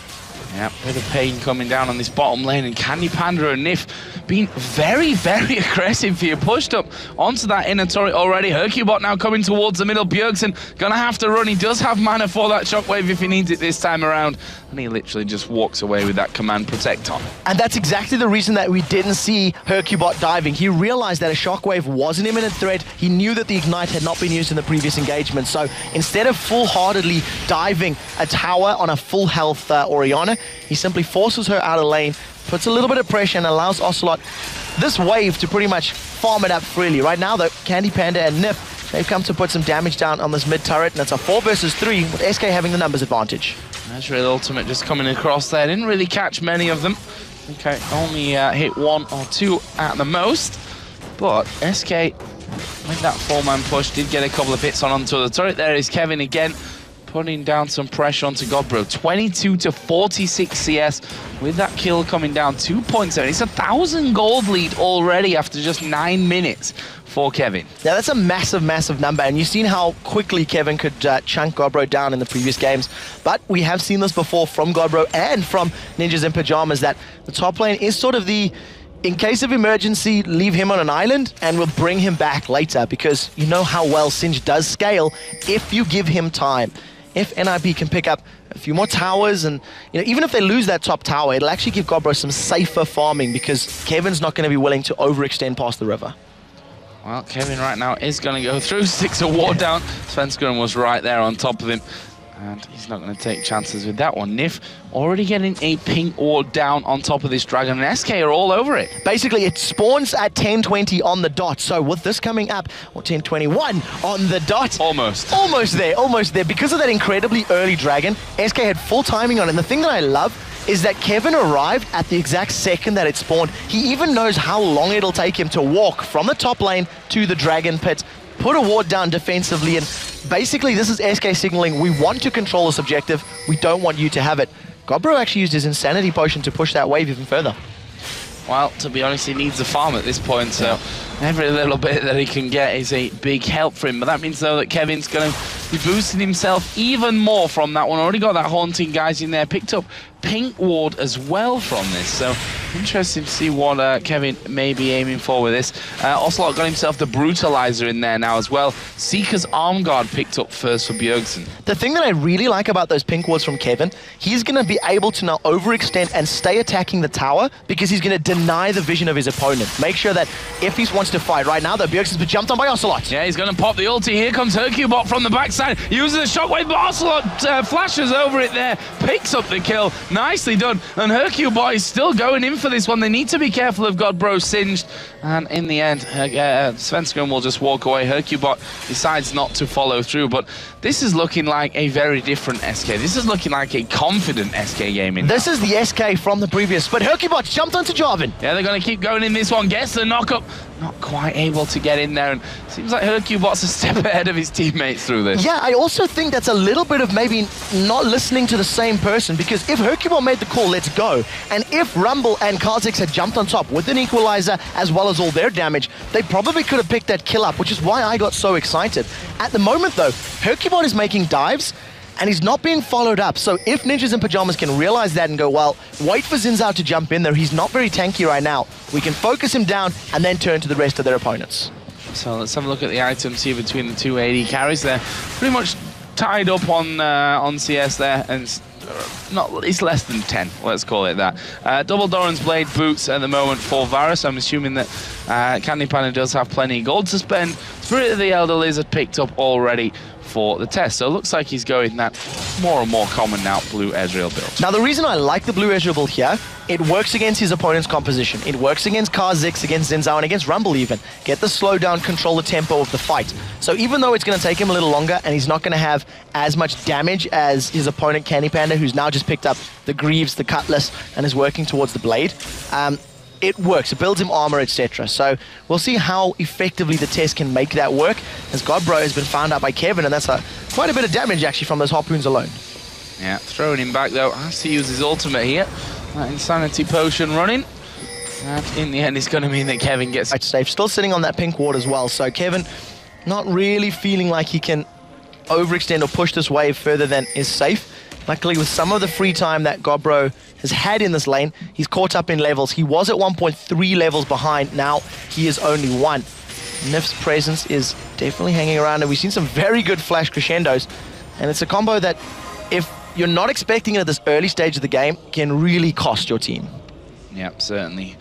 That unpredictability that Nif has showed is one of his strong points here. We've got 3 men defending currently in the top. Orianna and Ezreal not too far away even. This could be a bit of a dangerous time for SK Gaming if they're not careful.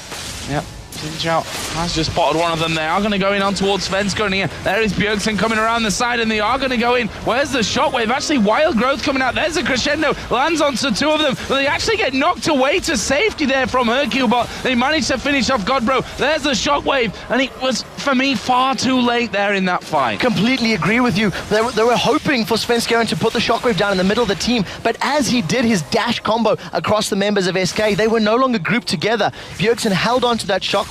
It ended up costing them Godbro and Svenskeren going down. They're going to lose the top tower. That's 3 towers in a row. And with 1.5 minutes to go, SK can recall, heal up, shop, and position for Dragon. Yeah, or keep pushing, maybe. Who knows? Here we go. Oslo actually coming around the side there, and you see those Void Spikes already with the Man Immune and the Brutalizer picked up. Starting to do some good damage. Red buff is going to be stolen away here as well. Candy Panda just helping out. Did he actually pick it up? Okay, Hercubot had the one from before. So Hercubot's one is about to time out. There's a couple seconds left on that. And we do see Candy Panda with a nice fresh red buff steal. So very good positional play. See 1 minute and 10 seconds on the clock. There's not much vision here for SK Gaming. NIP should be roughly aware that the Dragon's going on, but they are so far behind right now. At 15 minutes on the clock, to be 6,000 gold down, it is a very, very big amount. And look at every single member of SK making their way towards this Dragon Pit. I do expect this to be a 4 or a 5-man Dragon. Yeah, and look at the CS between the AD carries here as well. I mentioned before, Ezreal 10 CS lead. It's now switched over completely, and there's 1,000 gold between them. Same in the middle lane, same in that top lane as well. In fact, he's even approaching 2,000 gold there from that side of things. So not looking like such a great game so far from Ninjas in Pajamas, but SK have been notoriously a team, if I can find my word, notoriously a team who have had leads that they've thrown away in the past. One of the things that's going to come into play here is whether or not SK can close out. That's the Insanity Potion for Godbro. They've jumped onto Hercubot. Dragon is up, and they're trying to pick a fight here, but they really don't have position. The thing is, if Hercubot is forced to recall and heal and that smite's not available, we may actually see Ninjas in Pajamas making a play for Dragon. So that could become very important. They've got the timer on it, and they're moving towards it. Ocelot actually coming through there to put a ward inside of that Death Brush. Will just throw the Void Spikes down. Of course, he's a little bit safer. Doesn't want to be caught out, though, with a Shockwave. He needs to be a little bit cautious of that one.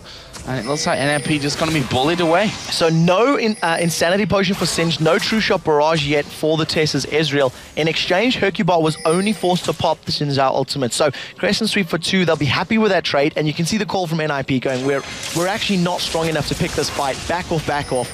And they're going to lose the 3rd dragon of the game before 20 minutes.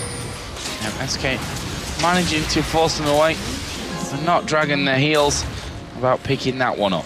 Right now, SK going to move back towards middle. Let's see if they can push through and have any more than that. Obviously, all the outer turrets now have been taken down for them, and the wards on the dragon side of the NIP jungle, at least. On the dragon side, I guess that's right. On the bottom side of the jungle. Yeah, so Ensuion's actually going to go into this one. Wild Growth comes in. That's a great ultimate from Candy Panda, but Hercubot's got right in there. There's the equalizer from around the side. Have they got the damage? Yes. A shockwave lands on only Kevin, and now the test's going to be slowed down here. Can Candy Panda actually finish things off? Needs just one more hit. Here comes Ocelot from the side. He's totally missed all the void spikes. He's gonna die. He got the ignite down onto Bjergsen though, right at the end, but to be honest, Ocelot should have had more there. Yeah, 1 for 1. I cannot believe Hercubot got away with his life. Ocelot just too slow, just not able to make those void spikes stick. Candy Panda put a lot of hurt down onto Ninjas in Pajamas. It's going to result in them picking up a 4th tower in the game and extending that gold lead to 7.8 thousand gold. And a massive, massive misplay here from Bjergsen. That's double Seeker's Arm Guards. Is there a particular reason that I am maybe missing right now why he would go that way? Stress of being 7,000 gold behind. The Seeker's Arm Guard will upgrade into that Zonya's Hourglass, and I think he's going to sit on it for a little while until he sells it when he has enough money to actually complete the item. Well, it is Arm Guard. So we're getting 2 of them. Arms guards. It's now got you know arms what? guards. Of course, because you don't want one of your limbs to be naked for the entire game. It's better to dress both of them up as and where you can. So double Seeker's Arm Guards coming out here. Maybe we'll see double boots. Maybe even double, leggings if we get them at some point. No one needs leggings, that's true.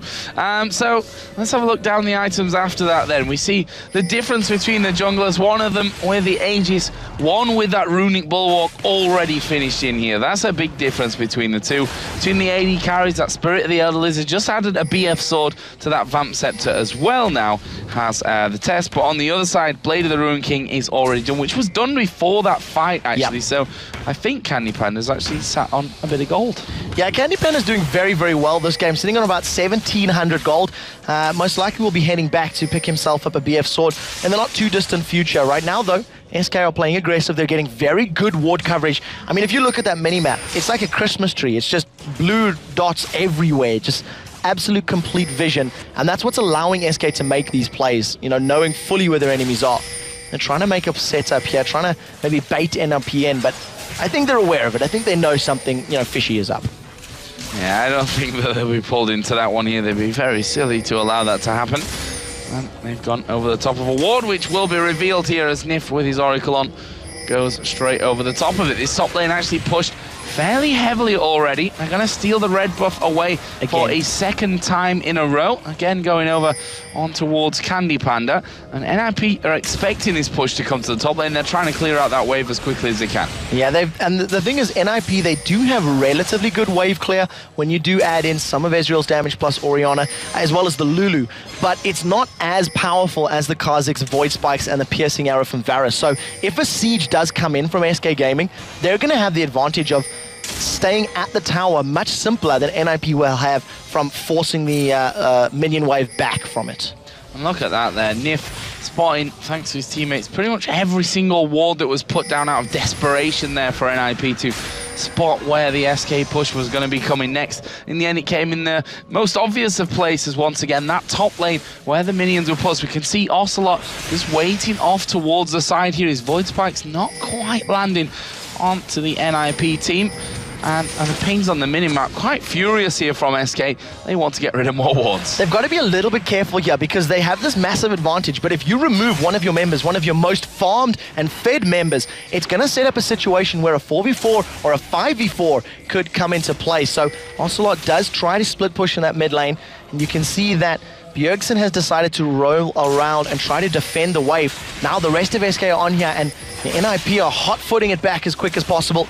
They have got in position to at least defend the tower, but at the moment SK are just playing the map and playing it beautifully. This is 21 minutes on the clock. This is not something we've seen from them before. No, this is pretty quick to get in this position now. They're not far away from 10k gold, which, you know, is something that SK have really been aiming for in this game. They won, Ninjas in Pajamas, won, and as did SK actually, their final game of the last play day of week 1 at DreamHack to actually pick up their first victories for either side. So possibly a good omen here for SK Game, and I say good in the loosest of sense, of course, as we are going to see the shockwave coming down here on towards Nif. He puts a crescendo down, and SK look like they want to fight this one. They're a little bit disjointed as the equalizer goes down in there as well. GodPro still stood right on top of it, and it's a crazy fight as Ocelot going to be jumping out from that one. They lost Nif. NIP 1-0, they'll take that. Yeah, definitely. The problem is now they've got a lot of ultimates which are not available. So even though they got the kill, Candy Panda and Ocelot,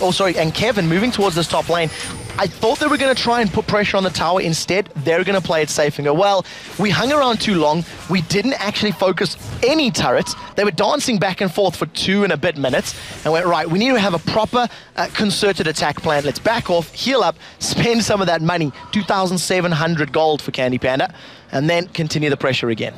Yeah, there's a point where you just have to go back and spend your money. Yeah.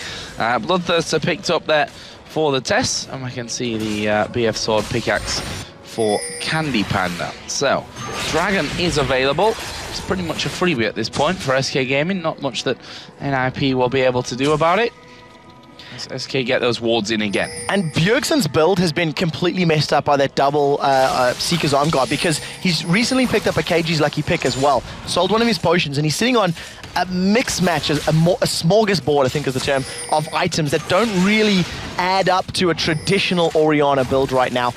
With the blue buff, this is going to help a lot, if, of course, it doesn't get stolen away, and I don't know if it did. Also, got it! He got it! So very well played. Now SK with the blue buff and positioning on Dragon, they're going to pick up their 4th Dragon in a row, uncontested and unchallenged. 3rd Dragon. 3rd Dragon in a row. Yeah, yeah.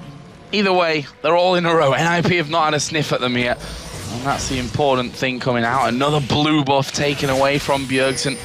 Means more time to wait. He's gone in for that Morella Nomicon. At this point, obviously, going to give him that bit of cooldown reduction that he needs and the mana regen as well. But honestly, the problem is that he doesn't have any power at this stage. Yeah, so those shockwaves are meh waves, as you've called them in the past. We've seen a couple of them used already, and one is a bit late, one is a bit questionable. So the real pressure and real question for Bjergsen is how many elos does his shockwave have? Can he pull a Forellan Lord? Can he, group up SK at the right time? Because if he does, it's going to allow the test and Svenskeren to clean up. But if he's not able to position them and burst them down, it's going to be a very difficult position to be in. I think almost it's a case of SK making a mistake to let that happen, actually, which could happen. You can never count that out, even at this super high level of the game. As we see here, Kevin's actually coming around the side. They've pinged his position, so they know that Rumble is going to try and get in here on top of them. Will he put the equalizer down and go for this one? It looks like it. Ocelot going to jump in. Wood Spikes pretty much out into thin air there, though. Yeah, it is. We do see the Bjergsen moving to the bottom lane. He's going to clear this massive wave and shoving down the inner turret. The rest of SK, I thought they might have wanted to pressure the mid lane, having the positional advantage. Instead, they've started to group up and move towards the bottom lane. So Equalizer is down. It's not the longest of cooldowns, a little bit over 1 minute and 10 seconds or so right now, less than 1 minute before it's up again. And I don't think SK will make a big push until that's up and available again. So one thing that we had with SK in the spring split, and actually with Ninjas in Pajamas, was the ability to clear out. That's a nice steal. That's a very nice steal there with the True Shot Barrage from the test. One of the problems that both of these teams had was the ability to close out games. And it's one that's showing right now. 21 minutes on the clock. SK had this massive, massive lead. I don't think they're 100% confident in what they want to do. They try to go top, they try to go middle, they try to split, they try to group, they try to pick a fight that was a bit ambitious at the best of times. If that equalizer had been followed up with a flash crescendo or a flash chain of corruption, yeah, then you're going to lock people in place, but it wasn't. So right now, SK, they're just trying to find something that works, and the next gambit that they're going to pull is the Death Bush. They know that they have vision superiority. NIF has had an Oracles for a very, very long time, so they know there's no wards, and basically going, well, let's see if we can, you know, bait the ninjas to come and play with us. Well, let's see. There is a ward there in the back. And there is that taken down. Damashian Standard comes in. NIF having to tank that one up. Unfortunate for him that it didn't hit Hercubot at least. But these wards are going to be going down as SK roam with a complete unit. And that's where they can maybe get something going on here. Hercubot is going to get caught at the back. Svenskeren started to go in there. True Shot Barrage comes down. Godbro is going to get completely caught. Here comes Ocelot. Gets the reset on the jump. Can they go further? Great shockwave there at the back to slow things down, but they're still going here. Ocelot is going to get himself another one. Actually, it was Kevin that got the double. Ocelot does get his second, and now Svenskeren is the last man left alive in that top rush. He tries to hide it. There is Ocelot jumping in. He got a triple there, technically. It was only the double because of the time in between, and SK are going to try and push through. Complete destruction of ninjas in pajamas, getting caught out. Svenskeren tried to make a play. He thought he'd seen an opportunity, jumped in there, and to be honest, ended up costing his entire team's life here. 12-3 in terms of kills, 12,000 gold. Inhibitor's going to go down. The rest of SK are going to recall, spend their money, and probably position for Baron. They're going to have minions doing the rest of the map work for them. Yeah, certainly are. There's a lot of gold to spend here as well. As we are going to see Locket of the Iron Solari for NIF, Infinity Edge for Candy Panda, Guardian Angel and the Muraman are finished there as well for Ocelot's Kha'Zix. And on the other side, Spirit of the Ancient Golem was picked up for Svenskeren's Jarvan 4. It's just, they're so far behind in terms of items. Right now, NIP with this massive, massive gold deficit, they have to completely catch somebody out as a complete misplay in order to make anything work. And, you know, with Rumble's power, with the Rylai's Crystal Scepter, the AoE slow, with the Leandri's Torment for poke, any damage that gets put down is going to be very, very difficult to come back from, as they don't have a designated healer. They don't have any way to sustain through any of the damage that they're going to put down. And a Guardian Angel was picked up by Ocelot as well. You know, so similar build to what we've seen him pulling out against EG. And he's going to jump in. Even if he dies, it'll be a strategic death. The rest of SK will rally around his about to respawn body and then shut down the NIP players. Well, let's see what SK's plan is right now. That inhibitor in the last push went down. Super Minions already headed up in towards the base, and it looks like they're going to try and starve them even further here and take away another blue buff. So another steal coming down for SK Gaming. That's multiple reds, multiple blues. You see them now stacking up. Remember that when a inhibitor's down, all the minions gain that additional HP, so your waves are naturally going to push against your enemy. And this will give NIP a little bit more farming time, but against a Rumble, a Zen, and a Kha'Zix, if you sit for too long on your heels, you're going to get jumped on eventually. At some point, SK will say, we are now strong enough to win a fight.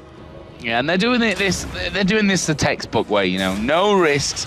Take down the turret slowly but surely. You're going to go there, but that also increases the risk, as now everyone on the NIP side as well gets more powerful, that a fight could go pear-shaped for them. A good shockwave comes in here, and that could be the end of it. Svenskeren getting the command protect on him, already put his Damascene Standard right on top of SK hiding in the bush. Yeah, so we once again see SK, they want to make a play happen, but they're not 100% confident in where they can find that opportunity. So we do see that NIF has picked up himself up another Oracle's Elixir.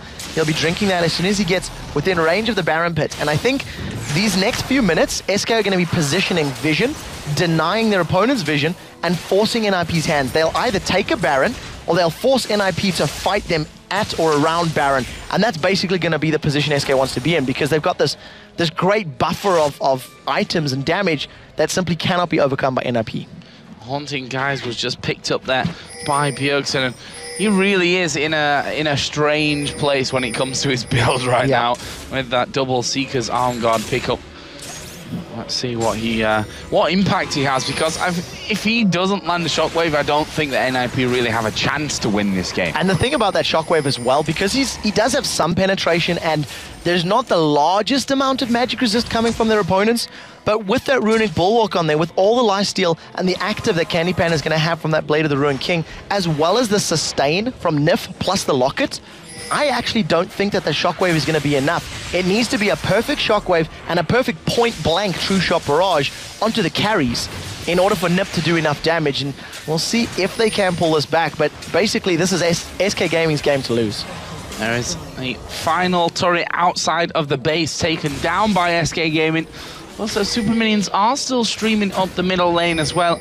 It looks like SK just going to back off. They're pinging a race, which every little bit of gold helps at this point, I suppose. And SK have done very well to control NIP's jungle. They've been taking camp after camp, objective after objective, and again, their ward control is very, very good. Now they know they're in an advantageous position. They've started off the Baron Nashor, and we do see that it was a 3-man start. They're a little bit nervous of the dive buddies of Svenskeren and Godbro.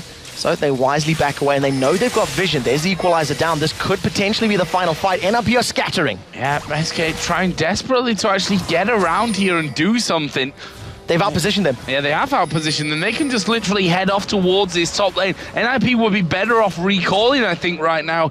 Otherwise, they're going to be losing everything before they can actually react to this one whatsoever. And now, SK going to turn around. We see Svenskeren go in there. He gets locked up. There's the crescendo going over the back. Ocelot trying to take down the test. They're going to manage that one. The Wild Growth comes in. Shockwave gets Ocelot. His Guardian Angel is there, though. That gets popped, and now the rest of SK are finally going to join into the back of the fight. And this should be a massacre. 2 for Ocelot. He finally dies. Bjergsen will try and flash away. Kevin's not going to let him go with that. Riley's slow. Hits him with the harpoon to get the kill. That's 4 men down. Kevin wants to add to his KDA here by taking down Deficio as well, who now he might even die to minions. He's that soft at this point. It's going to be an ace for SK Gaming. And with 25 seconds, 25 to 40 seconds really left on the clock for the spawns, they might be able to go through. I think they might try and focus 2 inhibitors down. They could decide to push for it. The fact that Candy Pan is still up is great, and they do have super minions on that bottom inhibitor, so we'll see how long they stick around. But I do think it's just going to be 1 and 2 inhibitors and probably backing off. The thing that was great about that play,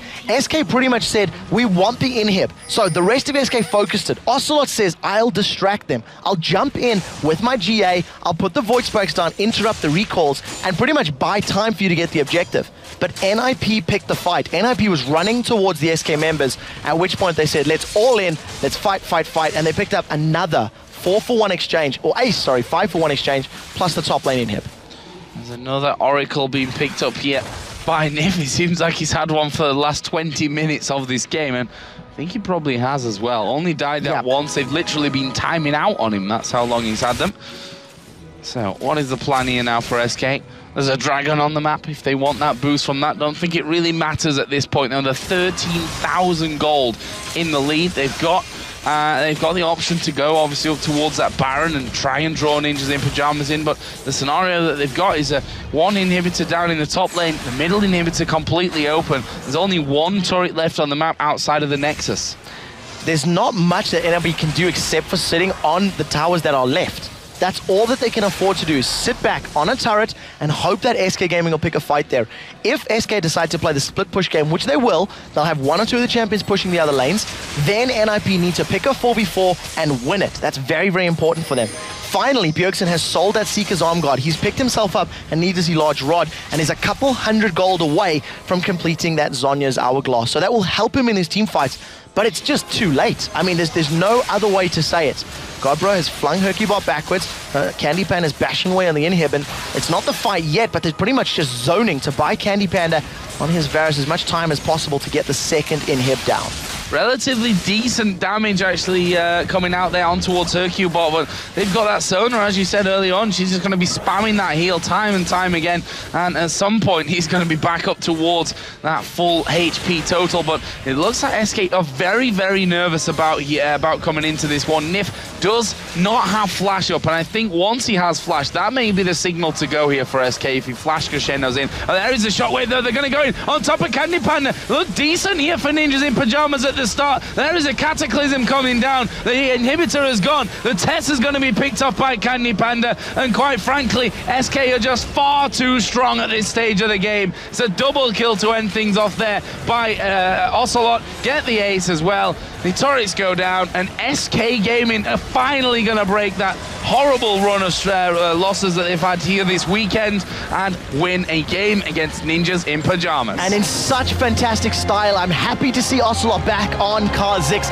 It is a strong champion for him. It's what helped them pick up a victory against Evil Geniuses, and they've done it now again against Ninjas in Pajamas. Nif, though, is the reason that fight went so well for SK Gaming. I think he got a 4-man crescendo right at the end. He stopped Bjergsen from doing anything more. He locked up NIP and just gave them all the time in the world to react and to recover from that initiation from NIP. That should tie them both up at 2 wins and 6 losses apiece, holding steady, tied for 7th, I suppose, because 8th spot is still to be determined. Yeah, and there you see the determination of SK Gaming, a team that have looked down for the past couple of days here. They honestly, they didn't look in good shape after the games either. They emotionally drained, angry at themselves, probably angry at each other in ways as well, but they've had time to talk about it. This game went to plan, and it really was a step-by-step victory. Well executed. They pick up their 2nd one of the season, and as you said, tied up with Ninjas in Pajamas. So we're going to head over to our analyst for this one to break that game down. It's, of course, Demon and Jason.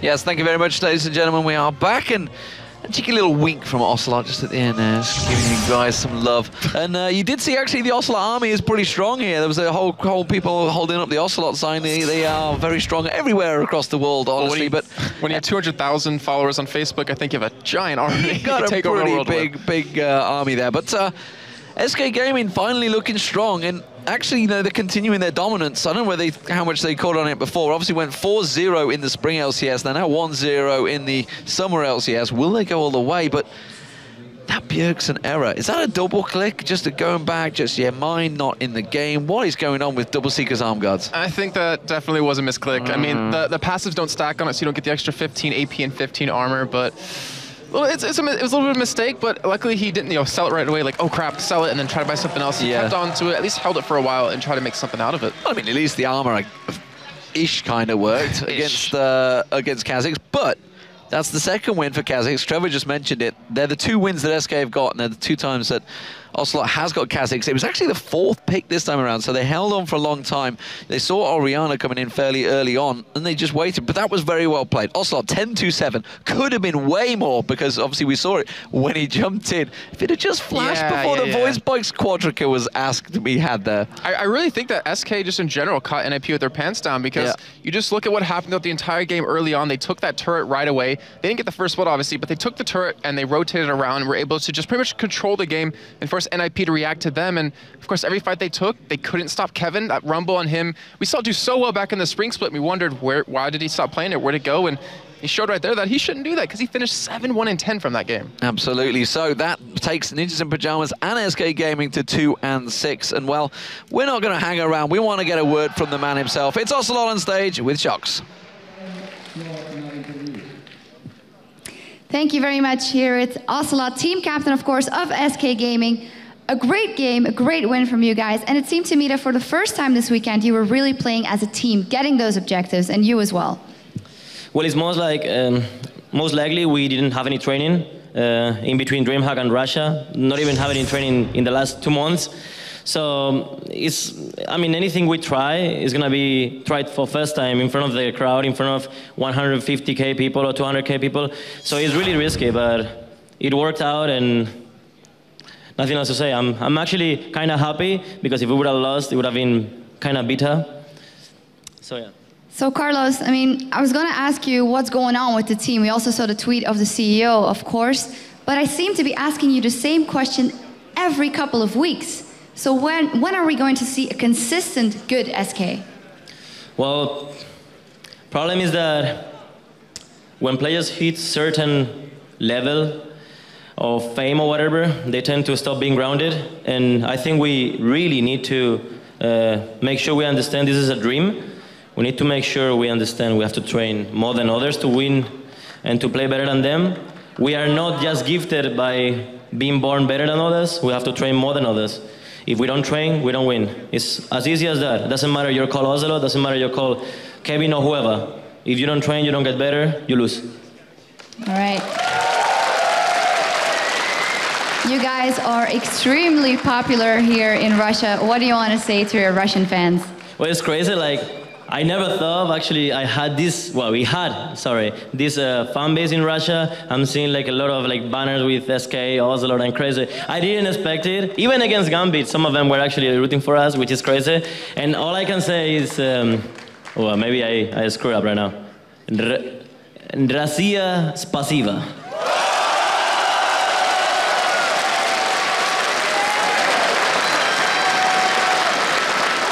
Thank you very much, Carlos, and congratulations.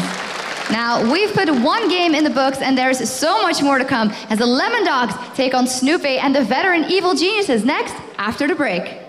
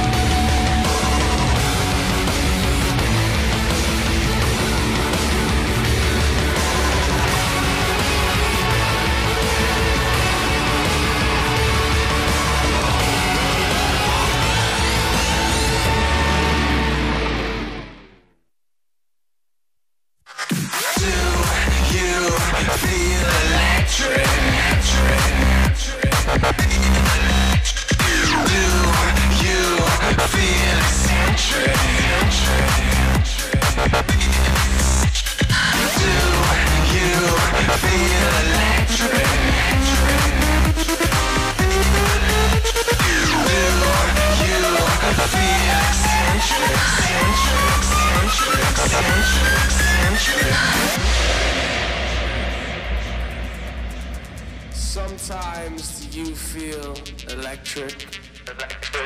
Sometimes do you feel eccentric? Sometimes do you feel electric? Sometimes do you feel eccentric? Sometimes do you feel electric? Sometimes do you feel eccentric? Do you feel electric? Do you feel eccentric?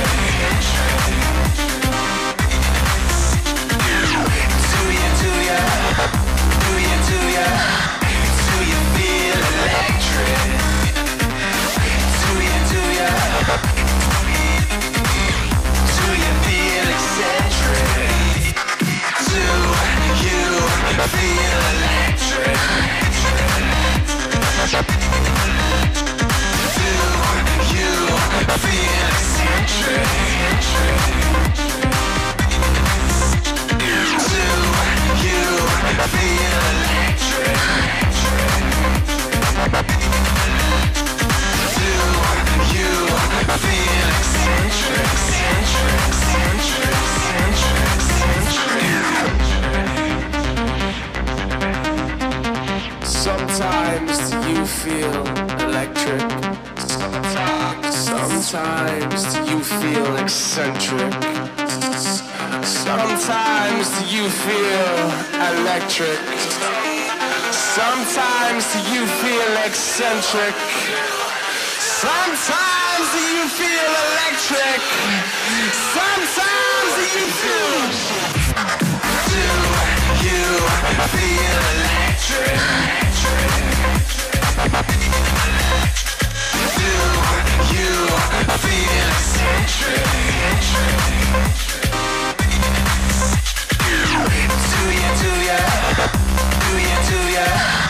Do you feel electric?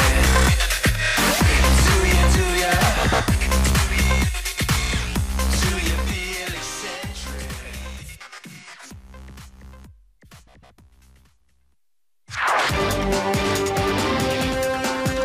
We changed our jungler because we just tried out Nuna for the qualifier, and we felt that it was better for us to go with Dexter. 1 week after the qualifier was done, I got the call for a tryout, and then they decided to go with me as a player. I knew that I had to take the challenge, just go for it. If they want you, you're in LCS, and that is like my dream. I always wanted to play LCS.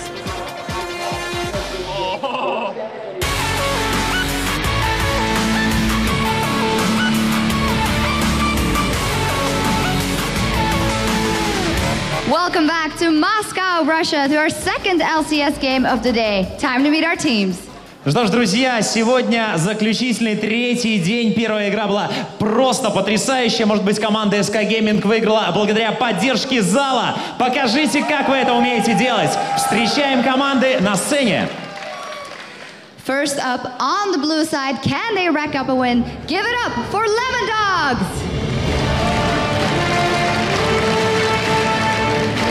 Ну же, друзья, не жалейте ладони. Lemon Dogs! And on the red side, with Snoopy in the jungle, give it up for Evil Geniuses!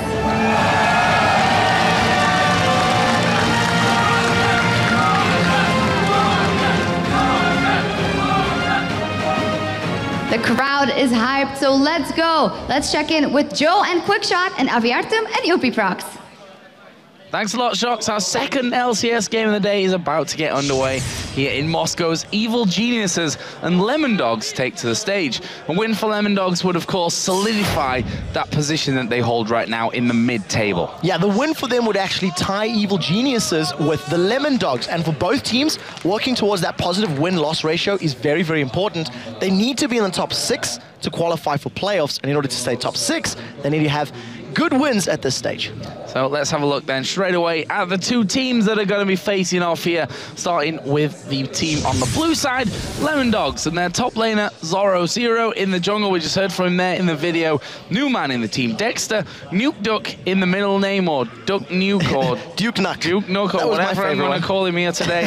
Tabs the AD carry, and we will fail it as support. And of course, 4 Evil Geniuses, if you didn't know them already. Wicked in the top lane, Snoopy with his famed stare in the jungle, Froggen in the mid lane with Yellow Pete and Crepo as the AD carry and support. And I'm wondering if Froggen's going to look to play Lux Renivia. It hasn't been very good for him so far. A big fat 0% win ratio with both of those champions. But don't forget, you guys can still vote over on lolesports.com for who you think is going to win this game and all of today's remaining. We have 2 more to come after this. Right now, the voting, as you can see at the bottom of your screen there, stands at a cracking 81% for Evil Geniuses. I think that's the most one-sided vote that we've seen all weekend long on stream right now. Yeah. So it's interesting as well because Lemon Dogs beat Evil Geniuses last week. And if you remember correctly, it was the double AP. They had the Ryze top lane, they put Vlad in the middle, and Vlad he dodged everything. And he simply avoided any and all damage that was coming down from their opponents. So let's have a look a little bit closer at this game coming up then. Lemon Dogs' win ratio right now is currently at 3 wins for 4 losses, but they've already beaten the likes of Ninjas in Pajamas, SK Gaming, and their opponents here in this game, Evil Geniuses. There's some really big wins if you look at the team names at least that they've got under their belt. Yeah, the names are good, but and while those wins are very important, it's teams that are underperforming. So it's teams that are inconsistent or looking just weaker right now to what we used to see from them. I mentioned it already, that double AP was very, very important with Ryze with Vlad. Tabs on Caitlyn went 9-0-9. It's actually being banned out against him. And the one thing that I like about the Vlad pick is that they picked that lost. They picked that into the Malphite, into the Lux. And you know, it was a good decision. It was an outpick one. And we're going to see if Lemon Dogs can outpick Evil Geniuses again, because I genuinely feel that if that Vlad was not locked in, it would have been a different result. Well, their opponents in this one, Evil Geniuses, have had a rocky start to the season, already losing to alternate Meet Your Makers, SK Gaming, Fnatic, and of course, Lemon Dogs. You basically listed the LCS. I pretty much did, in fact. Yeah. You're right, 5 losses, of course, that they have. No. Yeah, 5 losses that they have right now. Yeah. Not looking so great. But on the other hand, I'm going to play devil's advocate once again. Their wins have come against the top 2 teams from the spring split in Fnatic and Gambit, and that is a mixed bag of results if I've ever seen one. Yeah, but the thing is, the wins that they have picked up, it's from teams that they know. It's teams that they understand, teams that they played against in the spring split. And if you're playing devil's advocate, I'm going to take it a step further and ask the question, did Evil Geniuses prepare for this split? Did they really do the due diligence to look into these newer teams, these teams that are beating them? Because simply put, it doesn't look like it. And what that stems, you know, you can take that even further and you can say, well, are EG losing games because of their play, because they're making poor decisions, or are their opponents simply outplaying them, playing better than them? And this will be a good test, a good measurement, because as this is a rematch, EG will be looking for revenge. They've had a little bit of time to talk about it, and we'll see whether or not Lemon Dogs are simply outplaying Evil Geniuses, or if Evil Geniuses are outplaying themselves, outpicking themselves. Well, you made a really important point there, and that is the training regime that Evil Geniuses have had coming into this one. You all know at home that Snoopy, after the All-Stars, spent a little bit longer in China, which obviously has delayed their preparation coming into this. Give it credit where it's due here to EG. They've been on the bus with us, who obviously have to come in here earlier than the players normally. They've been coming in early so that they can sit down, play some solo queue, duo queue as well together, so just to make sure they're at least warmed up and playing a few games in there. One thing that I think they're not quite satisfied with at the moment is, you know, that whole champion pool and how that's working out for them. If you look at Wicked here, just to start off with, he's played Rise a couple of times, he's played Malphite, he's played Zac the 4 other times. They've only got 2 wins. Both of them came on Zac. I'm going to take that a step further and say, not only that, look at the entire team. Go look at Froggen. Yes, he is fantastic on Lux. Yes, he's fantastic on Anivia, and he was able to pick up some wins in the spring split, but I don't immediately recall like a large number of game-winning performances on Kha'Zix, on Zed, on other champions that were picked up and played by the other teams in the spring split. And it felt as though EG were trying to brute force their playstyle and their picks onto a meta that their opponents were playing that was slightly different. And it was very hit and miss in the spring split, and it's been more miss than hit now in the summer split too. We have to talk as well, I think, about that bottom lane, or the duo lane here for Evil Geniuses, because Yellow Pete, he's come out and said himself that if he's not performing, he'll quite happily say that, and he's not had the best of times here at the start there. We saw him in a couple of games getting caught out of position here and there, which you can never afford to do. I say even against these newer teams. I mean, these are the teams that are right now topping the table at this point, but I think the lack of practice that Evil Geniuses have had has really played on them somewhat. Yeah, I can agree with that, and I can also say that even though I say a large number of the players aren't performing to the same standard that we used to, Crepo is still a very big playmaker for the team, and he's actually still drawing bans. So along with Anivia, basically Anivia, Lux, Thresh, those are very common bans against the likes of Evil Geniuses, and even if you're not at your best, but you're still pulling bans, still making strategic, your opponents think strategically against you, it plays into your favor. The counterpoint is that Tabs has been playing out of his skin. He's one of the most impressive AD carries out of the games we've seen so far. I would dare say probably near the levels of awesomeness that Creatin's putting on, you know, from Alternate. He's a really strong player. His Caitlyn is very, very powerful, and we've seen him doing it with Varus and Twitch as well. So I'll go a little bit of a step further with that one as well. When we saw Lemondogs take down Evil Geniuses the last time around, Tabs finished 9-0-9 with that Caitlyn. So now he has stepped things up. We wondered a little bit about Tabs, whether he could pick something other than Caitlyn up, because that's where we saw him really excelling at the start. However, he has picked up a win with the Varus that he's played in there. He's brought Twitch to the table, although that was, in the end, a loss for them. But they're showing a lot of depth here, the Lemondogs. The one thing that does impress me about Tabs as an AD carry is he does actually demonstrate the mechanical ability on a number of champions. And the games that have been lost by Lemondogs has not necessarily been because of him underperforming. It's mostly a team effort. And that's actually something that we're seeing a little bit more about these newer teams. Their teamwork is a little bit more cohesive. They seem to be a little bit more controlled. Just to give an apology to everybody that's on stream, the players are on stage, but as you can see, we're just working through a technical issue, so we should get them into this lobby as quickly as we can. We still have this game and 2 more to follow before we wrap up here at the MDM Arena, or MDM Theater, I can't recall the name, in Moscow, Russia. Arenata. It's a double thing that we've got going on. But I can tell you, it's a brilliant venue here as well. I mean, you've already seen those wide crowd shots. The crowd has been completely behind, not just Gambit. We saw there in that last game, lots of signs coming out for Ocelot, the Go SK, we believe in you, which you can never underestimate what that brings to the teams as well. I mean, Ocelot in particular, obviously, it's a guy who loves his fans, and he's got a lot of fans to love there as well. And that kind of confidence booster can really give them that extra little bit that they need. And I'm loving being in here in Russia in front of this crowd. Yeah, the crowd has been amazing. 1,600 seats, and they have been absolutely mental all 3 days running. I do also want to have to give, I would like to give props to the cosplayers players as well. We've actually got an Oriana backstage posing for a photo with the man himself, D-Man. And there's been some really awesome cosplay. I wish we could have actually got it up on stream. It's, at the moment, it's good. It's a little distracting. There's a girl in a full-on Zone Chaos Oriana. I'm sure that one of the casters will tweet that out. Jason should send it, so check him out. And then, yeah, one of the players cannot connect to this lobby, so you can see that we do have the tech guys on it, and we should get it into this match as quick as it is really warm in here. I'm thinking about cosplaying Gragas myself at this point of things.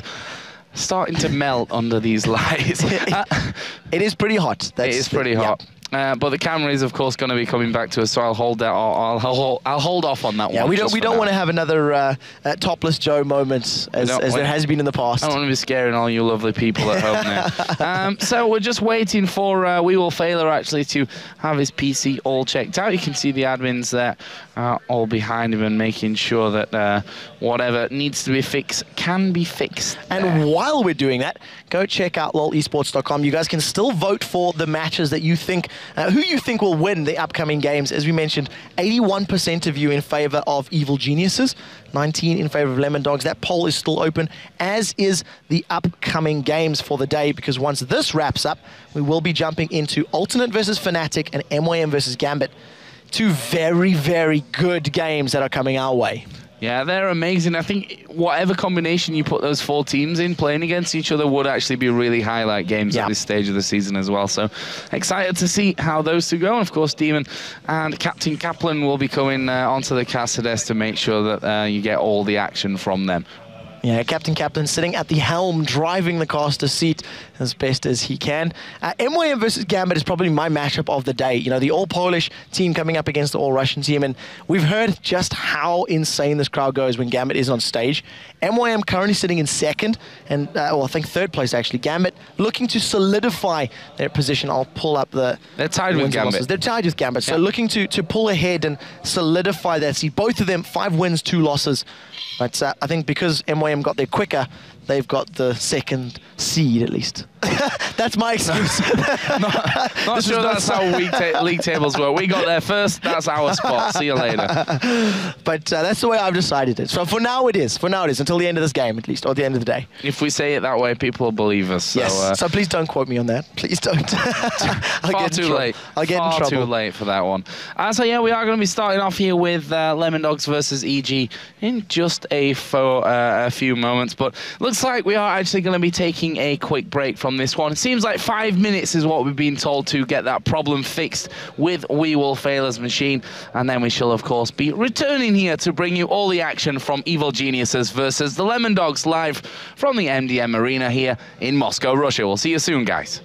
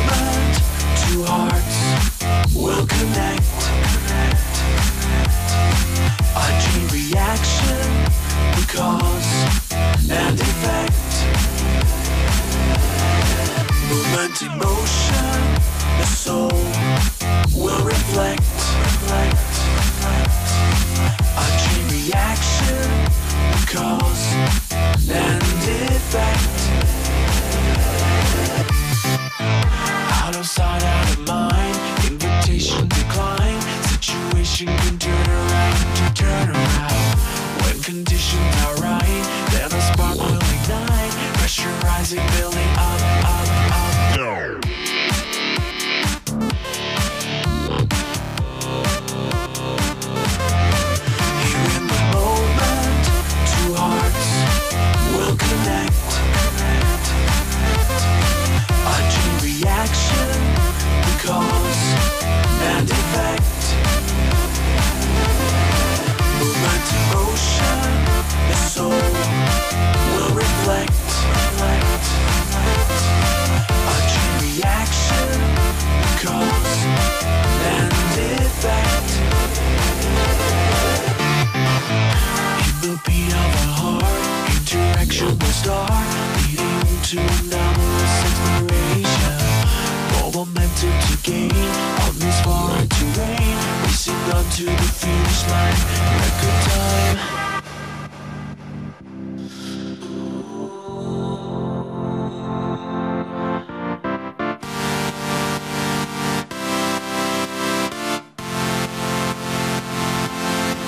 Here in the moment, two hearts will connect. A chain reaction, the cause and effect. Movement in motion, the soul will reflect. A chain reaction, the cause and effect.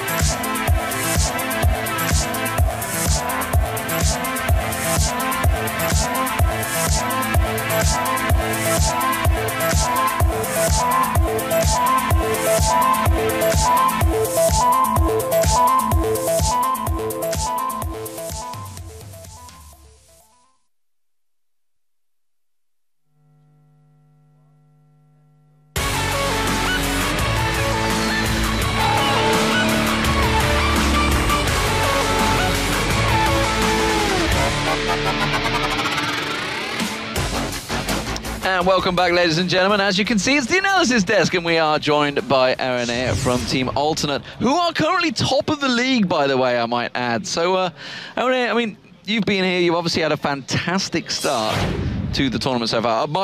Obviously, you realise that EG Lemon Dogs is not happening right now. So, guys, calm down in Twitch chat.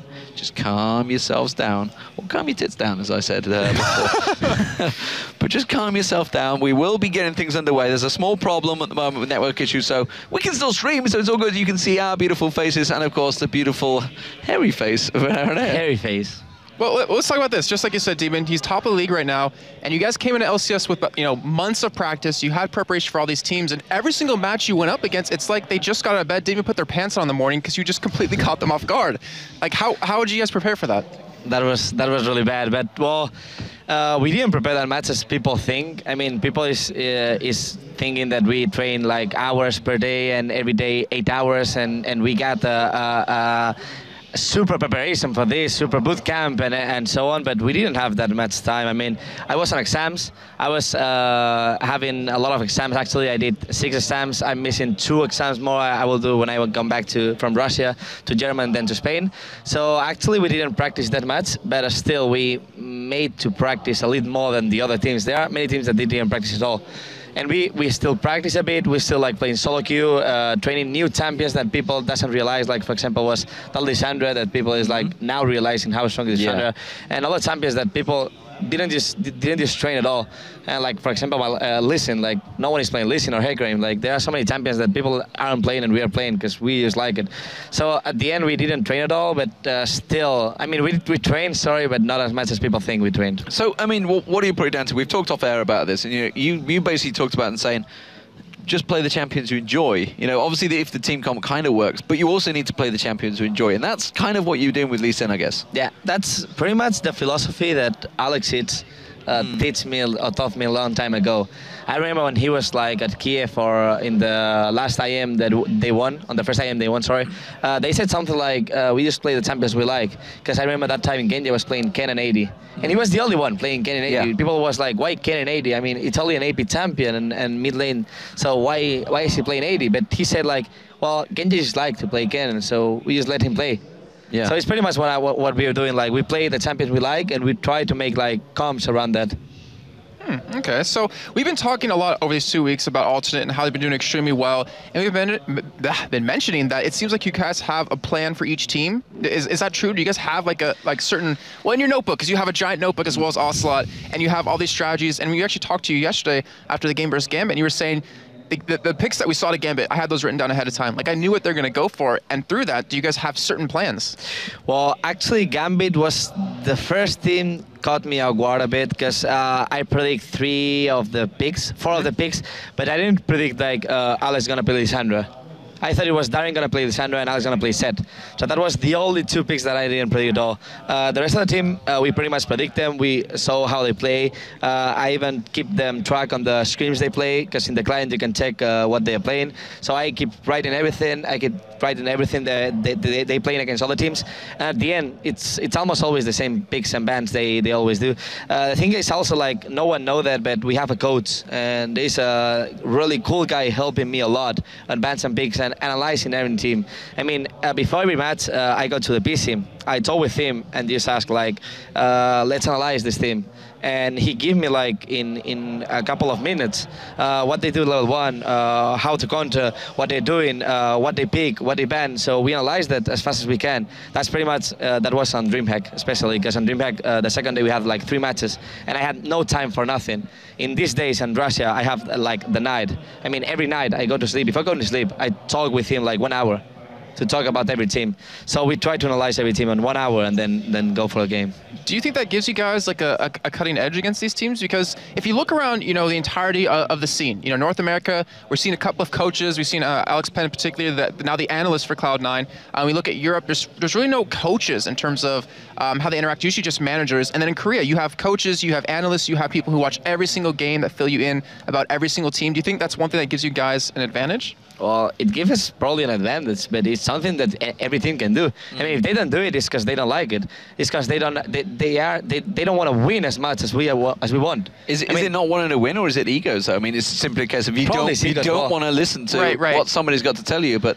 And especially like when they're not like a pro player. That's the, yeah, exactly. That's especially a problem of NA and Europe. Like, so many players have so much ego that if you try to correct them, try to say like, hey, this is bad, this item build is bad, or this something is bad, they won't change their mind. They will be like, no, this is good for me, or I'm not gonna ban this because I'm confident against this champion. But hey, let's do it easy. Like, there's someone outside, and it's always better to have someone outside that realize about the problems. Because even with us in game, like I can tell to someone on my team, hey, this is bad, but in game is always different. If you have someone outside the game that can tell you that mistakes, that can tell you, that can point on that kind of stuff, it's always better. At least for us, it's working pretty good. Yeah, I mean, it's impressive. And like you mentioned, you talked about the Koreans. And the Koreans have been doing this forever. Yeah. They're quite happily taking on even ex-StarCraft pro players. They're pulling into it, and they are able to simply analyze. And like you just said, it's like someone from the outside looking in that works it better. I mean, do you think that just gives you that big edge? I mean, as it is, you're off the top of the league, and you're going to try and maintain that position. I'm aware of it. You have got a tough game coming up soon, so we're eating into your practice time right now because you're playing Fnatic after this match, which should be hopefully in about an hour's time if everything goes to plan. But do you think that gives you just that big edge over them right now, or is it something that is just an addition and you actually, as a team, because so many times we've talked about Alternate, like when you were getting together, we were like, wow, to have Pharrell and Lord and Kerp and Creatom, who you've been singing praises of, to have these high elo players. They came together in Elo Blade, as it were, and we were like, the Elo Lords have arrived, but they were all solo queue players. But now, you guys seem to have pulled together as a team so much. Is it down to simply that analysis helping you guys out, or just practice over time?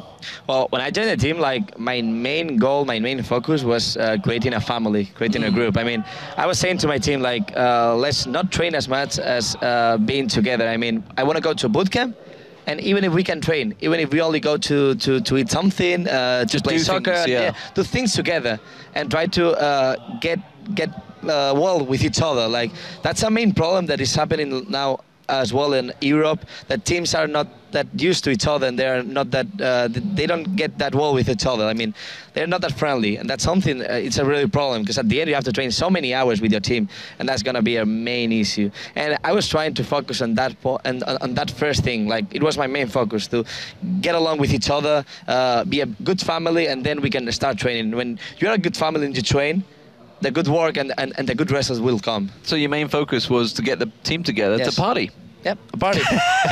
It's a party. Well, not to mention, I mean, if you think about it, that you don't know how people are in real life. Like when you're sitting there next to them, living with them kind of thing, and they might do some things that really, piss you off or really annoy you, but doing it like that, you kind of get to blend, you kind of get to realize, hey, I can live with him, we can stay together as a team for a long time and work on, all those facts. Yeah, well, everyone like individually is a different person at the end. Like everyone has their problems, everyone has the things they always do, or clean, or play every day, or going to sleep like really late.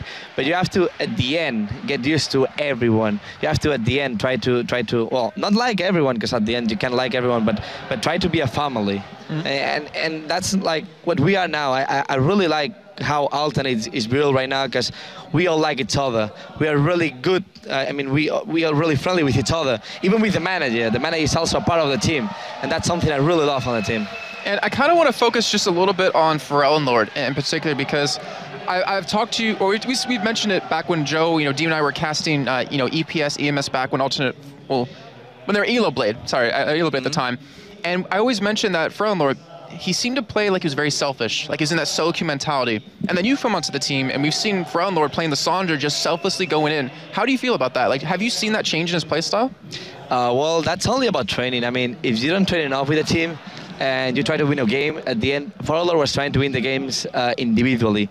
And that on a pre-made game against the best teams in the world, you can beat them with that. But when we train that match together, and we know each other so good, when he tries to initiate, we always go with him. Even though it's a bad initiation, we go with him, we protect him. And yesterday, we saw that against Mim. Every time someone gets caught, at the exactly next second, it was all the team around him, defending him. Every time. It was not only for Eller, like anytime someone of the team got caught, everyone was around him to protect him. And that's probably like our main strength, how we like each other and how we play for each other, all of us. I'm glad you said that, because that's pretty much what we said in the analysis. Exactly. So you can see how much they target, despite the fact I think it was Kerp who was about to get a kill, but instead you could see the target turned, and he could have got like 1 or 2 hits. He turned around and went, nope, we're going to kill this guy first, and then we'll go for this guy. And it worked very well. And honestly, thank you very much for being here, Aaron. We are going to go to a break, and it's great to have you in the LCS. Maybe you continue to have good luck in the LCS as well. You are currently top of the league. You'll be playing Fnatic later on today, ladies and gentlemen. We are going to go to a break. There are technical issues going on the main stage right now in the tournament realm. So unfortunately, we're still waiting for Lemon Dogs versus Evil Geniuses to get underway. We will be going to a break. And I hate to tell you guys, there's no timer on it. We'll be back when it soon. Trademark.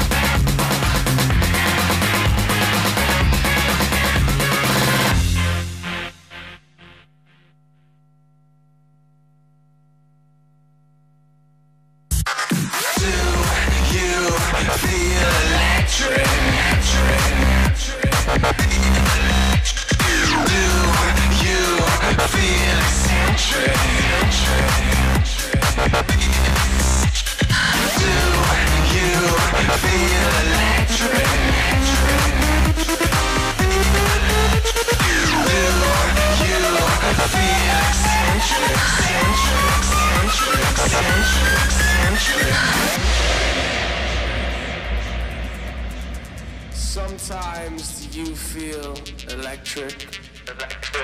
Sometimes do you feel eccentric? Sometimes do you feel electric? Sometimes do you feel eccentric? Sometimes do you feel electric?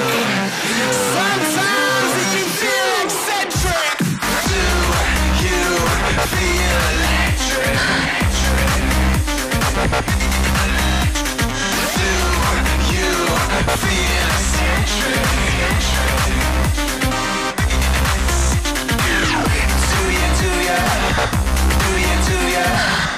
you feel electric?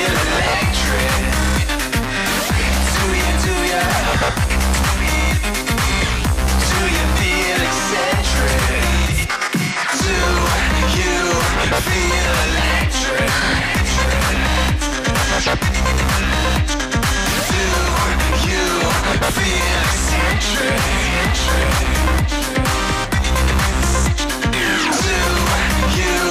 Feel electric. Do you feel eccentric, eccentric, eccentric, eccentric, eccentric?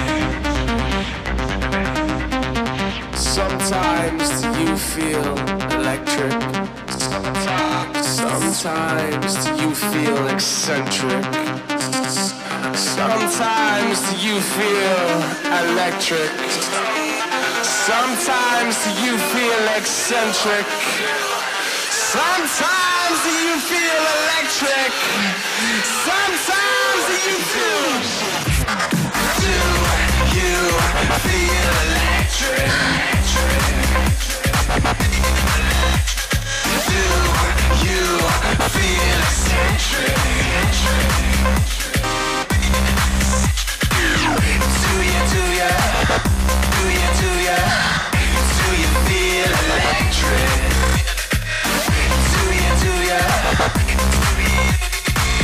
Do you feel eccentric?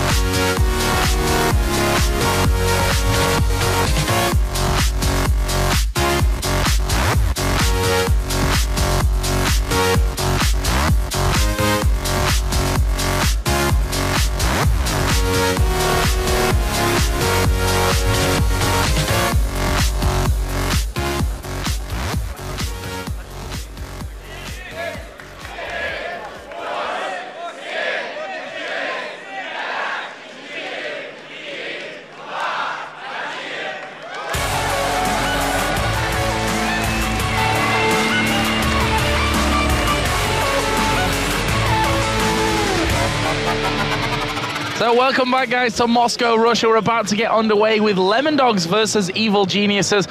Just to give you a bit of an update, we had a couple of technical issues there, server problems, which have now been resolved, so we're all ready to go. Hoping have been resolved.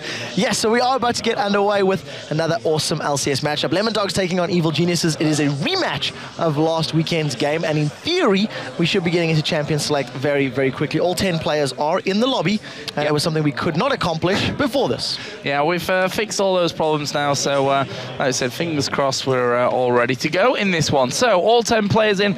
We already gave you that breakdown earlier on of what we could expect, but with those back bans coming in, Trevor? Is your crystal ball working today?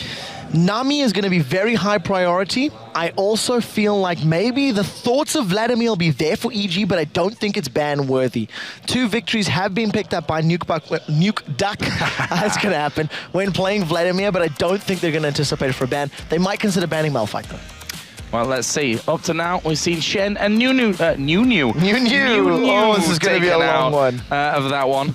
As we said, it is pretty warm in here. Jace taken out there as well as Twisted Fate for Thresh, Evil maybe? Geniuses. I think Lemon Dogs might want to ban out Thresh against Crepo. We know he's been playing it a lot. If they let it slide through, they may even be trying to pick it up for themselves. We Will Failure has played it a lot. Even though his preferred support has been Nami in the LCS, in terms of solo queue, he plays a lot of Thresh, and it is actually taken out there. Yeah, Thresh gone from that one. What will EG ban out last of all here? Jason, Shen gone. Evelyn will be the choice, so they don't want that Evelyn to be causing them any problems. Lemon Dogs here then with first pick. What are they going to go for? Because as you said, Nami is something that We Will Failure has played a lot of. Malphite is what Zoro Zero has been really meaning. Nami, a champion, not really first pick worthy. Over on the other side for EG, they may consider an Orianna pick. And the reason I think that is Nuke Duck may want to try get that Wombo combo. Now, previously, EG actually tried that combo themselves, and it was countered by a Vladimir. So I don't know if they want to deny it or not, and I imagine that might be where some of the talking is coming in. Zac is still open and free. Wicked's played it a lot this split to mixed success. I think that's the right way. I mean, 50% win-loss ratio on it. He's played 4 games, won 2 of them, so it's not bad, but I don't know. For me, it's not been even in those wins. It's not been super impressive that Zac coming out. When I think of Wicked Zac, it does not fill me with the same feeling when I think of his Irelia, his Renekton play from the previous split, from his Shen play from the previous split. Now, Shen has been banned out, so he can't lock that in. And Snoopy is going to Jarvan. It is a jungler that he has been running several times in the past and is very confident and comfortable on. We may see a Nautilus pickup then for Dexter, because he's also run that as well. Really quite surprised that they've gone for this Ezreal, first of all, because from what we've seen from Tabs up until now, he has played a lot of Varus, Caitlyn, and that Twitch coming in as well. Ezreal, for me, would probably not be the champion that Tabs would have picked up anyway, were it to come down to it. But, you know, we'll have to see what that brings. It's a safe pick. It's a safe pick. But would it not have been better hanging a support in there? They're probably expecting We Will Failure to go in there for that Nami. Anyway, right now, here's a Caitlyn. I think Nami Kate might be what Lemon Dogs want to lock in here, and I think part of the reason that the Evil Geniuses camp locked in that Ezreal is because of the power of that Arcane Shift. If he's on point, he can get out of that unstoppable force, he can get away from a Nami tidal wave, which they're anticipating. We'll see what they do decide to lock in, and it is going to be the Nautilus jungle for Dexter, so I'm happy about that. And a swap to Sona at the very last second, so We Will Failure deciding to go for the utility, the auras, the heals. But they did show their hand. They did show that Caitlyn. So we might actually see the Ezreal-Nami combo from Crepo and Yellow Pete. It is a combo that we have seen many times this split already. We Will Failure has a 100% win ratio with Sona up until now. It is only 1 game, so not exactly the largest sample size to go with. On the other side, as you said, will Crepo go for that Nami? We've seen him up until now 4 games on Thresh, 4 games on Lulu, 2 on Thresh, 1 on Janna. So Nami's not seeming like it's something that he's really been playing a lot of. And Janna would probably fit this quite well. Janna would be able to be a nuisance for Nautilus, would be able to counter the engagement possibilities that Malphite's going to offer in team fights, reset it with that Monsoon. So we'll see if they want to go that route. I think it would be the smart pick. Lulu will fill a similar role in that your Glitter Lance can prevent anyone else chasing, and you've got the wild growth. And I think it's more of a comfort pick. I think when I think of Crepo, he's a Lulu player, but Janna may fit the composition better. Wow, Tabs just locking in vain there. An instant lock-in, yeah. No messing around from that one. Looks like Nuke Duck, where is he going to go in there for the Ari that he was hanging on? Now he's sat with that Vladimir that we've already seen coming out for him. 2 games he's played on Vladimir, and 2 games he's won. 2 victories. And Vladimir's not a champion that we have been seeing a lot of, really. No, it's a fringe pick. It's a champion that was very, very popular in Season 2. Sort of fell out a little bit of favor when the double AP comps were not necessarily the thing to go to anymore. Lemon Dogs pulled it out last weekend. They had the Rise, they had the Vlad, and it worked. But that was because they needed to avoid a Lux combo plus Malphite as well. So it was a reactionary pick. And I think Nuke Duck was saying, well, let me think about the Vlad. maybe we want to do, because it worked so well last time, going, well, it doesn't really fit. But what it does do is all that psychological pressure now on EG. They look at that and they go, scumbag Vladimir. Remember the pain of last weekend. Remember the inability of taking him down. And I think this is the second time Tabs is playing Vayne. I'm pretty sure he's played one game very early on in DreamHack, and this is game number 2. Yeah, and we saw his, we commented on his excellent micro skills there with that Vayne, and kind of made that comparison to the fact that he played Fizz, who was himself a very micro-intensive champion. So we've already seen that Vayne out of Tabs was very, very good. The Ari from Nukduk, we'll see if he can land those charms, as well as some of the other players that we've been seeing here on these top teams in the LCS. Now EG moved to their final pick, already got the duo lane, got the jungler, got the top lane. I still feel Orianna probably is maybe what they're talking about, because it is Froggen. I mean, Anivia is open as is Lux, but I don't really think it quite fits. And if we're going for Rise, this is a very, very different champion. Oh, last second swap, and that is completely unexpected. Morgana coming out. Now that will work against all of the CC that Nautilus and Malphite are putting down. The charm that's going to get hit, as well as the crescendo. But only one target can be protected by the Black Shield, which means this is an all-in comp. Whoever engages, whether it's Wicked, whether it's Jarvan, whether it's even Froggen, they're going to have a Black Shield, they're going to have a Wild Growth, and in theory, they're going to get in. One thing that we seem to have, forgot about slowly but surely as these last 2 weeks have gone on is that Evil Geniuses were the team fighting team. They were regarded by everyone over in Korea, in China, as the team to watch when it came to actually getting into team fights. But that's not really been there for them so far in this summer split. So we'll see how this one goes. It is going to be, as you said, all about the team fights this game. And the thing about Morgana is a champion that we've seen a lot of way back in Season 1, but has never been a super high priority pick. I think Season 2 as well, very, very early on, was the Morgana mid phase where everybody wanted it because it was just so difficult to gank a Morgana thanks to that Black Shield. She was actually used immensely during the DreamHack Open tournament, which was open to the public, to everybody playing. A lot of those sort of challenger/amateur teams were running Morgana mid over and over and over. So we'll see Morgana in Froggen's hands, not necessarily the playmaking champion that a Lux or an Anivia is, but still offers similar forms of initiation and damage. Yeah, definitely right with that one. But I'm going to be up against the Ari of Nukduk in this middle lane. And as he said, his Anivia, his Lux, not really worked out for him so far here in the summer split. You just saw Crepo there on your screen, and seems to be deep in conversation. So Evil Geniuses here very much focused and getting into this game, as we are going to get in there. Lemon Dogs on the blue side, Evil Geniuses, of course, on the red side. Now, right now, just to remind you, Lemon Dogs 3 for 4, EG 2 for 5. If EG win this, they will actually be tied on wins, at least, with the Lemon Dogs. Not quite on the losses. Obviously, the league goes by win-loss ratio, technically. But for Lemon Dogs, a win, as we said, would really cement that mid-table position. And that's definitely what they want to be right now. As we talked about these early stages of the tournament, it's mostly just, or the series rather, it's working towards the playoffs. It's working towards that position where you can earn a spot in the playoffs and then earn a spot in the World Championships.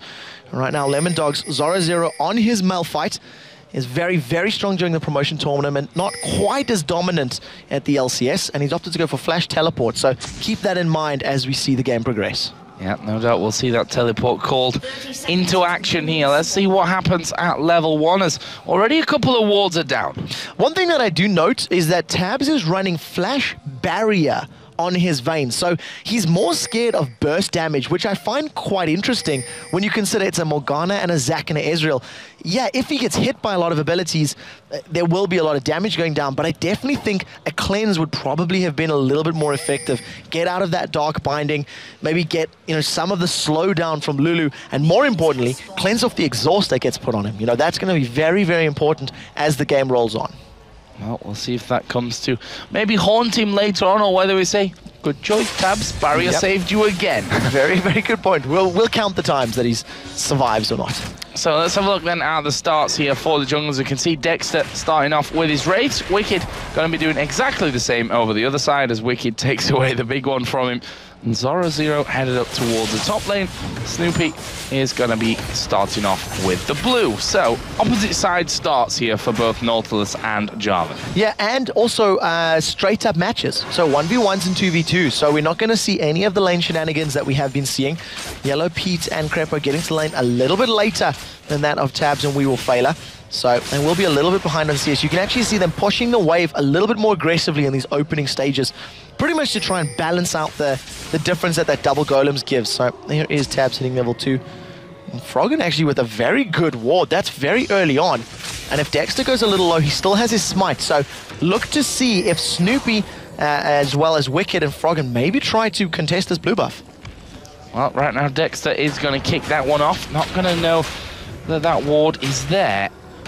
We'll see if anything can happen from this one. Snoopy is actually headed down right now. Nukeduck does have smite. Snoopy doesn't have smite, so that might be the problem. And actually, Dexter's already going to have it away. Yeah, it got there a little bit too late. So even though the vision was very, very good, the timing was inopportune. So it didn't work out for them. Snoopy can roll into this mid lane, eats a charm for his troubles, takes a lot of damage. Ignite is down on him, and Nukeduck is almost going to pick up double buffs. Oh, there goes the Dark Binding, and wow, a flash away there from Froggen. I think that Dredge line was actually in his direction, so would have connected onto him, and that could have been a little bit dangerous. But some early summoner spells coming out there, and I think Snoopy and Froggen looked like the communication there was a little bit off. I think that there was no actual gank there. The fact that Nukeduck was already backing away from the lane, he was moving towards the tower and getting, to safety. Froggen would have needed to land at a Dark Binding and then followed up with a knockup or vice versa. And basically, Snoopy just, he broadcasted his attack to the world, and Nukeduck just landed a pretty simple charm at the end of the day. So this bottom lane already going to be pushed out there as Froggen again. That's what he does with Lux so well here. He goes into those crevices where the fog of war in this mid lane doesn't quite see you and just throws those bindings out, whether it's a light binding or a dark binding in this one. But that's something that Froggen does do very, very well in lane. He's out of mana here though, and that's going to be a bit of a problem for him, at least until he gets that next blue up. And mana on Morgana is part of the reason that she's not quite as popular in the current state of the metagame. Because her mana costs are still very, very high, they have actually been tweaked 1 or 2 patches ago. I can't recall exactly, but the Dark Binding mana cost went down, the Soul Shackles mana cost went down, but you can see already just with a little bit of spamming in lane, Froggen is, and he's waiting for that blue buff. Yeah, started off obviously with that Crystalline Flask, which gives you the mana as well as that health, obviously in smaller quantities though. But it is rechargeable, which also plays into his favor. Which, you've got to... Obviously, it has its plus and its minus points when you compare it to other things. Right now, Snoopy is headed towards his top lane. Zoro Zero is camping in the brush. In terms of leveling up, interestingly, Froggen has gone 2-2-1. Now, Wicked has picked a fight with Zoro Zero. The knockup is flashed away. Yeah, that's a really good flash there from Zoro Zero. Wicked actually kind of slingshot in there, does a bit more damage, but Zoro Zero will be able to back off. Flash burnt though, so that's a nice spell to be brought out there from Froggen. He wasn't even there. Snoopy, who obviously ganked on that lane. But we can see now that Tabs, as he levels up, he has started to push this lane back, whereas Yellow Pete and Crepo had really had it pretty much under the tower early on. Yeah, that tower obviously is going to help clean out the wave as quickly as possible, and actually Tabs took a pretty sizable CS lead. So in terms of some of the poke, Yellow Pete and Crepo, because they were so pushed up, they lost some of their minions to their opponent's towers, back and forth to their own minions thanks to that massive wave, and basically it's put him in a little bit of a deficit. One thing that is good to see is that both Froggen and Zoro Zero flashing those, CC, those abilities very quickly is quite difficult to do, especially under the heat, the lights, and it's already been a pretty long day. Right now, 2 junglers and 2 mids grouping up in this mid lane, but Froggen's fairly low on mana, 140, so he's going to need to wait a little bit to be able to get a good combo down. Yeah, actually going to be going home there. And that's the one thing that obviously is nice for a Morgana player, that once you get up to those 3 points in the Tormented Soil, it can wipe those minion waves out. And that's what he's going for. He is going to be having a lot of farm. Yeah, basically that's what I was trying to mention before that last engage happened, is the fact that when you do play Morgana, if you allow the minion wave to stack up as it is now and you've put a good Tormented Soil down, you can clear the entire minion wave. Morgana is a very good pushing champion, but Ari is very good at pushing herself. So as long as both champions play their comps right, there shouldn't be too much lost CS to these towers. So right now, a quiet start. Junglers trying to get in there a couple of times. Snoopy's actually headed down now into the Lemon Dog's jungle. They've seen him because of that ward over on the other curve bush. Let's see if he actually goes down. There's no ward in the tri-bush currently from We Will Failer. No, and he doesn't have any wards in his inventory either. Level 6 Froggen is also roaming around the map. Now, this could just be to steal red buff. It should be respawning relatively soon. They're going to be aware that Dexter did that blue. Pink ward goes down immediately. Now, Snoopy's picking a fight. Look at the bottom lane. Sona's coming up, and immediately you see Crepo in range. So, EG, they want to make a play. They do have some good vision, but it's just a matter of time before we see who is actually going to show their cards first. They should know that Snoopy's not gone here. Although, to be fair, if it had gone through that top side, that ward would have spotted him probably on the corner. So Dexter has been really careful about this one. The Demacian standard put down, and the fact that creep wave has come out, the Demacian standard will be spotted here by Dexter. Dexter so they know thinks it's they're stolen. Dexter thinks it's stolen. So Dexter walked past the camp, did not see them, cannot have vision around the corner. So his first instinct is that while I was taking wraiths, they took my red. He didn't waste more time to check the bush. That was actually smart play from Dexter and very, very lucky for Snoopy because there was no minions, there was nothing to signal that was happening. Well, I'd have figured with the Demacian standard actually in there, you know, and the time that it's there, that he wouldn't have taken down that red buff in that time. Either way, doesn't matter. It was a good steal from Snoopy. Gonna get that blue buff over on towards Froggen. Of course, it was Froggen in the end who did pick that one up. He decided not to use his smite there, Snoopy, with that. And that's going to mean a double buffed up Froggen, who's probably going to be trying to put some good pressure down onto Nuke Duck in these coming moments. That's actually really, really useful for Froggen in the mid lane. Yes, you know, you would ideally want that red on Snoopy to help clear, but his red is just respawned. So by giving that over to Froggen or allowing it in Froggen, Morgana's auto attacks, which is a little bit of a slower attack animation, is going to hit significantly harder and just keep more pressure on Nuke Duck's Ahri. So we'll see if he can, you know, extend the small 10 CS lead a little bit further with the help of those double buffs. See there at the top wicket, and Zoro Zero have been going head-to-head this entire time. Zoro Zero actually got that giant spell on him right now, which honestly doesn't seem to be helping out too much against Wicked. It's not going to, purely because of the fact that Wicked's abilities are percentage HP damage. So yes, stacking HP is going to help. Oh, that's a good flash. Wicked probably could have afforded to hit that, but he was afraid of an unstoppable force. Even though Zoro Zero was low, if they'd comboed their abilities under the tower, he may have gone down. And Wicked's actually winning this lane with his Zac, so that's very good for the Evil Geniuses. Well, right now, Evil Geniuses are pushing in towards his top turret. Let's see if Dexter can actually fend them off on this one. You'd imagine so. I mean, his auto attacks are pretty chunky when they come in. The anchor is not just for good looks. Especially with that Titan's Wrath on. It actually does a lot of damage over time based on a percentage of his max HP as well. So, you know, it does play into his favor. We do see that Zoro Zero is feeling a little bit of the pressure in that top lane. He grabs himself a Negatron Cloak as both of our mid laners miss their skill shots. Yeah, I was just showing. Or they dodge their opponents. They both dodge their opponent's skill shots, showing just how good they are controlling. I prefer that. That's much nicer than what I said. Haunting Guys has come in now from Wicked, which means that, well, that Negatron Cloak itself is going to be a little bit less effective. Obviously not cancelled out completely by that one at this stage. But really a very pensive start to the game once again here. Both teams know the risk and know what the reward is here for winning this game. Yeah, and especially because once the floodgates do open, it's going to be very difficult to contain your opponents. You've got all-in champions like Zac, Jarvan, and Morgana, and very similar on the other side, Malphite, Nautilus, and Ahri. Ahri needs to get within pretty close range to deal a lot of damage. So basically for both of these teams, whoever is able to get the item advantage will obviously be able to start snowballing ahead, controlling a lane or controlling the tempo of the game. And right now, it's just farm fest are us. Respective wins for EG on some lanes and LD for their AD carry. Dexter actually tried to get in towards his bottom lane here. We Will Fail at putting himself a pink ward down so that he could keep that. So Froggen, sorry, Crepo, I don't know why I've got Froggen here in every single lane today. It's just Froggen on the brain somehow. It's probably that Morgana pick that's throwing me off.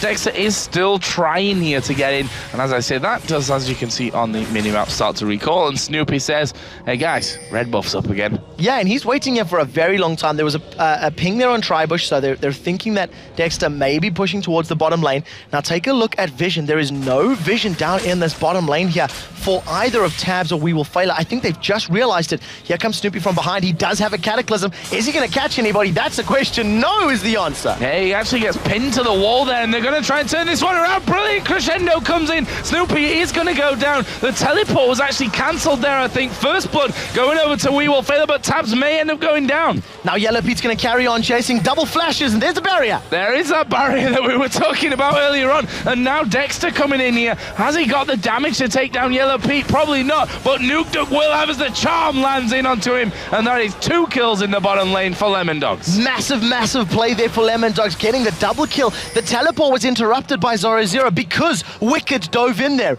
Wicked charged up the elastic slingshot, bounced all up in his face, and prevented Zoro joining that party. Unfortunately, that was a bad gang to begin with. Snoopy missed his knockup. He was unable to land on We Will Failure until after his vision, after he regained vision. But nevertheless, 2 for 1 at the end of the day. So that barrier.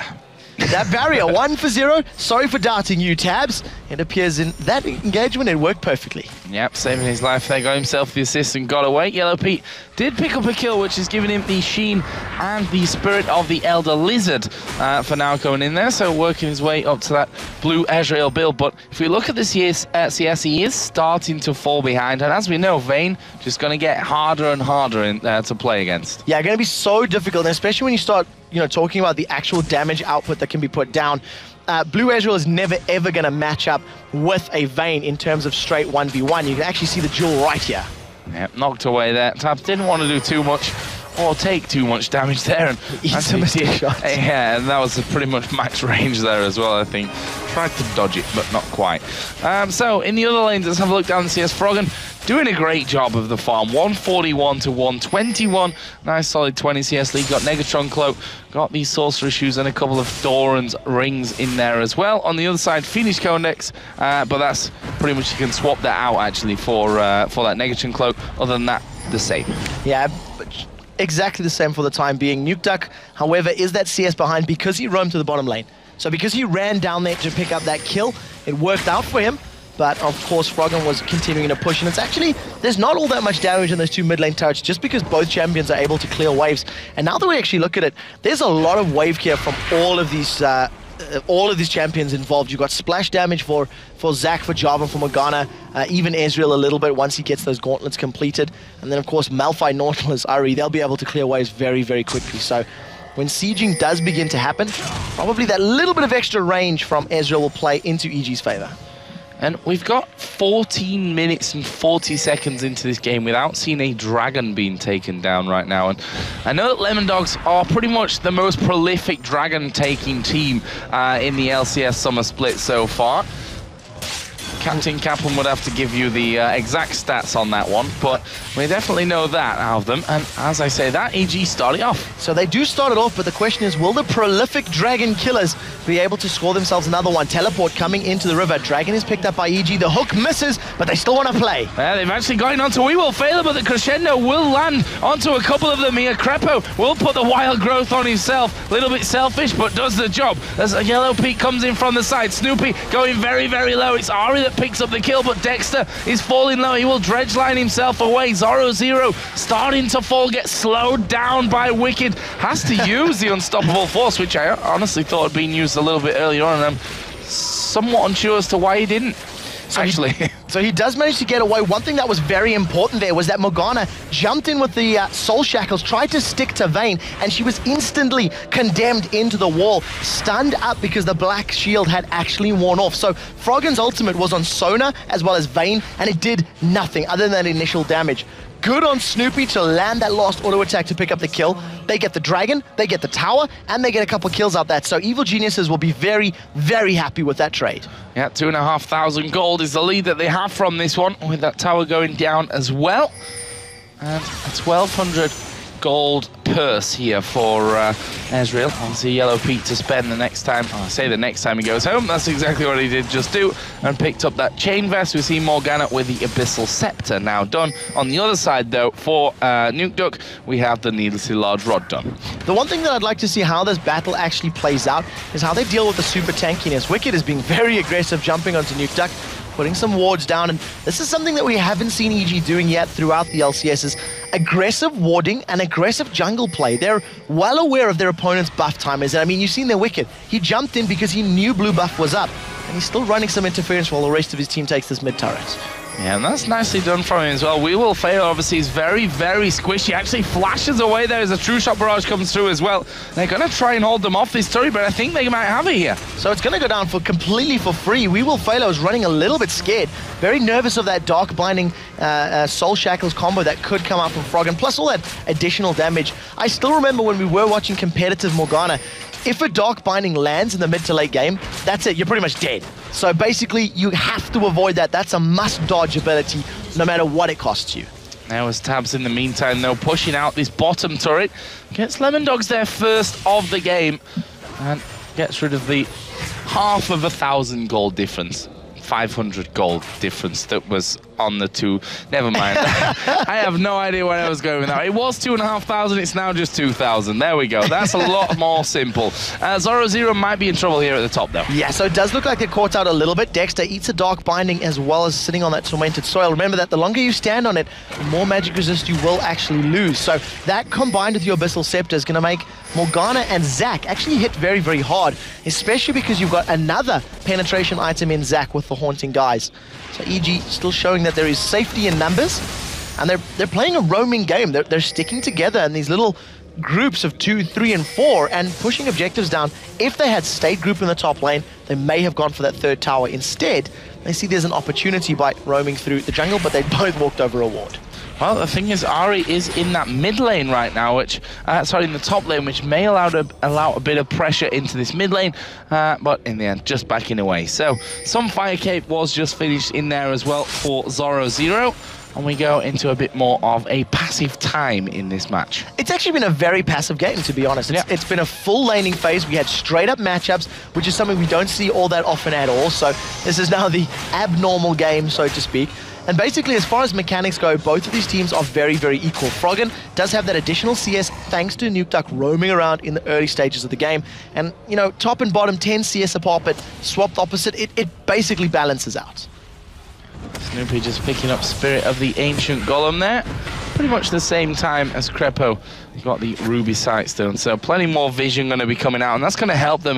And what you were touched on a little bit earlier on of getting those wards down across the Lemondogs jungle. Now that mid turret is in fact out of the game, we have Dragon coming up in 1 minute and 40 seconds, and that's where we've seen most of the action up until now by that first Dragon spawn.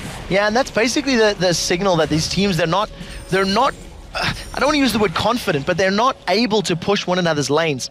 Wicked and Zoro Zero are actually killing one another's creep waves on opposite sides of the river because they can't kill one another, really. They're both very beefy, very tanky. What's this D-Man like to say? Two fat lads from Grimsby bashing up against one another. And basically, until an objective is actually contested, this laning, farming, EG timing game is going to continue. And I feel sorry for the guys from Grimsby, not because they're from Grimsby, but because Steven hates on them so much. So make sure you give him some abuse back for that one. Although that's definitely a Northern English thing going on there. Very small number of people, I imagine.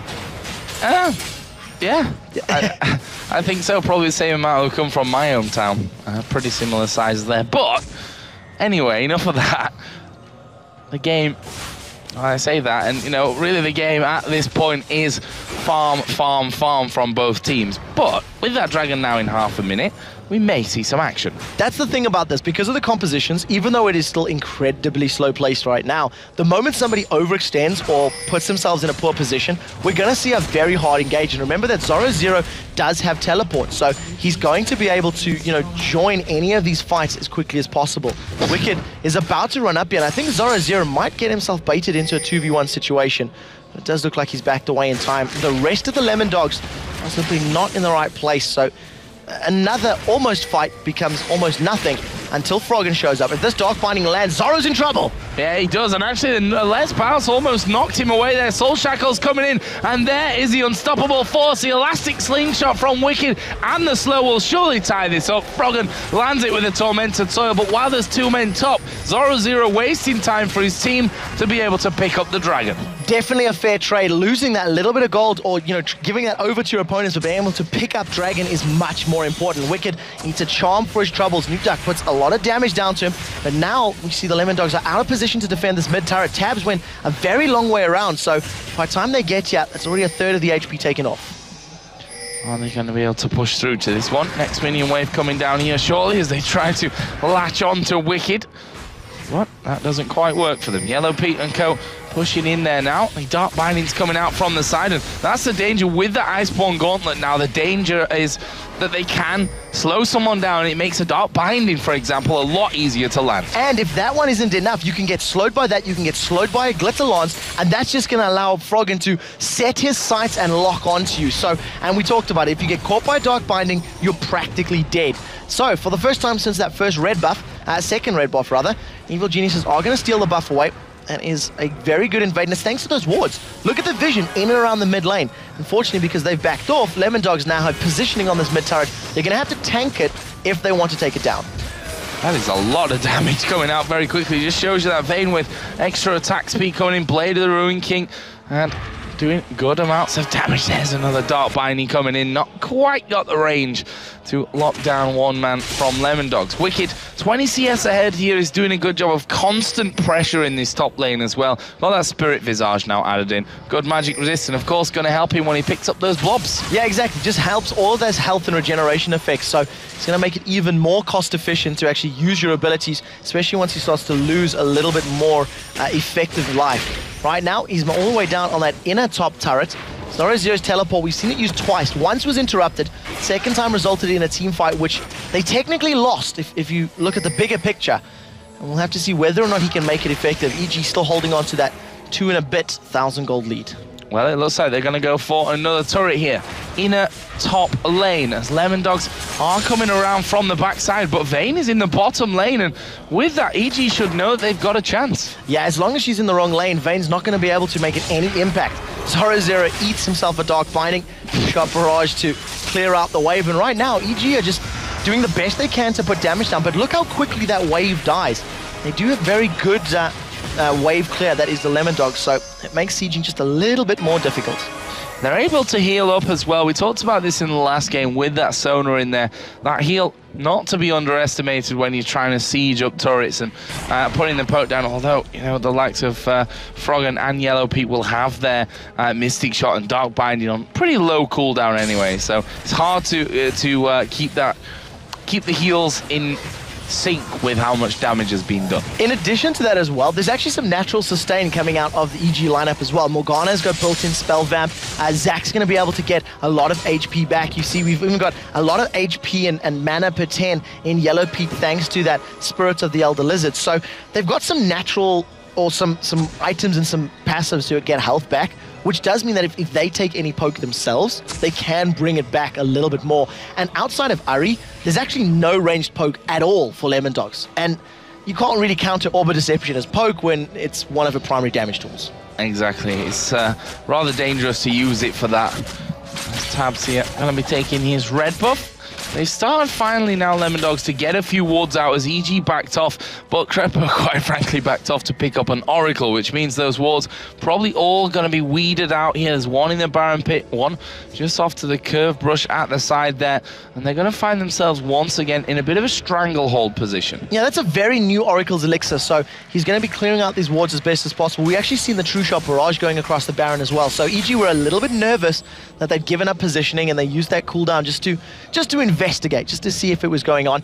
Crepo actually during the Spring Split was very, very vocal about a 20-minute Oracles and was pretty much saying how that's sort of the standard. That's when you need to be able to start roaming and clearing vision. This one a little bit later thanks to that extended laning phase. And very crucially, Zhonya's Hourglass has been completed for Froggen. No double Seekers for this game. No double seekers Too this soon? time around. Too soon, I think, yes. DFG as well in there for Ari. We're seeing pretty much every Ari that gets to this stage of the game going in for that item as well. Looks like going to be headed towards that Abyssal Scepter second. The thing that I like about that is Ari actually does change. You are right that picking up that Abyssal Scepter, picking up the DFG are sort of core items on Ari, but it does... The build order differs depending on who you're facing against. So for example, against the Zac, the Morgana, there's not all that much physical damage, therefore you go Abyssal Scepter quite quickly. We've seen Ari's rushing Zhonya's Hourglass, and we even seen Pharrell Lord picking up the Hextech Gunblade, which with a lot of ability power has the potential to deal more damage than a DFG, at least as far as the active ability is concerned. Yeah, and the fact is the spell vamp that you get back from that was healing him for almost half of his health by the end of the game, as well as we are going to see them going in. Dark Binding, no, not connecting him. That is the go. That is the go here for Evil Geniuses. If a Dark Binding lands, they hit it, they fight. If not, they're a lot more cautious. And their entire team can jump in. Jarvan, Zac, Ezreal, if they hit it, all four of them are going to be in your face saying, what you going to do about it? Put you into a 5 versus 4 situation. If anyone does run the risk of going low when they commit, they're instantly going to be wild growth, and that person's going to have that extra lease on life. So it does look like it's working out very well from them. The previous dragon did go to Lemon Dogs for free, and this dragon is now going to go for Evil Geniuses. True Shot Barrage does literally nothing to Zoro. We have noticed there the last couple of times. He's most probably going to be taking his top tower down, but Evil Geniuses, of course, will have themselves that dragon away. They even tried to put some pressure onto that mid lane there with Nuke Duck's Ari. Didn't work out for them, though. That was forced away by Wicked. They're stealing a couple of jungle camps as they go as well, so I guess it's not all bad for them. But with the dragon pickup, definitely a big thing for Evil Geniuses, and they may now have the inner bottom turret. Well, this is the types of games that we were making jokes about the Evil Geniuses for in the past. We do see these two very tanky champions in this top lane. You mentioned how beefy Zoro is looking, and the truth is that with that Sunfire, with that Abyssal, it's going to be pretty difficult to actually burst him down. He's got a lot of resistances, a lot of max HP, close to 2,600 already at level 16.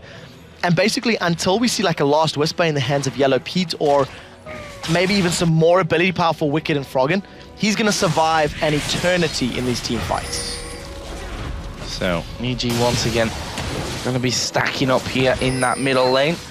Again, Crepo going to be trying to get his wards down, and there's none actually there. I think there is the one on the actual Baron itself. I don't think there is, to be honest. I think that's actually going to be completely clear for them here. So they're going to be able to ward the entirety now of this blue buff area. Oh, EG, they just miss it, but they managed to catch Nuke Duck, who's even better than catching We Will Failure. And we stacked up to contest for this blue buff. I don't think that EG have vision, so let's see if we can get a blind steal. Dark Binding took it! Yeah. The Dark Binding took it! That timing from Froggen, I say timing, it was just a blind shot straight through there into the brush, and it worked out nicely for him, picking that one up, stealing it away more importantly from Nuke Duck, and now they're going to push into a turret in the mid lane, in the inner mid, which is less than half health. And that's all thanks to that previous push that they were doing. Evil Geniuses are playing the map superbly here. That blind steal was great, really just showing Froggen's understanding and knowledge and when to actually fire that out. But more importantly, it wasn't body blocks. And you need to do that when you know your opponents are timing your buffs and trying to steal them. So another buff goes the way of Evil Geniuses. And it does look like we're going to have that 70-minute game we were talking about earlier in the weekend. It's definitely a slow one so far.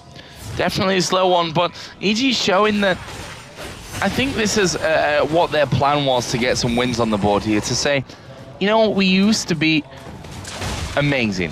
We used to be beating teams like this for, you know, eating them for breakfast almost, and that was with this style that they're going with right now, so why not keep playing that? They've had trouble, they've said it themselves, switching to Season 3 and how the items work and how the game has been played, so why not give this one a go again? Because I think everyone's forgot how to play like this. I can agree with that, and I also think it's going to be even more pressure on Lemon Dogs. You know, Lemon Dogs are a team that have come into this and they've smashed a lot of people. They've played fantastically well during the promotion tournament, and how many games does Lemon Dogs have under their belt that have gone 45, 50, 55, 65 minutes long?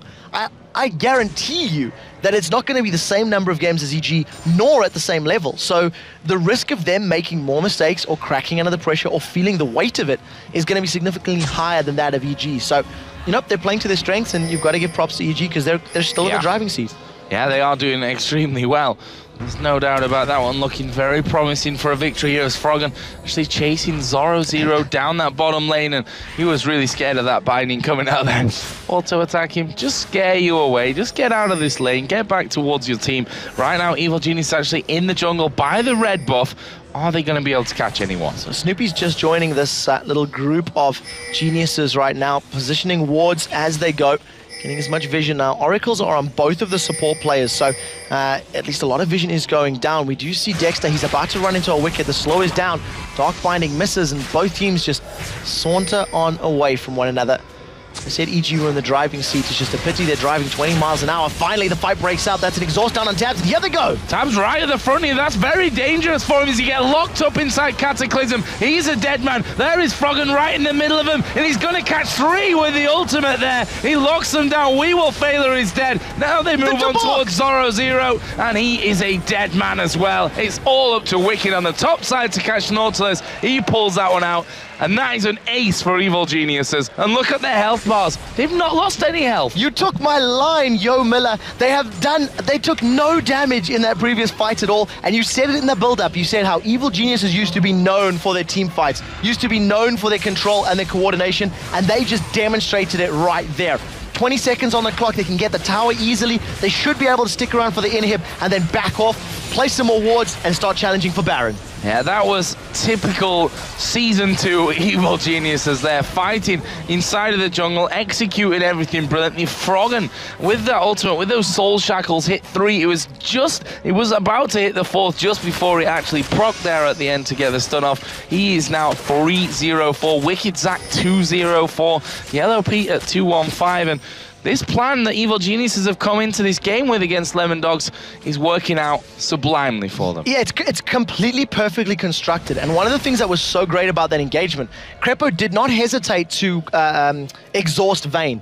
Tabs was then under pressure because he felt, I'm exhausted, they're going to jump on me. But they didn't do it that very second. So when they eventually did, a moment or two later, he flashed in defense. And at that exact second, Snoopy just said, you ain't going nowhere. Put the Cataclysm down. Wicked hopped in, bounced around with him inside the Cataclysm, and Tabs and Vayne could go nowhere. When you're caged in that rock circle thing, that's it. You're finished. And that's exactly what happened. Barrier did not save him that time, but then neither would have cleansed. So where are EG going to be going now? Baron, of course, is a possibility. They've got 7,000 gold lead. Is that a lead that they are scared to throw away here, as they might catch Lemon Dogs out? I think they might try beta Baron fights. Knowing that they're in an advantageous position, they're going to wait for the minions, that 6th man, to roll around the map, wait for the top and the bottom lane to be pushing, wait for the super minions in the middle lane, to get towards the base, and then say, right, now that we've got the minions working for our side, now that the minions are attacking the Lemon Dogs base, now we start to, contest Dragon, and either win Baron or win a team fight. Right now, no wards actually down. Zoro0 here at the front. Dark Binding actually missed, but here comes Wicked over the side. They've got him towards Nuke Dog. He's going to be forced completely out of the fight here. He goes very, very low as well. Zoro0 is doing good amounts of damage as Snoopy goes down to Tabs. Are they going to be able to kill Wicked off here? He gets his passive popped. Froggen has a wild growth on him, and look at Tabs. Still very, very healthy with this one, and he's going to try and chase down more. Actually has to tumble away in the end as we get the flash in. The Yellow Pete goes aggressive. Can he get any more from this? Dark Binding from Froggen. Smashes into Ari, and that is a 4-for-1. 4-for-1 at the end of the day, and that was a fight that Evil Geniuses were very, very brave to pick. They did not focus Tabs down in the beginning. They tried to jump onto Nuke Duck's Ari, and they simply couldn't pop him quickly enough. He was one of the last people to die because they threw so much at him, and Lemon Dogs practically shrugged it off. Nevertheless, thanks to the control and the damage that they do have, they were able to close that one out. And I don't think Wicked's passive was even proc during that. So yeah, it was. Was it? So there we go. That was where he got his HP back. So very well played at the end of the day. And, a good fight, even though they didn't have the right target from the very beginning. And it was actually a 3-for-1, I believe, because Zoro0 didn't actually die towards the end of that. He was super low on health, but did manage to escape it. Either way, it's going to be a Baron picked up here for Evil Geniuses. 2,000 gold for the AD carry to spend. Few of them have around that as well. 1,200 here for Wicked, as we see a last whisper for Yellow Pete, and another Oracle here for Crepo coming out as well. And EG to say they're in the driving seat is a bit of an understatement. Yeah, this is completely their game. They have been in control from the get-go. In terms of picking up the first blood, even though they lost that dragon very, very early on, for the most part, the fights that they've picked, the engagements, the angles that they've gone in have been very good. And the one thing that stands out for me above everything else that we've seen them do is just the jungle presence that they've had. A lot of these fights have resulted from deep wards and from invading.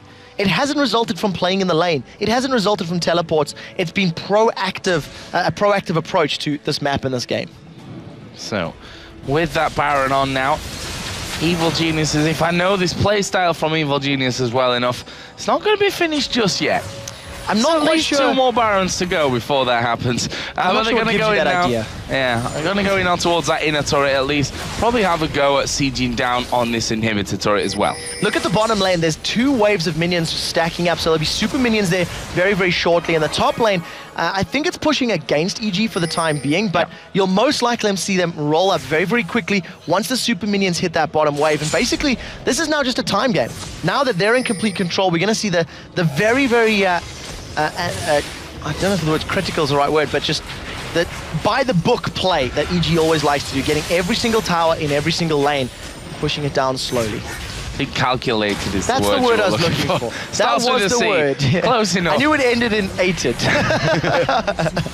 Critical doesn't end in ated. Don't start. Don't start. It's been a long day, and right now EG are slowing the pace of this game down. Super minions on the Nexus turrets, and once again, EG are just sieging up. Dark Binding is caught with Failure, and that hurts a lot. Yeah, half of his health going to be gone from that one, trapped on top of the Tormented Soil.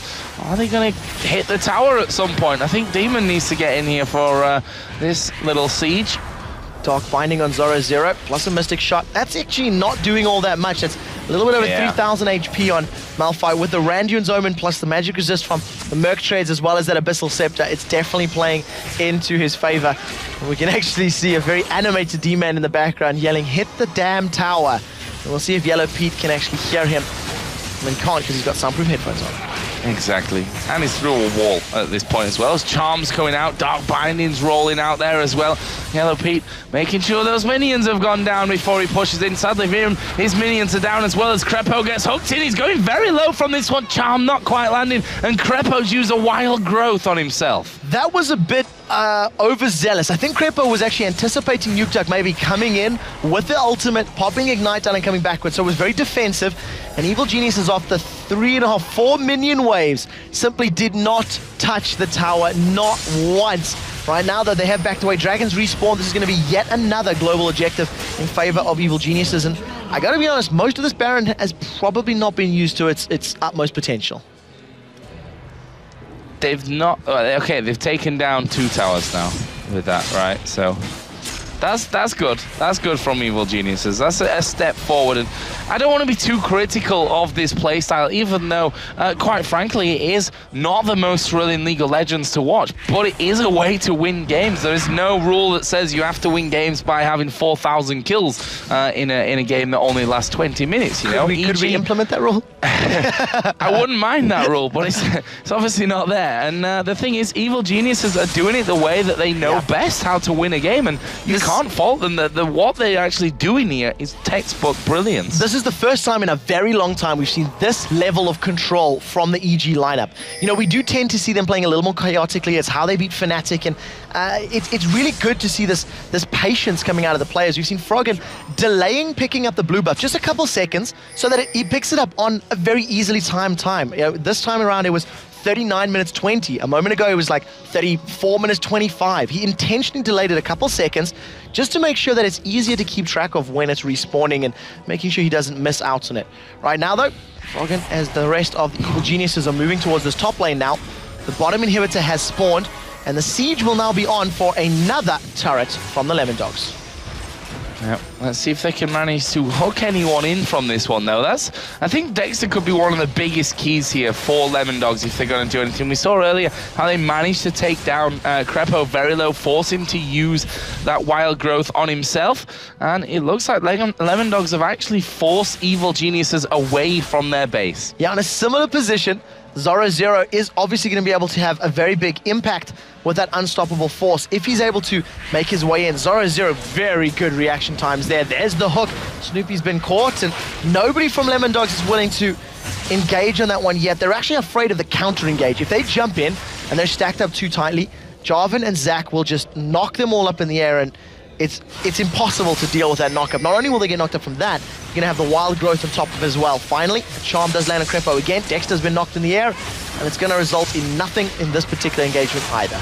It's nice and tanky though as well, so it shouldn't really be too much of a problem. They'll only go, I feel, on that if they actually hit someone that, you know, they can actually take down, which is not really going to be. We could have been Yellow Pete though, as that one is very close to landing to him. Right now that Baron buff has ran out. We've got a minute to go, and I predicted 3 Barons before the game goes out, and it looks like to me that we could possibly see a number 2 at least. Damn you, Joe Miller. We'll see how that works out. With a minute on the clock, Evil Geniuses will try to take down this inhibitor first.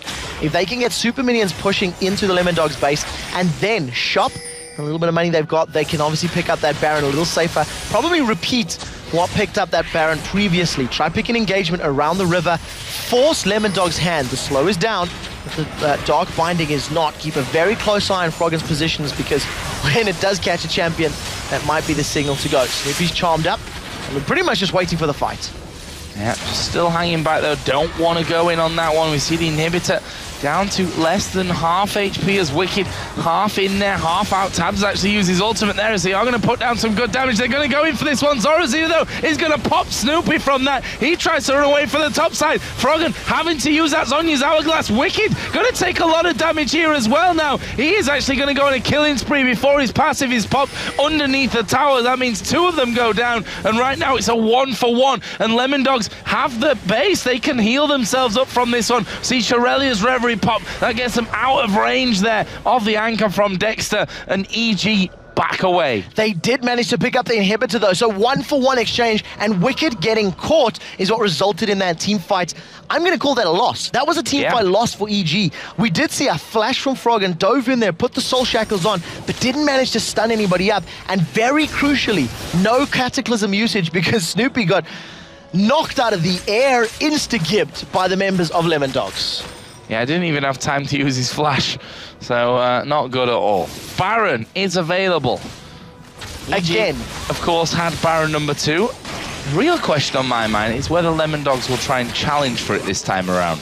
They are more than 10,000 gold behind at this stage. Baron, if they can pick it up, helps them bring that back. If they end up getting ace in a Baron fight, though, this is GG.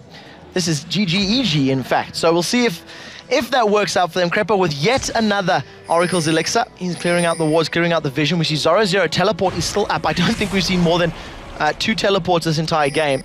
So he's going to be able to split push and try counterbalance the power of those super minions. If, of course, he can keep them at bay, it makes this siege, or it makes this slower pace game a little bit simpler for the Lemon Dogs to play. In terms of CS numbers, we haven't looked at them. Even in the top lane, 30 CS in the mid. Wicked is charging up the slingshot. They've got vision. That's a long distance, but I think it's timed out. He's going to need to wait for the cooldown again. They've got vision. Here's the teleport coming in. They're going to be well aware of this. And the call is back. Call is defensive. Teleport cancelled. Cooldown used. Number 3 to 0 effect. Now they should fight. They know that Malphite... Well, obviously, I've been hoping that for a while here, but, I mean, that Malphite's got to walk back now. They know that. They know that that teleport's not going to be there, but EG don't want to fight here. And Lemon Dogs are going up the middle. EG are going half down. Are they going to come up? No, they're going to go for a bit of a base race here, which Lemon Dogs, will they win? Will they lose this one? It looks like they're going to back off to me. They're going to back out straight away. This is the most socially awkward base race I've ever seen. EG were not fully committed to it. The calls were split. They're going to be able to pick up the inhibitor turret completely for free. Recalls are in. Home guard boots. Ari's running forward, and they don't even trade towers. That was a free tower for EG based on positioning, but it was a very awkward positioning to begin with. A very tense game here between Evil Geniuses and the Lemon Dogs. As we mentioned, that Baron is available for the taking. Dragon as well. But no one cares about Dragon at this point. because the Baron's alive, and whoever goes for Dragon is going to lose Baron. Oh, Here we face go, check. though. Zoro0 is going to face check it, but look how much damage he's taking. Not a lot, I tell you, as we see Snoopy sliding on top of him. Are they going to fight? No, Lemon Dogs want away from this. I cannot believe that. No flashes used, no unstoppable force used there at all. Malphite takes all that damage. He man modes it up and says, Evil Geniuses, I am an unstoppable force rock. You can do nothing to me, and walks away from it. He didn't even pop his Randian's Omen. I mean, he didn't even use the Randian's Omen active. The moment Snoopy jumped forward, he panicked because he realized he was going to be in trouble. And he decided to back off. The slingshot is charged. Wicked's jumped in. He has a fight. Yeah, We Will Fail it may not be able to survive this one. As I say, it completely survives and they back off. Wicked. Bounce. If he had bounced, that would have been a dead Sona. But he opted to err on the side of caution. And the question is, if they continue to err, will it cause an error and make them lose the game? What?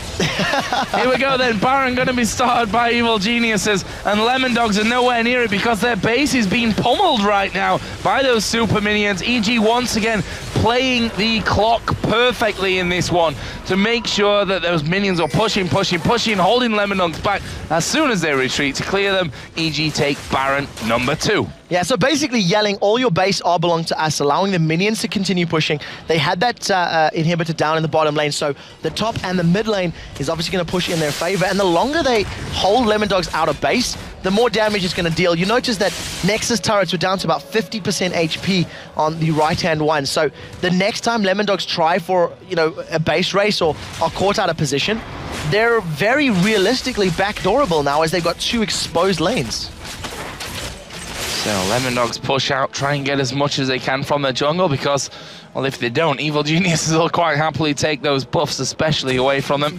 See Crepo here, going to be forging a path for himself through the jungle with those wards that he's got, just to make sure that he doesn't get picked off and shut down inside of the jungle, which would leave them at a 4v5. Right now, Lemon Dogs stacking up by the inhibitor they want to defend. So at this stage in time, I'm interested to see where Yellow Pete goes with this build. He does have that Banshee's Veil in there, got the somewhat blue Ezreal build, no Blade of the Rune King, so no active for the slow if Nautilus and Malphite dive onto him. Right now, though, they're just going to group up in this mid lane, start putting some damage down on the inhib. Yellow Pete decides he doesn't need to auto-attack it. Instead, continues spamming out those Mystic shots, is landing them. Finally, they're going to get onto this inhib now. It will go down very, very quickly once they start to focus it. And they do not finish it off, in fact, deciding to back away.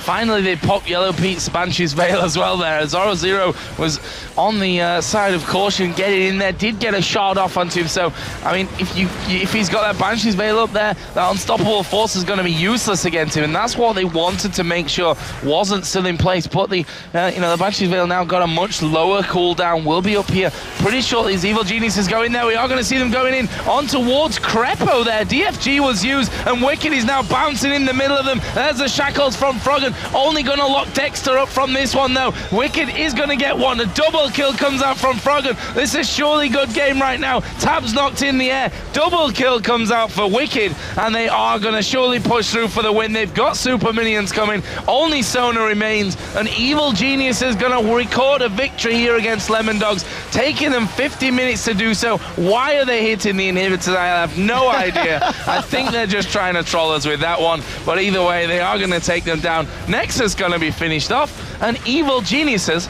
pick up the win. We talked about how Evil Geniuses know what to do in this late game. They know how to play, they know how to position, and basically Nuke Duck, he tried to nuke Crepo, and that is the worst target. He used the DFG, he used his ultimate on the support. You cannot afford to do that at that stage in the game when you need to get the damage dealers down. Congratulations all around, and Evil Geniuses, they look relieved more than happy. I'm going to make that call. Yeah, definitely a relief there. You can see Lemon Dogs headed over to them. Zoro0 first of all, and that's just a great testament once again to how much these players, how friendly these players are with each other. Like a big family is the LCS, and really love the atmosphere over here in Europe. But either way, fantastic game. We're going to head over to our analysis desk for this one, where Demon and Jason are going to break down that amazing game. Thank you very much, Joe. I wasn't sure if I could maybe get a hint of sarcasm towards the end of that. But it was a long game. and it's Evil Geniuses. So what else do we expect? And you know, if there's any team in the world that can get the crowd cheering over ward kills, it's Evil Genius. And they certainly grind it out. That's how you know it's a good game, if the crowd's cheering over wards, because it's I'm not sure about so that's much a action sign happening. of good game, yeah, exactly. Or a long game. But yeah. Either way, they did win. Well, I haven't been able to do that quite a bit over these last 2 weeks, you have to say, but it seems like, just as Joe and Quickshot mentioned, that it kind of reverted back a little bit to their old style, going with Morgana, unless they, I don't know, tweak something. I don't know. Like, if they were reverting back to that strategy when they need to adapt and evolve, then it's not really something that gives you a good sign. But the main thing is they won. Yeah, at the end of the day, Evil Geniuses picked up a win, and they are desperate to get those wins right now. It was a win over Lemon Dogs, who did beat them last week after a close turnaround game. They almost pulled it back in that match as well. That was a long game as well, too. Interesting, though, that we do see Morgana coming out there, and it was a good choice, it seems, against Nuke Duck's Ari. Yeah, I talked to Froggen earlier today, and he was mentioning how in 3.8 he loves Morgana, because the whole point of starting Doan's Ring and then picking up 1 or 2 health pots. And he also mentioned, against double AP teams, which this isn't technically double AP, but the Malphite kind of effectively acts as that, since you can stop the unstoppable force. It's like the perfect champion to pick up. Since everyone's going towards teamfight compositions, it gives you that great teamfight presence to lock them all down. Not to mention, if you're really quick with those black shields, you can stop your AD carry from getting caught, you can stop yourself from getting caught, and actually in the replay we're going to see in a second, it actually prevents him from getting locked down, and because of that fight alone, they actually turn the game around. Well, they didn't turn it around, but they kind of wide. Frankly, Evil Geniuses played it perfectly. Okay, yeah, so we're about 32 minutes in. It's 3-4 in favor of Evil Geniuses, and 43.6 thousand gold to 40.3. So relatively early on, considering it was a 50-something minute long match. But let's get the replay on your screen and show you exactly why we say this was like the defining point of this game. So we have Lemon Dogs. They're going to go in here and engage on Crepo, which you might say right off the bat isn't the best thing to do. But anyways, we're going to get started, and you're going to see just kind of the mistake Lemon Dogs made a little bit, but also the amazing play out of Evil Geniuses. So you see Tabs, he gets exhausted in the backside, and then of course Wicked just drops straight for him. You see Snoopy go for him as well, and then this is where like the big play's going to come in. We will fail her. It's actually going to crescendo right across this area right here. But Froggen, he's not worried. You had Nuke Duck caught by a Dark Binding. You had him locked down with Whimsy, and because of that, he wasn't able to escape right away. But here's the knockup out of Crepo. Froggen has the Black Shield, and look at that ultimate. He hit every single member that was alive on Lemon Dogs with it, the initial charge. He locks Nuke Duck down, ends up picking him up, and then the rest of Evil Geniuses just get to trail on them one by one. And the thing is, if you're playing a Vayne, you're extremely good late game. Even 30 minutes in with the items he had was extremely good, but if you can't stay alive, if you can't keep yourself away from the enemy team and get that free damage in, then you're going to be killed. Absolutely. Fantastic stuff. I mean, fantastic play. It took them a while. Yeah. It took them a while but they won, that's the point. And they are standing nearby. But, without being too rude, Evil Geniuses like to take their time to finish these games. It's what they do. And, Trevor and Joe were talking about it in the match. The fact that... if they're in their flow, it may be a slow game. They had the Baron, they still didn't close it out. They had another Baron. They thought, should we do it this time? I don't know. I think he like 3 or 4 more Barons before they went for it. I see Crepo behind you. He's doing one of long game kind of things. But luckily, I wasn't casting it, so for once I didn't lose my voice. But we are nevertheless going to go over towards the main stage. Sox is standing by with Snoopy. Thank you very much. Thank you very much. I'm here with Snoopy, if my mic would turn on. Guys? All right, perfect. So Snoopy, jungler for EG, just come off a victory against Lemon Dogs. Talk us first of all through the Morgana pick in the team comp, as that is something we don't see that often anymore. I don't think we've actually played Morgana since Season 2 as a team. That was the first time. It's really weird. We've not had that much practice recently. It's kind of go with comfort picks. And Froggen was like, I want to play Morgana. They have a lot of initiation. We had Black Shield and Morgana. He felt really comfortable with it, so we just went with it. Elaborate a little bit about that practicing. It's something that a lot of teams have been using, well, as an excuse for maybe not performing that well. So you guys are currently 3-5. What's your feeling about the team right now? We definitely didn't have as much practice coming into the start of this season as we'd want to. We've kind of let that be known to everyone. Whether you're thinking it's excuses or not, we definitely haven't had enough practice. Hopefully next week, coming back to Cologne, we're really going to sit down and make sure we play a ton of games before week 3. And we'll be back to our best. Give us maybe week 4 will be as good as new, but week 3 we hope to be playing better. We'll hold you to that. And finally, you guys have tons of fans here. What's your message to them? I might mess this up. Spasibo za vashu podelsku.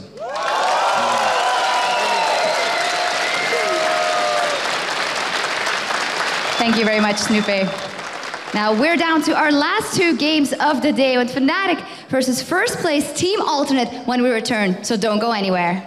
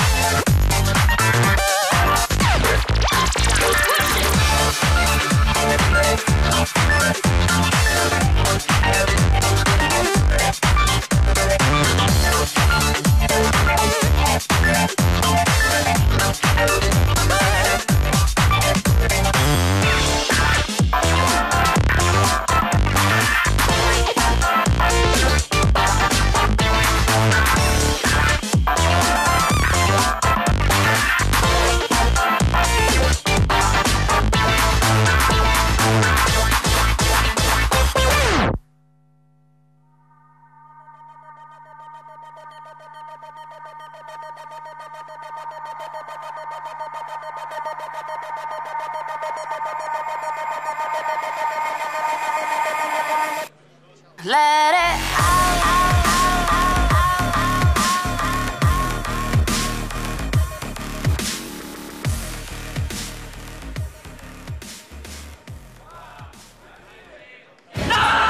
We won the first season of LCS, so we feel good, but it's the early season. I think every team is equal right now, and I'm not really thinking about, we need to win LCS to be at Worlds. I'm just always trying to win, and we just take one game by one and just aiming to win it.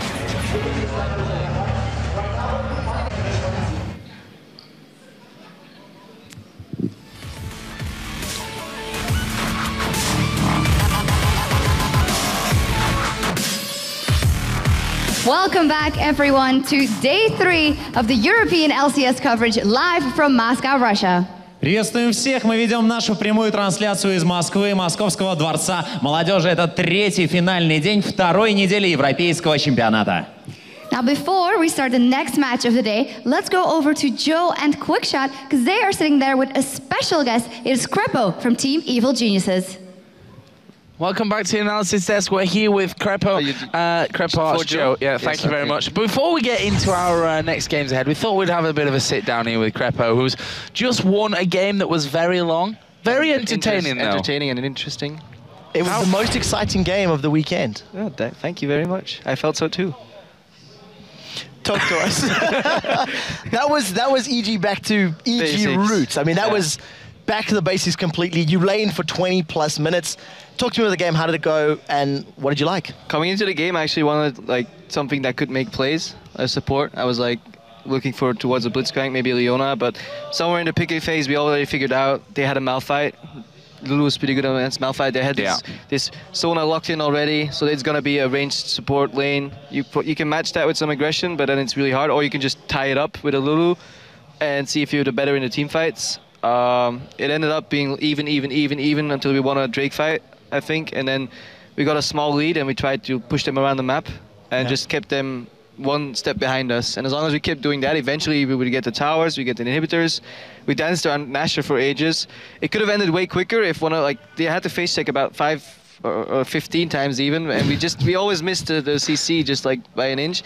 If Vayne gets caught once, Ari gets caught once in any of the sieges or the face checks, the game is over. Fortunately, I got a question for you about that, because you guys were roaming, and it's the first.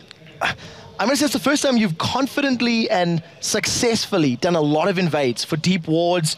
I mean, it was so clear you guys were timing and wanting to control the red and the blue buffs. Red very early, blue later on.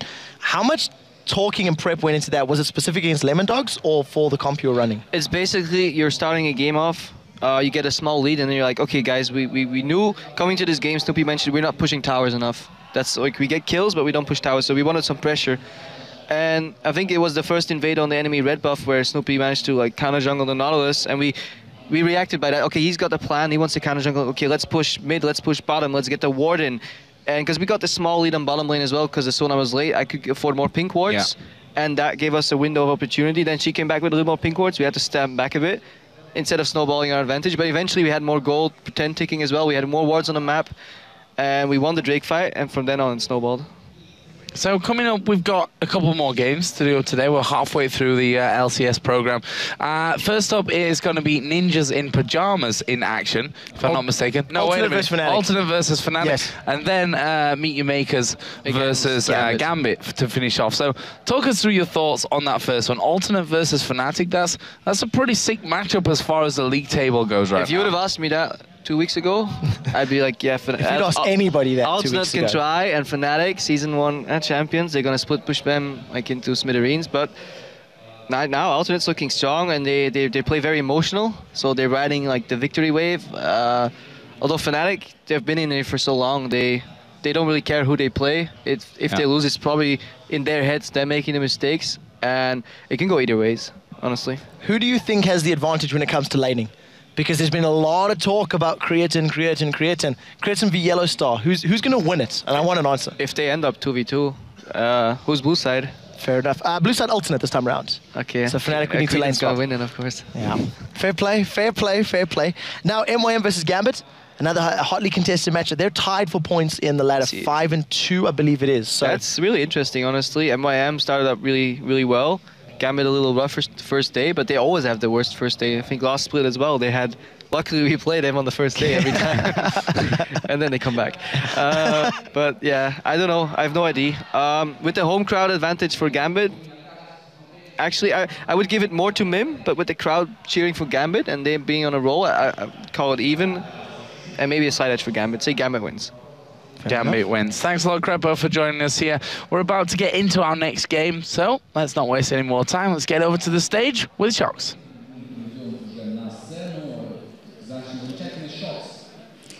Thank you. Thank you very much. It is time to meet the teams here on stage. First up in the blue corner, they are currently top of the league. Give it up for Team Alternate.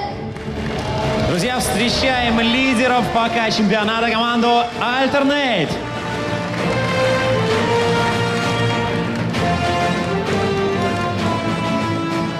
And on the red side, they are, of course, your spring champions of the European LCS. Put your hands together for Team Fnatic.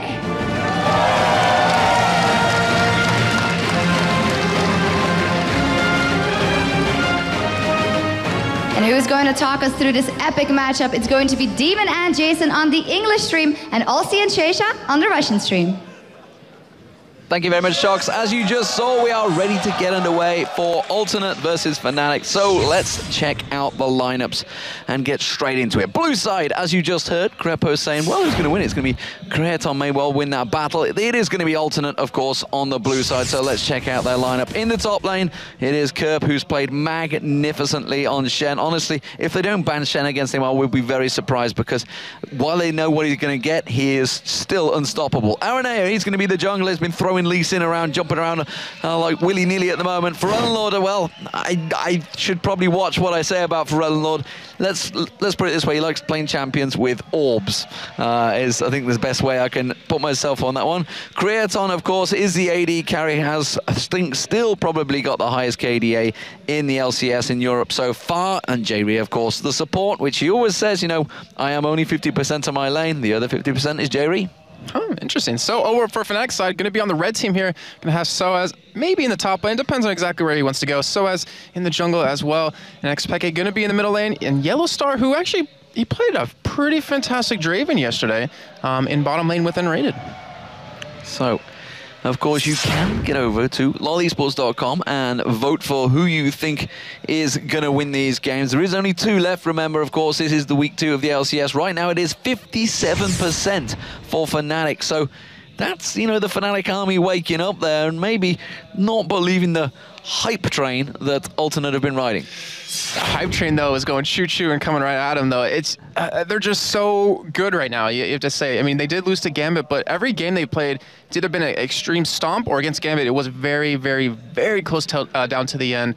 And I really want to see, can Fnatic put up the kills, put up the game that they need to against them? Well, Alternate, they are top of the league right now, 6-1, of course. Had a 5-0 Super Week. If you missed it, well, you missed some incredible games, because the game against Meteor Makers, which now they've done twice, have been fantastic. It only gets better. Action packs. When they play against each other. I mean, the Gambit game. If you missed Alternate Gambit at the first day here on Friday, it was tremendous. Of course, MYM Gambit. I'm excited for that one. That's going to be coming up after this one. But right now, Alternate, Fnatic, both of these teams are actually doing very well. Fnatic are slowly climbing the gap, closing that gap. Of course, the losses that they picked up at DreamHack, they seem to be over that. They don't seem to be phased by it whatsoever. Very true, but the one thing I'm worried about is that if you look at Alternate in terms of Fnatic, Alternate likes this controlled chaos. They like being super aggressive, more than any team we've seen so far. So they have to really make sure that their lineup's solid, they're playing champions that can deal with this, and they have a plan for it, which we saw when they have a plan for NIP, they kind of executed pretty well. So hopefully they have something here for Alternate this time.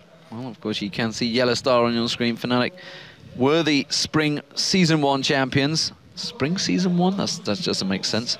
Spring LCS champions, whatever you like to call it. We're getting in towards Champion Select, and we're going to start the bans. They're going to get underway. So first ban instantly coming out from Alternate. That's a very close shot of N-rated there. Is, of course, going to be Kha'Zix. Twisted Fate taken away. They don't want to see Peke doing that like he did yesterday against Evil Geniuses. And Lissandra, Ezreal, Ari banned out by Fnatic. Quick fire bans. Jace also taken away by Alternate. Okay, so Fnatic is definitely... Shen is available. There's Kerp. Well, there you go. We talked about him earlier. He's a phenomenal Shen. You saw EG try to dive him bot lane 3v1, and he came out ahead with the kill and stayed alive. So it's going to be a very scary champion for Fnatic to deal with, but it's a controlled champion. They're like, all right, we're going to let him have Shen. It's better than letting them have Lissandra, Ari. And of course, Nunu was left open, which we've seen Arnea play, we've seen Sade play, and it's a really strong champion. So that leads me to believe that Yellow Star is actually going to play an attack speed champion like Kog'Maw or maybe Vayne. So that could be the sign for Alternate to maybe take one of those away and just deny it from them completely. And we'll see whether Cyanide does end up playing that. I actually think he will. I mean, Nunu's been banned, I believe, every game so far this week in the LCS. He's certainly not been available, I don't think, in any of the games. I have to check. He's a very niche jungler, because you usually rely on him as a support in the end in terms of the Blood Boil and slowing people down, counter jungling as well. So you have to run a certain AD carry, but that should be a sign for Alternate, who it's actually been taking quite a while on these picks here just to decide. It's like a free tell of what you're going to play. So if Jay relocks in Thresh, you remember last week how many kills he was setting up with that Thresh, those hooks, even the level 1 fight in the mid lane, he was in the position. So interesting to see whether Frelnord sticks on that one for J-Ree. I guess he will do. He's going to be up against Orianna. Ari is banned. Interesting to see what AP pick they'll take against Orianna. We did just see Morgana working out wonders against Ari. We'll see whether maybe Frelnord's got a new trick up his sleeve, but it's down to Fnatic. What are we going to go with here? AD carry almost certainly will come out, looking like it might be Vayne. And that's a perfect AD champion to run with that Nunu. Well, maybe it's Teemo. Maybe it's going to attack speed Teemo. I highly doubt that, though. But it has to be someone who is a little bit mobile. You don't want to get caught by Thresh. You don't want to get caught by Lee Sin or Shen. And actually, he did play Draven yesterday. It was really spot on. Actually, ran this Draven-Janna combo, and it was really hard to push up against because, you know, the damage with the shield, the extra damage you do with that axe on that Q, it's kind of hard to deal with. But also responding as they're sitting on Vayne right now, which honestly wouldn't be too bad. If you do land a hook, it sets up a condemn right away, and if Arnie is anywhere in the vicinity, you're gonna get a kill. You're going to get a kill, but it's also, I suspect a lane change almost certainly will happen now because they won't want to put Vayne Thresh up against Draven-Janna. Well, yeah. So they're on the blue side. No, because I'm thinking about because you want Vayne to have an easy lane to farm. Yeah. And we did just see earlier Vayne versus Ezreal, where ended up Lemon Dogs ended up winning that lane in terms of that. But Italy get locked. Sorry, in. I was like stunned by that for a second. I was like supporting it. I was thinking back to Dragonborn side, but that's a Thresh. So it's going to be a strong champion, but you're also going to have a little bit of a problem in terms of Cyanide. If he does land that Ice Blast on you, you're going to have no attack speed at all, so it's really dependent on kind of staying away from him. But that Lux does get locked in, which we switched like it might. Switched to Varus as well. So I like that change, actually. Taken away, that does make sense. Lux is going to get locked in. That will be Pharrell Lord. So the final choice is all over towards that top lane. Who will be the solo laner? Will it be 2v1? I expect. We did see Rumble earlier on, by the way, from Kevin. That was very strong. Malphite, you think? You need someone who's tanky, first of all, and you need someone that can engage into alternate really hard, because Yellowstar... delivery system required as well. And the thing is, like, you don't want Yellowstar caught with the light binding, because if that happens, they're going to dive on top of him and kill him. So you want someone to stop that from happening, and you want to start the fight yourself. So if you have him initiate with the ball delivery system, you can have and ready to get in there with the Janna, separate them away again. It wouldn't be a bad pick, but Xpeke would be on Orianna, so it'd be up to Soaz to play that Malphite, which we've seen Xpeke playing Malphite back in week 1. And of course, it does mean that there's going to be some slow Malphite play along with Shen. Lots of split pushing. Oh, Fnatic, how you do this all the time. But they actually are very good at it. And, you know, we just heard Crepo talking about normally they just split push you into submission. Elise, of course, as Joe pointed out before, there's only one loss that Soaz has had on that in the LCS so far. So that would bode well for Fnatic as well. So very, very strong pick for Soaz. And actually, now I come to think of it, I'm pretty sure that was banned against Fnatic yesterday. It's banned quite a bit. If it's not, we pretty much will play it at this point because we saw him use it, and it's just, he goes that heavy penetration build with the Abyssal, the Sword Boots, the Haunting Guys, and he just tears you apart. And with a squishy Varus, a squishy Lux, he has an opportunity to do it, as long as he obviously doesn't get taunted here by Kurt. But I guess you could use Elise as a ball delivery system, technically, if you want to build her tanky and then just kind of repel into the team. Yeah. But it's still a little iffy at that point, because obviously you can't have the ball on you when you repel, so you have to somehow get it on him when he lands. It's a very long-range team overall. I mean, obviously you're going to have Draven maybe firing from range. Peke is going to be staying from range. So as if he lands that cocoon, probably someone will be dead in a team fight, honestly. But we are about to get into the way. There is the beautiful MDM Theatre we are in, of course, here in Moscow, Russia, and the fans are ready and waiting to go. I've been impressed by how much they are supporting the other teams. It's not just a 100% Gambit. There are a lot of people, you know, I was out talking to the fans earlier, and I was like, oh, you know, normally at events I'd talk to you and ask you who you're supporting, but you guys, I guess, all support Gambit. And it was like, actually, no, we support NIP. And the other guys were like, no, SK. And as you saw with SK earlier on, there were signs up there. Fnatic have got signs out as well. So there's a lot of fans out there that are quite happy to cover a number of teams, not just Gambit, not just the Russian home favorites, although there's no doubting they get behind the team. I'm thinking you say that, but when Gambit comes out after this or this next game, it is going to be ridiculously loud in here, like it hasn't been until they played earlier yesterday. So as we are going to get underway into this game, it's going to be a good match. Like, you know it. Alternate loves this pressure. Fnatic is always good at responding to it. And the split push strategy, which they don't really have a lineup for at this moment, isn't going to work out too well. So they might want to go for some head-on-head engages. But at this point, we are seeing actually Fnatic head over towards this top side here. So we could potentially see an invade coming out.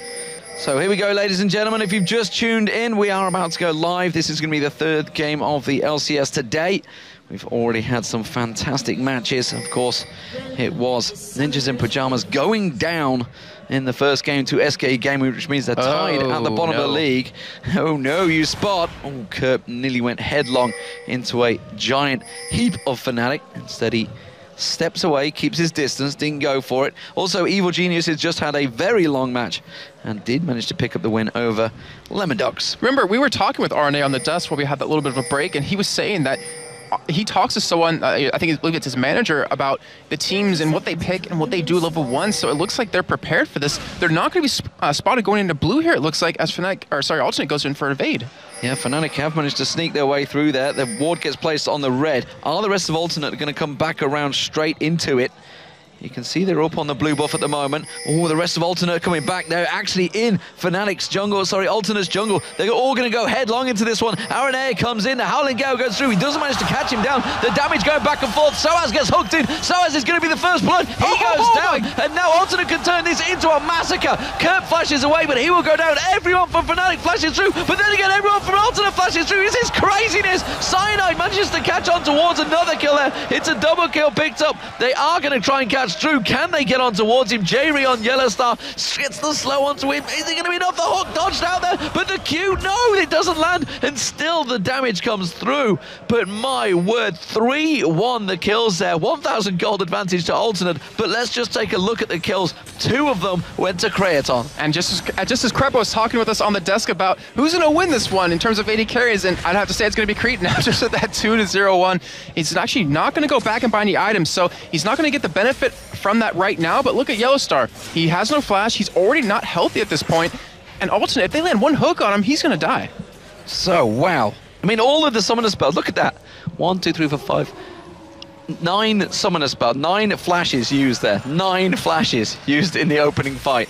Wow. I don't think I've seen that many burnt out in one quick succession, but that was absolute carnage.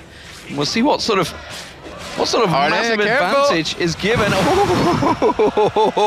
You know, he never would have lived that one down if he died right there. No, absolutely not. It would have been a Dyrus moment right there.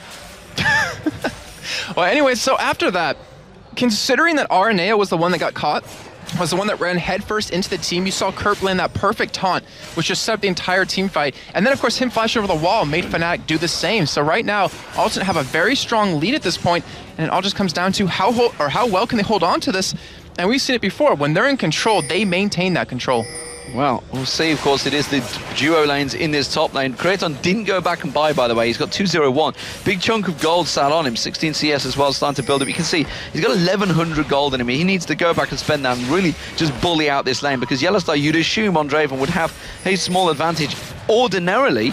But now that he's got to go back, and honestly, he can pick up any sort of item. Soaz actually catching Aranea here. Is he going to try and turn this one back around? The double buff on him. He is going to repels in towards Pharrell, tries to throw out the live binding, catches on towards Peke. That's going to be Aranea going in towards it. They could get a double kill here. Peke goes down. Can they get on towards Soaz? Aranea, if he throws out that Q, it would be very deep. No, he doesn't land it. Tries to get the Lee Syndrome. Doesn't happen. And Pharrell has to throw out that shield. The tower wasn't enough. But ooh, that dark binding, light binding, sorry, coming out from Pharrell. Morgana was in the last game. I'm confused. But wow, I mean, look at the aggression. You even saw Soaz. He went towards the red buff. He wanted to spot it as I dropped my notebook, and they were able to turn that around. RNA pushing his champion to the limits.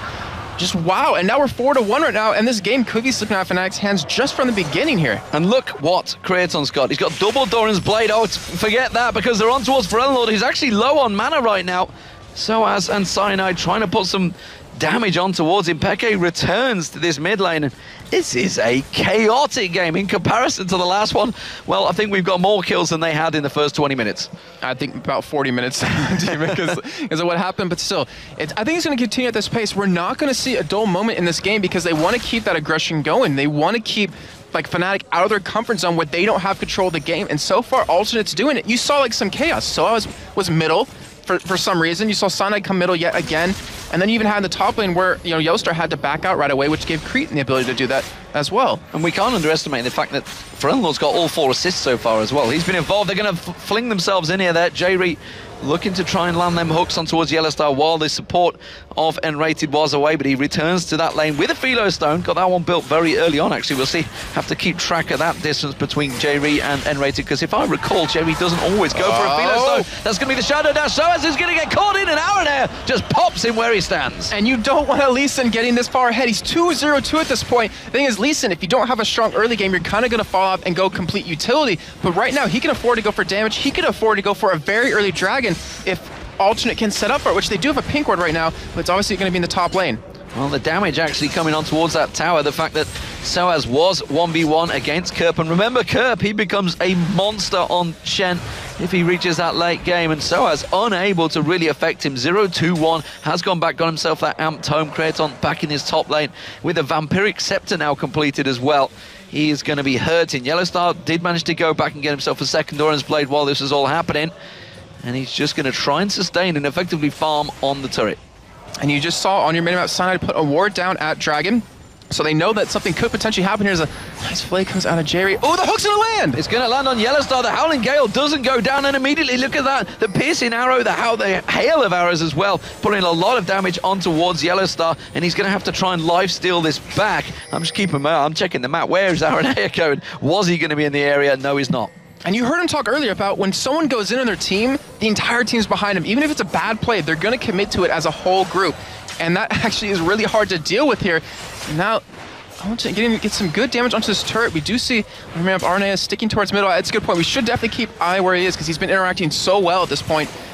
And still alternate very heavy damage on the turret. They could be able to take it in a couple of ways if they want to, but right now they're winning the CS war. Yeah, Fnatic pinging out straight away going, he is here. And we know where he is on the minimap. Keep track of that Lee Sin. See where he's going to be bouncing to next. I'll tell you what, I wonder if we're going to see Diamond Prox watching this and thinking, you know, next game, I'm going to bring out Lee Sin as well. I want to rock him back. Aranea stealing the glory away from me here. Blue buff being picked up by Pharrell Lord. That does, of course, give them the advantage in that mid lane at the moment. Peke doesn't have it. It was delayed a little bit until he gets his blue buff, so we'll see if that manages to work in the favor of Pharrell Lord. He's going to keep the poke on him, and there it is. The light binding does land on towards him. Hasn't used that laser. It is up in just a couple of seconds. Now we'll see whether he does want to catch another combo on towards him. J-Ree just waiting to land that hook. There is going to be the light binding. He catches the light binding. The laser comes out. Not enough damage just yet. Yeah, he just wants to push him out right now. He wants to hold him back. We've seen Oriana's earlier today during CIS, and if you punish them, if you hold them back early on, they're not going to do much damage as the game progresses. But it looks like Xpeke is going to pick up his own blue here. He doesn't have, well, he still has one more health pot left, so he could obviously heal up a little bit more.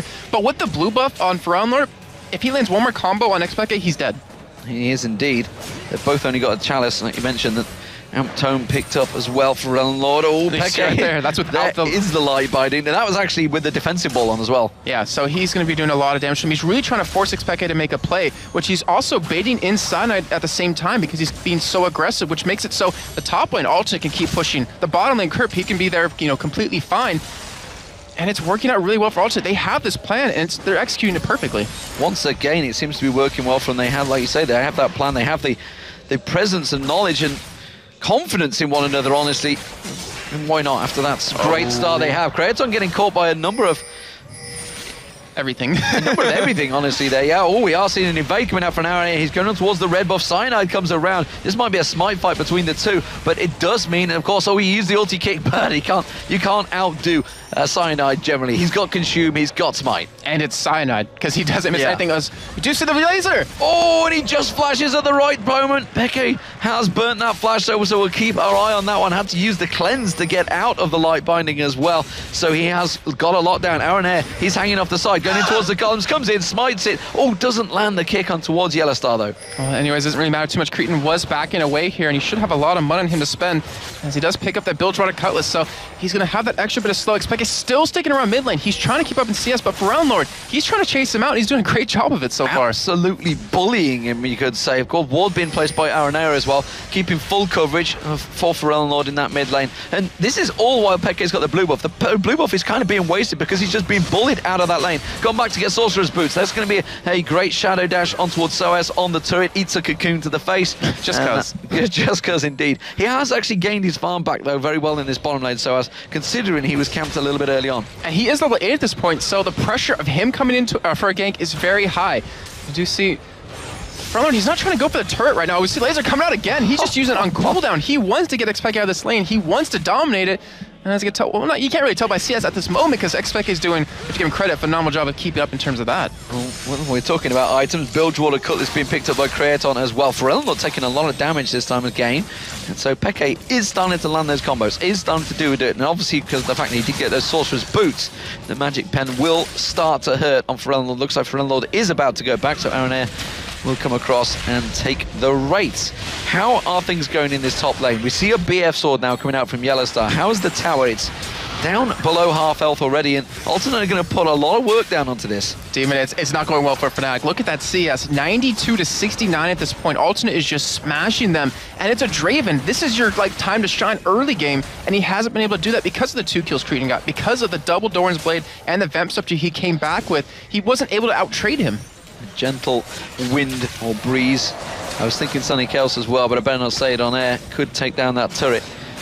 You can see just one shot, one hit from a minion, or one shot from Kraton. Is he going to get baited into it, though? That's going to be the slow, the Howling Gale on, and the... Oh, very nice. He done Dark Passage, pulls him away. Cyanide does throw it his Ice Blast. The hook turns around, Chain of Corruption goes in. Aaron Air comes in. Yellowstar's going to get taken very low. He gets booted back in the direction of Kraton, and he gets taken down. Why is Arnea always there at the right time?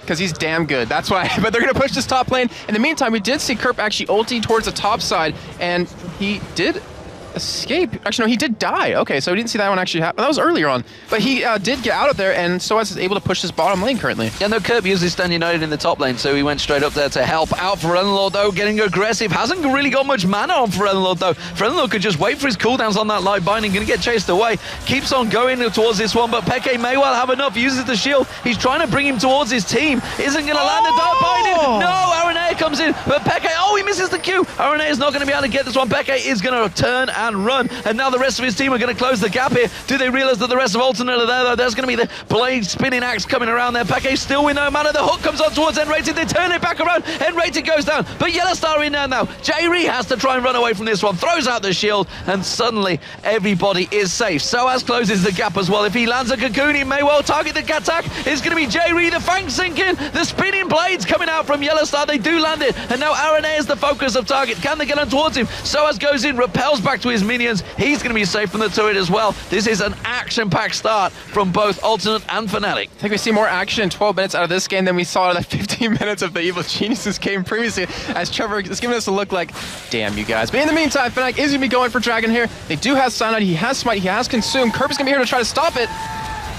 And they get it! Oh, he's got it, and he gets away with a safeguard. Is it going to be enough? No, but the laser comes across. Kerp comes in. He gets one. Cyanide taken incredibly low. Kratom on Yellowstar. Cyanide's going to come in, tries to bait it around. Yellowstar in trouble. Kerp gets on towards him. That's a double kill. Peke's still not got any mana. He can't try and get away from this one. Yellowstar's going to be the focus target now. Fereldenlord's going to try and throw out the damage. Is it going to be enough? Kerp's going to have to try and shadow dash away from this one. Has he got time? Tries to come around. Good ward placement from N-Rated. He's right with Tracks his Fereldenlord. difference, and here comes Fereldenlord around the side. Would you believe it? He's going to get away and even maybe try and steal the blue buff. And in the meantime, you see the rest of Alternate pushing this middle lane currently, and they should be able to lock that one down. And just Alternate, they're so damn explosive, and Fnatic is just being caught off guard. Blue buff will be taken away, and Expect was already having a tough time. He's going to have even tougher now. Controlled chaos, I believe you called it earlier you know on. what you called the Kerp. Look at him. He's 3-1-3. Why would you ever let Shen through for Kerp? He's just a monster on him. Because you want to lose? Well, I mean, teams say they know what to expect, but I don't think they know what to expect from Kerp. He plays with a trackball mouse. What can you expect out of him? I mean, he can catch off guard completely, but he's been playing a phenomenal Shen this game the entire time. His ultimates, his game awareness in terms of, I'm going to leave my lane and help out middle because he knows something's going to go down has just been phenomenal. And Expect he's still blue, right? He'd be happy with that one. Yeah, it takes away the race from him. Why not? I think he would be happy with that one. Aranea warding up the top lane. Soaz is going to go up there. Let's take stock of the situation. It's 9-4 right now to Alternate. They have that one tower advantage with 2-1 in terms of turrets. A 2,000 gold difference. It's going to be Soaz kicked into the chain of corruption. Repels away. Is it going to be enough to get away? You can see the ultimate spinning in there from Yellowstar. He's turning the damage back on towards Kraton. He's gone too close to the turret, though. That's going to be Shen coming in. Kerp's going to get in there. Shadow dashes across, doesn't matter, piercing arrow. That's going to be Nunu, absolute zero coming out from Cyanide, but now he's going to have to run like the wind. Cocoon was dodged out of. While this is all happening, there's a fight happening in the river as well. Aranea gets in, Soaz gets taken down. Let's get back to the river. We see N-Rated, he's getting flayed on. Fereldenlord will pick that kill up. Can he land the light binding? No, he can't. Peke manages to dodge it, but he's got no mana left. Again, how many times have I said that for Peke? He needs to get back to base. And again, controlled chaos. Look what's happening. They're breaking out fights across the map, and they're trying to make it so so Fnatic can't group up. They fight top lane, they're going to push middle lane and engage in their fight before Fnatic can get up towards the top side and help out. And now they're going for a push on this middle turret, and it's 12-4 now. The hook barely missing, and Expected taking still tons of damage. It's still taking tons of damage. Lord has that laser. There's going to be the shockwave though. J-Reed pulled into that one. Ice Blast comes out. There's the light binding. He comes around the side. Oh no, he comes in. Spins on the kick. Elite Syndrome working in effect for Aranea, but this time it's successful. I feel like Alternate is playing on an entirely different level from every LCS team at this moment. Yellowstar is now getting dull. Yellowstar caught out. He's using the barrier, but it's not going to be enough. Soaz comes swinging in. That's Kraton going down on the turret, and he may be able to turn onto Kerp here. Kerp in trouble. Cyanide comes around. The passive shield's not going to be enough. Back and forth. The action go. Light binding laser. Gone towards Soaz. My God, I can't believe this game. Aranea is in trouble as well. Cyanide's coming in there. Has to use the Iron Turn. Kicks him away, and Soaz gets bounced. J-Reed takes down N-Rated. The rest of Alternate coming around the side. Good God, what is going on in this game? Someone get this man an oxygen tank. I see veins popping out of your forehead everywhere right now, but Alternate, controlled chaos. Are we gonna get a break? I don't think it's gonna happen here, but actually, no, we get a break right now. They're backing away. We get to take a second. You wanted to take stock of things, then fights broke out. So that was about 5 minutes ago. So let's do that right now. We have Kerp. He almost has a Sunfire Cape now built. He only has 86 CS. It's a very, very low CS game right now. But the items that Alternate has are astounding. You keep looking down the list. Arnan, he has an Aegis built already. He has a Ruby Sightstone to bounce around with these wards, which you have to give him credit, has been doing phenomenal with. He's been getting behind the key members of Fnatic and just kicking them back into his team. Lord, he has the things in Holy Grail. I was forgetting it for a second. And damn it, easy launch rock. Come on, Jason. You got this. So he has a lot of damage. He has a lot of burst. Look over at Kraton right now. He has a Blade of the Rune King, so he has the extra lifesteal that he's going to need. He has that little speed increase. He has the drain as well, so it's going to help him out quite a bit. And Fnatic's side, they're not hurting on items, but they're almost following a complete item behind Alternate at this point. J-Reed just winging off the side. Wow. Finally, we get a little break, a little pause, a little slowdown. We'll see how it develops. It is 20 kills in, well, it was 15 minutes, actually, when all those 20 kills came in. Still only 2-1 in turrets, by the way. All that craziness has been happening across the map. They haven't really developed any leads across either team. It is a 5,000 gold lead closing in on, though, for Alternate because of that kill advantage they have. We'll see how that develops in terms of items, as you just pointed out. The fact that the Athenes is there, the fact that the Rabadon's Death Cap is going to be built soon for Lord. As soon as he lands those light bindings, he will be blowing people up. And the fact that they're keeping blue buff on him constantly, so he has that 40% CDR, he's going to be able to have everything. And you see right now, they're going for invade yet again on the blue buff. They're trying to take away every single thing Fnatic can have. And it looks like they might, no, Dragon's not up just yet, so they might have mistimed a little bit, but they're prepared for it. They have wards down. They're pink warding everything, and you see in the top lane, Fnatic, they're trying to respond. They're trying to go for a push somewhat, but still, one turret allowing Alternate just push bottom lane right now. They're basically just going to trade this. They're going to trade it. The Dragon is not available for a while, like you said, and they are going to take that bottom turret. Ooh, although Lord's heading up there, and now here comes Kerp. This is going to be a combined big elo boost. Oh my word, the laser not quite landing on towards Yellowstar. And that does keep them back, though. I think he was aiming for the creep wave, actually. He was just like, I'm just going to farm, and you guys, if you stand there, you're going to get hit. I think as he made them back away, now Kerp is going to push top lane while the rest of Alternate is pushing down bottom. Blue buff has respawned now for Fnatic, but it won't be given to Fnatic's hands as Alternate's going to take it away.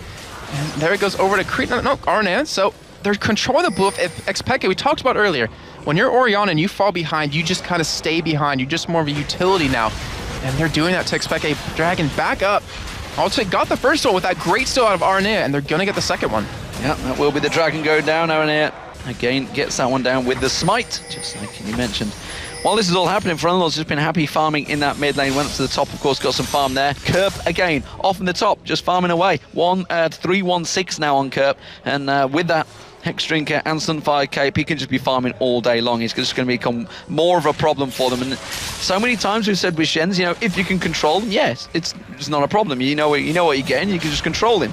But he's uncontrollable right now. He's going to just get stronger and stronger. Soaz is just going to have to try and make himself a target in the fights now. All right, just get on towards Kraton. But every time he's gone for him, he's got away. The thing is that Alternate, they're so far ahead in items right now, and they're approaching being really far ahead in levels that they can dive into these turrets. They can blow one person up extremely quickly as Arnett. He's just trying to give him that vision here, but Alternate, they have to back away from that turret eventually, and you see in the top lane, Kerp and Soaz going head-to-head. They're going head-to-head. That's going to be the Shadow Dash. Who is going to be the winner of this one? Soaz taking it very low, but now he might have to get away from this one. The Ignite was used from Soaz. That was pretty much all he had. Very, very tight fight between the two, though. And that, of course, buys time in the mid lane and at the bottom to keep pushing on those turrets. Look how low that inner turret is and the top bottom lane, middle lane even. The bottom lane hasn't been touched. RNA is going to get on towards there. We do see Yellow Star, but there's the laser catching on them again. And it was Cyanide it caught on. That's going to buy them the inner turret. And now it's 4 for 1 in terms of turrets. Demon, take a look at gold that Alternate is sitting on right now. We have to switch over and show you guys that because we have 2,000 right now on the Creed and on Varus. We have 2,000 on Bronlord, which you saw right there. So he didn't do much damage, but he's going to have his death cap done very soon. Curve 1400, like they are just pushing constantly.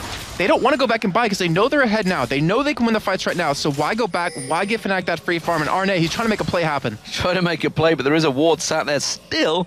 And he's like, okay, I get the picture. I'm going to go back. And I think, like you said, they just wanted to keep the pressure on, keep it going. Kraton did pick up that blue buff, and they're just keeping every little bit of pressure on, not letting Fnatic by themselves. Just that little breather, that little bit of time.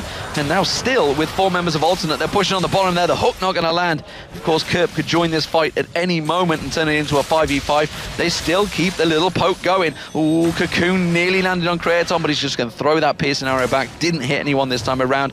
This time, finally, Alternate will back away. But they're going to come back even stronger. Looks like Fnatic doesn't want to let them back here. And they're such an experienced team that if you do give them that one kill, that one little inkling of blood, they're going to just start to snowball on you, or at least try to.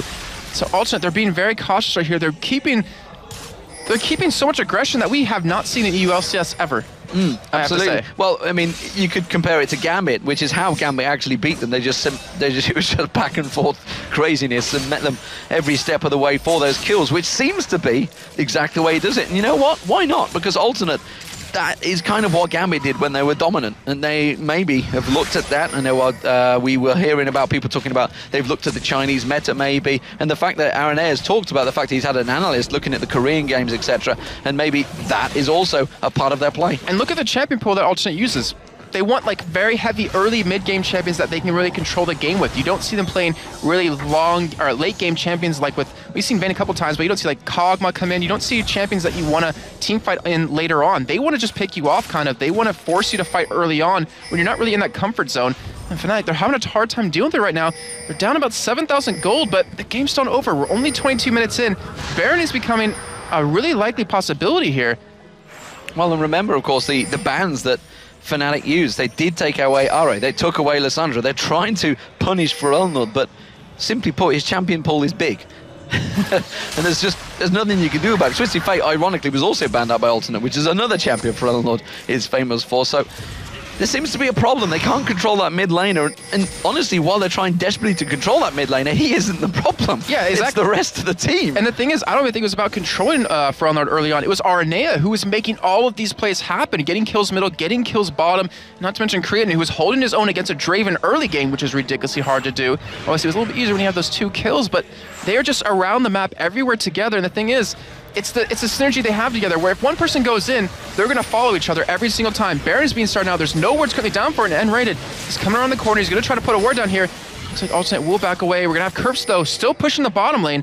And Alternate, they could make a big play happen. They're thinking of trying to collapse on towards Ferelnord. They do see Peke getting engaged on by Aranea a couple of times. Flash hook quite missing there. Chain of Corruption does land though. Shockwave catching 3 members of Alternate. Is it going to be enough? No, it isn't. That's going to be Peke going down. A big chunk of damage. Oh, Cyno trying to get absolute zero. Just kicked away. Light Binding comes out, lands on Yellow Star. The laser follows through. Flashes away. Monsoon comes out from Unrated. Tries to buy them time. That's going to be Kerp joining the party from Kraton. He wasn't really required. He cancels it. Stays at the bottom. Wasn't sure whether I was cancelled or interrupted by Soaz. We'll check that out for you, but it doesn't matter nevertheless. It is going to be the middle inhibitor that's getting pushed on. Oh, Kerp goes aggressive on Soaz. Shadow dashes in, throws the ignite down. Is it going to be enough? Soaz has to back away from this one. The middle inhibitor turret, though, could well go down here. And it will, definitely. And it was an interrupt, actually, on Kerp's ultimate, but it looks like also they're trying to get that inhibitor turret down, which finally was Cretan, though, might get caught here. Well, are they going to try and turn the aggression back on towards them? Light Binding on towards Enrated. Laser is up in any second now. They don't follow it up, though. He does have a chunk of mana, and now Alternate back away, but that is an inhibitor exposed in the mid lane. Another kill for Alternate, and they just keep on gaining those advantages. The blue buff stolen away. Peke, you're not going to get it this game at all. Oh, no, they're separated. They're going to try and catch on towards Ferelnord. That's the Ice Blast. He has got his Light Binding, throws it out. Laser can follow through. No, it's not. Will he have enough to back away from this one? He's all on his own. I think Ferelnord finally might go down. Tries to use the laser. Desperation move. And finally, Fnatic get themselves a kill, because they have not been able to get one for a long time. They have not. I think it's been about 15 minutes since they have, and Dragon is up, so Fnatic, they might be able to get that kill, they might be able to turn it into a Dragon, but RNA, he's sticking around, he doesn't want to let this happen, and he stole already earlier on today, or in the first Dragon, he might be able to do it again. Well, we'll see whether he does. Oh, the Q was landed, didn't go for it. Kraton stole it with a piercing arrow. Good God, that is every single Dragon they've stolen now. Oh my word. So Lemon Dogs, they've taken the most Dragon in summer split of LCS, but I think that's now been changed by Alternate with every single steal they keep getting here. Fantastic job by Creatine. And Fnatic, they're feeling the pressure, they're feeling the heat that they can't even get a Dragon after picking up that kill because it gets stolen away from Cyanide, who is the best in Europe, in my opinion, Smite Stealer, Smite Taker, whatever you want to call it. You can't, that's so hard to do against a Nunu and Cyanide, let alone. Well, I mean, yeah, exactly. Like you say, it's a Nunu. Nunu should never get stolen against. You've got a combined, 1,500 you can pull out when you obviously consume and smite it down. Now, I don't know what it's up to right now. They had a ward down too, level 11, him. But yeah, to spot Cretan coming in with that piercing arrow. So. Oh, what do we got going on here? Soaz looking to try and catch on towards RNA. They may well get him. Cocoon comes in. Howling Gale, he's been locked down. Dark Passage is there. Can he click on it? Yes, he can. Finally gets away. There's going to be the arrows. Hail of arrows coming down. Peke's gone out and just gets deleted by Pharrell. Can they turn it around? Chain of Corruption lands on towards Enrated. Tries to use the Monsoon to blow them away. But is it going to be enough? Howling Gale comes out as well. Oh, the kick lands. That's going to be followed through by RNA. It doesn't matter. Pharrell managed to secure that one. And it is going to be an inhibitor going down. Wow. Every single time Fnatic think they've caught something, they just get beaten back by Alternate. Oh, Soaz flashing away from the taunt out of Kerp, but they get the inhibitor. Either way, they're gonna back away. They're still sitting on not that much gold at this point, but they're not done just yet. They're headed up towards top right now, and they pretty much could be able to take that turret. Ladies and gentlemen, Alternate appear to be the real deal right now in the summer LCS. We know we talked about whether it was a fad, whether it was a phase, whether they simply just got lucky at the start, but this could turn them to 7-1, and that also means that they've beaten every top team in the game, apart from one, and it is Gambit. Yep, they'll have their chance probably to do that. Actually, I'm not sure exactly what the schedule is, but they'll have their chance very soon, I'm sure. And I'm sure they're going to be looking for blood in that one, but it looks like Damien, we might finally have a little bit of a calm again. Get to relax, you get to breathe a little bit. I'll take over. You know what? Sit down and relax. I got this. You say sit down and relax. I am stood up throughout this one. Here. It's pretty warm in here. I'm not going to lie. Nope. It's not. Just calm down, guys. Okay, let's look at the items, Jason. Nope. No. Pekka is chasing. Howling Gale's coming in. Shockwave misses completely. It was a full-on mare wave there, and Pekka gets caught. He gets taken down low, but it's not going to be enough for Pharrell yet. He's going to have a mountain of gold to go back and buy, though. Okay. It's gonna happen. All right, we're going to get our break. It's going to happen here. So let's go over items really quickly, and just as I say that, we do see Kerp invading. Well, we do see Kerp getting in towards Peke. Peke taking low. Howling Gale once again to the rescue from Enrated. I'm starting to put that on record message and leave it going for later on. The answer phone message will be, sorry, Enrated just saved you. Is he going to get the shadow dash? He does it. Gets Peke down. I cannot believe it. They said and went back, and there was a ward that Aranea had put there to try and safeguard too early on. They're not done. Cyanide's caught. Oh, Aranea goes in. He's got the kick available to boot Cyanide back. That's going to be the Shadow Dash. And sure enough, here comes Kraton. Why not get yourself another kill, son? Because you are dominating. 6-1-5. The KDA continues to explode for Kraton. I think Alternate too early. They finally made a mistake. I think Alternate now is the new Sven Skaren for me. In terms of I try to say something, they come out with something big. They're going to be going for this Baron here. Fnatic is not in position to take it away. So Alternate, they're going to get the Baron. We're going to see a little bit of a break here since they're on a decent amount of gold, or are they? Because it looks like they might try to actually push up here. So they might try to go for some kills here. They might try to head top lane, so they already do have that middle inhibitor down. But before we see more fights break out, items really quickly, we do see actually a potential frozen mallet coming out of Kerp here, or as he already has the Giant's Belt and the Phage. You look over at Pharrell, he has a Void Staff, he has his Sword Boots, like he has the damage to easily burst down Xpeke and Yellow Star. So if Yellow Star gets caught by one Light Binding, they're gone, they're deleted, and the Fnac's gonna fall. So we're gonna see probably a fight here breaking out very soon as the hook's coming out. The hook comes in, lands onto Soaz. They don't back it up. We can see immediately the Luminescence coming out towards Soaz. The laser comes across. That catches on Yellow Star. Doesn't matter. That's gonna be back available in about 20 seconds time because the cooldowns are starting to build. While this is all happening, Kerp is just happily split pushing on the bottom lane. That's gonna be Yellow Star caught once again. The damage continues on him. There will be a giant wave on towards the bottom inhibitor any moment now. There goes the first inner turret on the bottom lane, and he's just gonna be walking on there. Soaz now has to be pulled away from this one. That means it's going to be a straight 4-on-4 fight for Alternate. We're going to have that beautiful picture-in-picture cam watching this as we stick with the main action. And it's just one knife, and it's Onion or the hook. The hook this time on N-rated, and Aranea is going to try and follow it through. Gets slowed down, and immediately the dark passage thrown out from J-Ree. Great team coverage here, just protecting themselves, not going completely crazy, not diving in. Despite the fact they're 20-6 up, they know they still have to have a control fight. Soa's had to back away from bottom lane, so Krip's getting tons of free damage onto this, and Fnatic, they haven't been able to respond as we're going to see... Oh, they see the corruption! Chain of corruption lands on towards Yellow Star, boots in, laser comes out, J-Ree tries to get in towards her as well. N-rated, well, as Monsoon wasn't enough to save him. You can't stop a laser coming through no matter how hard you can hit. Peke, though, staying around. He's got no mana left on him. Kerp goes in, Shadow Dash comes in, Flash and Cleanse coming out from Peke just to avoid the damage, but you can see the inhibitor in the top lane goes down. The middle one is already down. Ultimate may well go through. Peke just gets melted in one single piercing arrow. It just pierced his soul right there. And Cyanide tries to use that new ultimate. Well, look at that. No damage at all. Forellenlord picks up another kill. The Nexus turrets are dropping, and 31-minute game. Oh, N-rated caught. Sorry, that's another one. The KDA continues for Kraton. Finally, the Nexus turret might go down. They're going to keep the KDA going. They don't want to finish. They want to get another kill. Soaz gets caught out. The laser's not available, though, so can they get kills on the fountain? Soaz is sat dancing as a spider. Finally, the kills, and the turret will go down. The Nexus is dropped. It's 24-6 for Alternate. What an absolute bonkers, batshit insane game. Look how happy RNA is. He realizes, like, wow, everything we've been working for practically this past 6 months has been paying off. Like, they've been working so hard for this. They've been training constantly, and taking out Fnatic in a very one-sided affair is not an easy task. Wow, just wow. I mean, that's all you can say. The crowd appreciated it as well. They love to see action-packed games like that. And well, Alternate, they are delighted to go 7-1. 7-1 right now. As I mentioned, the only team they haven't beaten is Gambit. They've played every single team in the LCS. They've destroyed all they've seen. None of the games have been even close, apart from that Gambit game, which honestly, they could have won as well. Yeah, that was very, very close. It really could have gone either way in the end, but just taking a look at this game, the scoreboard, giving up 6 kills, or 6 deaths in 32 minutes and taking 24. That is just a ridiculous ratio. Ridiculous ratios. We are going to go across towards the analysis desk to try and take us through that one. I'm not too sure if there's really a great deal to talk about because it was so one-sided for Alternate, literally from the first level 1 fight. It's going to be Joe Miller and Trevor Quickshot Henry to give us a breather.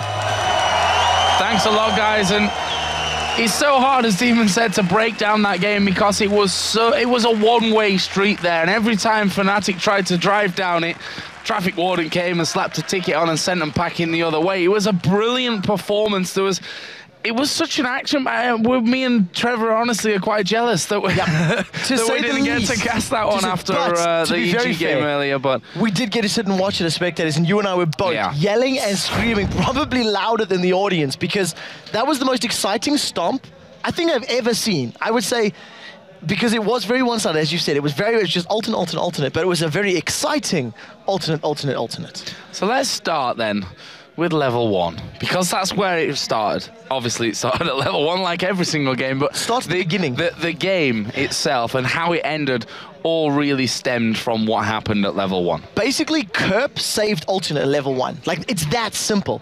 Aranea face-checked 4 members of Fnatic, almost went down, and Kerp got a 4-man taunt. A 4-man taunt in that bush. It bought time for Aranea to escape. The rest of Alternate then had positional advantage on Fnatic, and they chased him down. At the end of it, Aranea did end up dying, but it was 3 kills for his team. 2 of them went to Kraton, and you cannot get a better start on a champion like Varus. Now, and to talk about Kerp there, because he once again was allowed to play that Shen, and once again he was so good. Every single taunt. All right, I think it was one in there that we saw miss, but pretty much we can let it slide after that performance. Pretty much everything was perfect from them. Creatine again. Aranea's Lee Sin was out of this world. I mean, just overall, Alternate looked like a team of superstars that have been playing together for years. They are so good right now. I made a statement, and I think I'm going to stick to it as well, that Alternate are the most aggressive team in the entirety of the European LCS. And I think you'll be very hard-pressed to find a team that makes more plays or tries to make more plays happen. There was a couple times where Alternate were caught out. They were face-checked. They got caught. And the team rallied behind them so incredibly well that that bad decision ended up resulting in a win. Yeah. The same thing happened against Evil Geniuses last week. Aranea was caught as Nunu, baited ultimates out. The call was all in, and they ended up winning the team fight, picking up inhibitors, things like that. And they're doing it again and again. I don't think any other team is as tightly knit as this 5 is right now. And we thought maybe the run would start to peter out, this new excitement. I don't know if it will. Last night, Aranea asked me, Joe, do you think we'll still be at the top become the end of the season? And I said, honestly, no. But I don't believe in any kind of thing like that because, you know, being a football fan myself, I've seen it so many times where teams have started really well and kind of petered off towards the end. But he told me, I'm going to prove you wrong, and then I'm going to laugh in your face. And I said, so this is your fault that Fnatic got stopped. Please do, Ian. Apparently, yeah, it's my fault. So sorry to Fnatic for that one. But as you said, a big family is exactly what Alternate is. We heard Aranea himself say it earlier on as well, and it's working a treat for them. We're going to head up onto the stage now, and we've got an interview with the man himself, Aranea.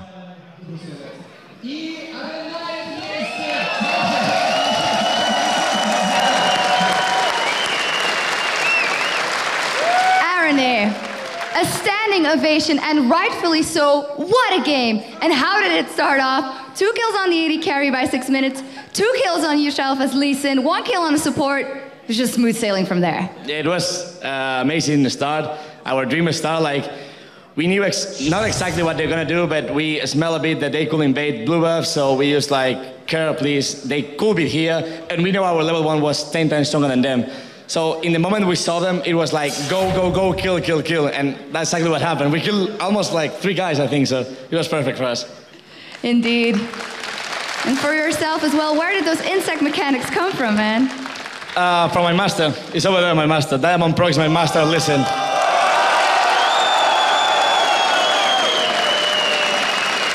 And I have to say that even him called me the Spanish insect. Nice words from Diamond Prox. Now, of course, 7-1, that 1 must be stinging, because the ones you lost to, it's their house. Well, actually, we didn't lose against Gambit. Oh, excuse me. We lost against this crowd. This crowd made us lose so hard. It was so much pressure to play here, and every time they got a kill, we heard all that sound around. It was, well, Joe win, not them at all. Very clever. So, Aranea, is the crowd controlling that and your nerves the only thing that's keeping you from being possibly the Season 4 champions? Well, I will say Season 3, not 4. Oh my God. And I will say European Season 3, not World. So, I don't know, like, we have to prove ourselves, we have to train a lot, and we have to defeat that team is over there. So, it's still a long way to go. Thank you very much. I was at a loss for words, because what an amazing performance. Congratulations once again. Yes, of course. I want to make an announcement. People say that Team Siren disbanded, but actually Team Siren is still up. Team Siren right now is Alexid, Darker, and me in the jungle. We'll keep getting more people. Thank you very much.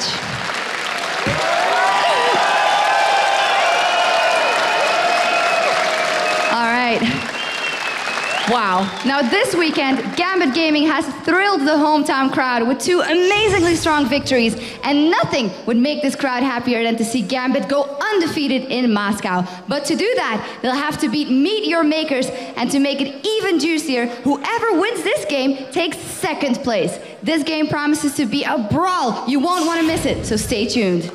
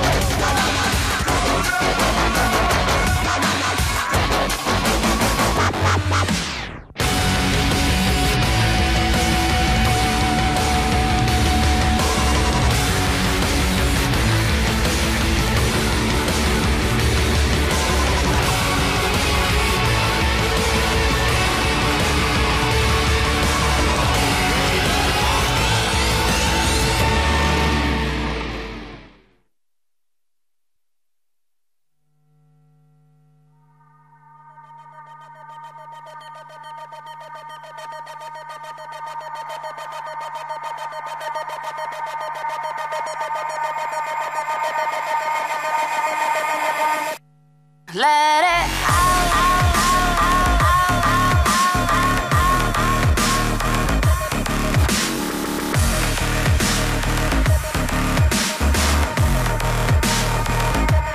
ready.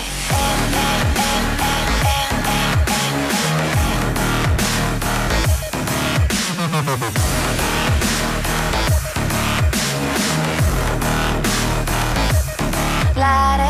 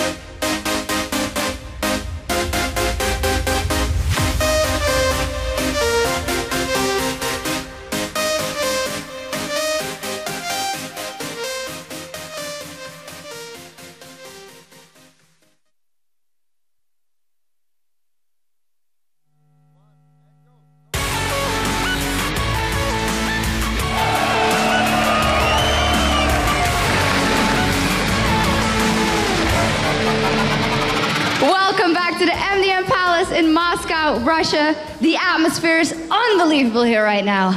Ты совершенно права, совершенно неповторимая атмосфера, ни одного свободного места в зале, и все пришли поддержать последний матч второй европейской недели. Это матч команды Gambit! All right, so before we get to our closing match of the day, we have a little something prepared to give you an insight in the history and spirit behind Gambit Gaming and what it means to them to play on this stage. Hey, my name is Konstantin. I'm just manager and the coach of Gambit Gaming. We met each other first time like 10 days before Intel Extreme Masters in Kyiv, and after that winning, and we just feel something special that our lineup can be one of the best in the world. We trained 1 week before Kyiv qualifiers. I think that we gathered the best skilled players. We were all Russians.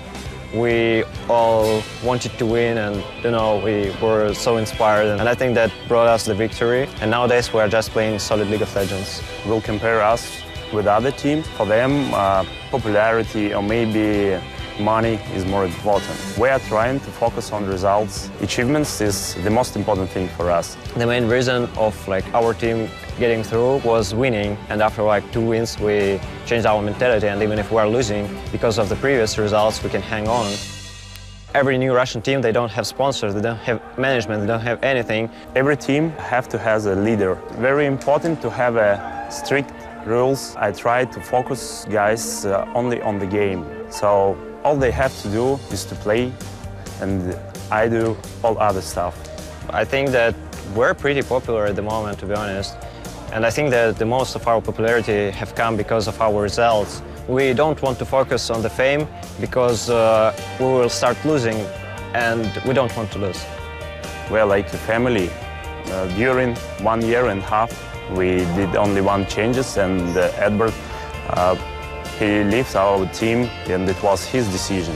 When you played so long with the same lineup, during the game, sometimes you don't have to communicate. I think that we can get even stronger because it will be the new breeze to the team, that like everyone will feel that his role can be changed and then everyone will try harder. I hope we will win all 3 games in our hometown. Russian scene is increasing too, and it's just a matter of time if there will be some Russian players that will be well known all over the world. We waited this moment for 1 year and a half. I want that we will show how much we love this game. So I hope that everybody will feel loves of Russian fans, League of Legends fans. Gambit never fall that far behind, but you shouldn't think about that. You should always target for the first place. So we will try to keep winning, and if we can't, then we will fix it and still win. Welcome to the European League of Legends Championship Series, live from Moscow, Russia. And here is your host, Ifya Sharks Depotler.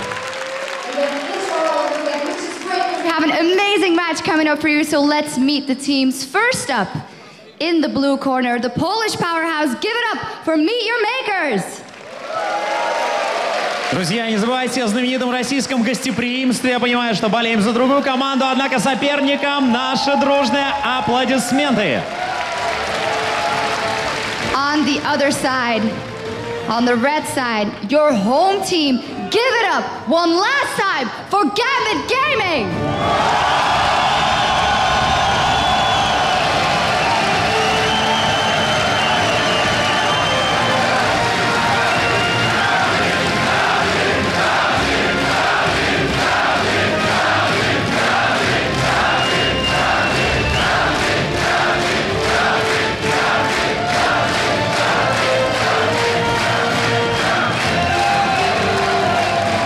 What an unbelievable atmosphere here. I'm at a loss for words. I hope our casters are not. So let's go over to D-Man and Jason and Olsi and Chesha. Thank you very much, Shock. So the teams are on stage, and well, you may have heard that they're pretty lively around that crowd area. Of course, it does mean that it's going to be Meet Your Makers, who I just spoke to. Actually, both spoke to both teams just as they were getting on stage, and I'm like, don't worry, we'll slow it down. We'll go EG style. We got this for you. You need to breathe. Meanwhile, I just saw Diamond Prox, and he's just like, I show you what aggression is. And that's his Russian accent right there. That's Diamond. That was Diamond. That's the same English. tone too, like the same deep voice. Yeah, no, I don't think I could get as deep as Diamond. Honestly, he's just like.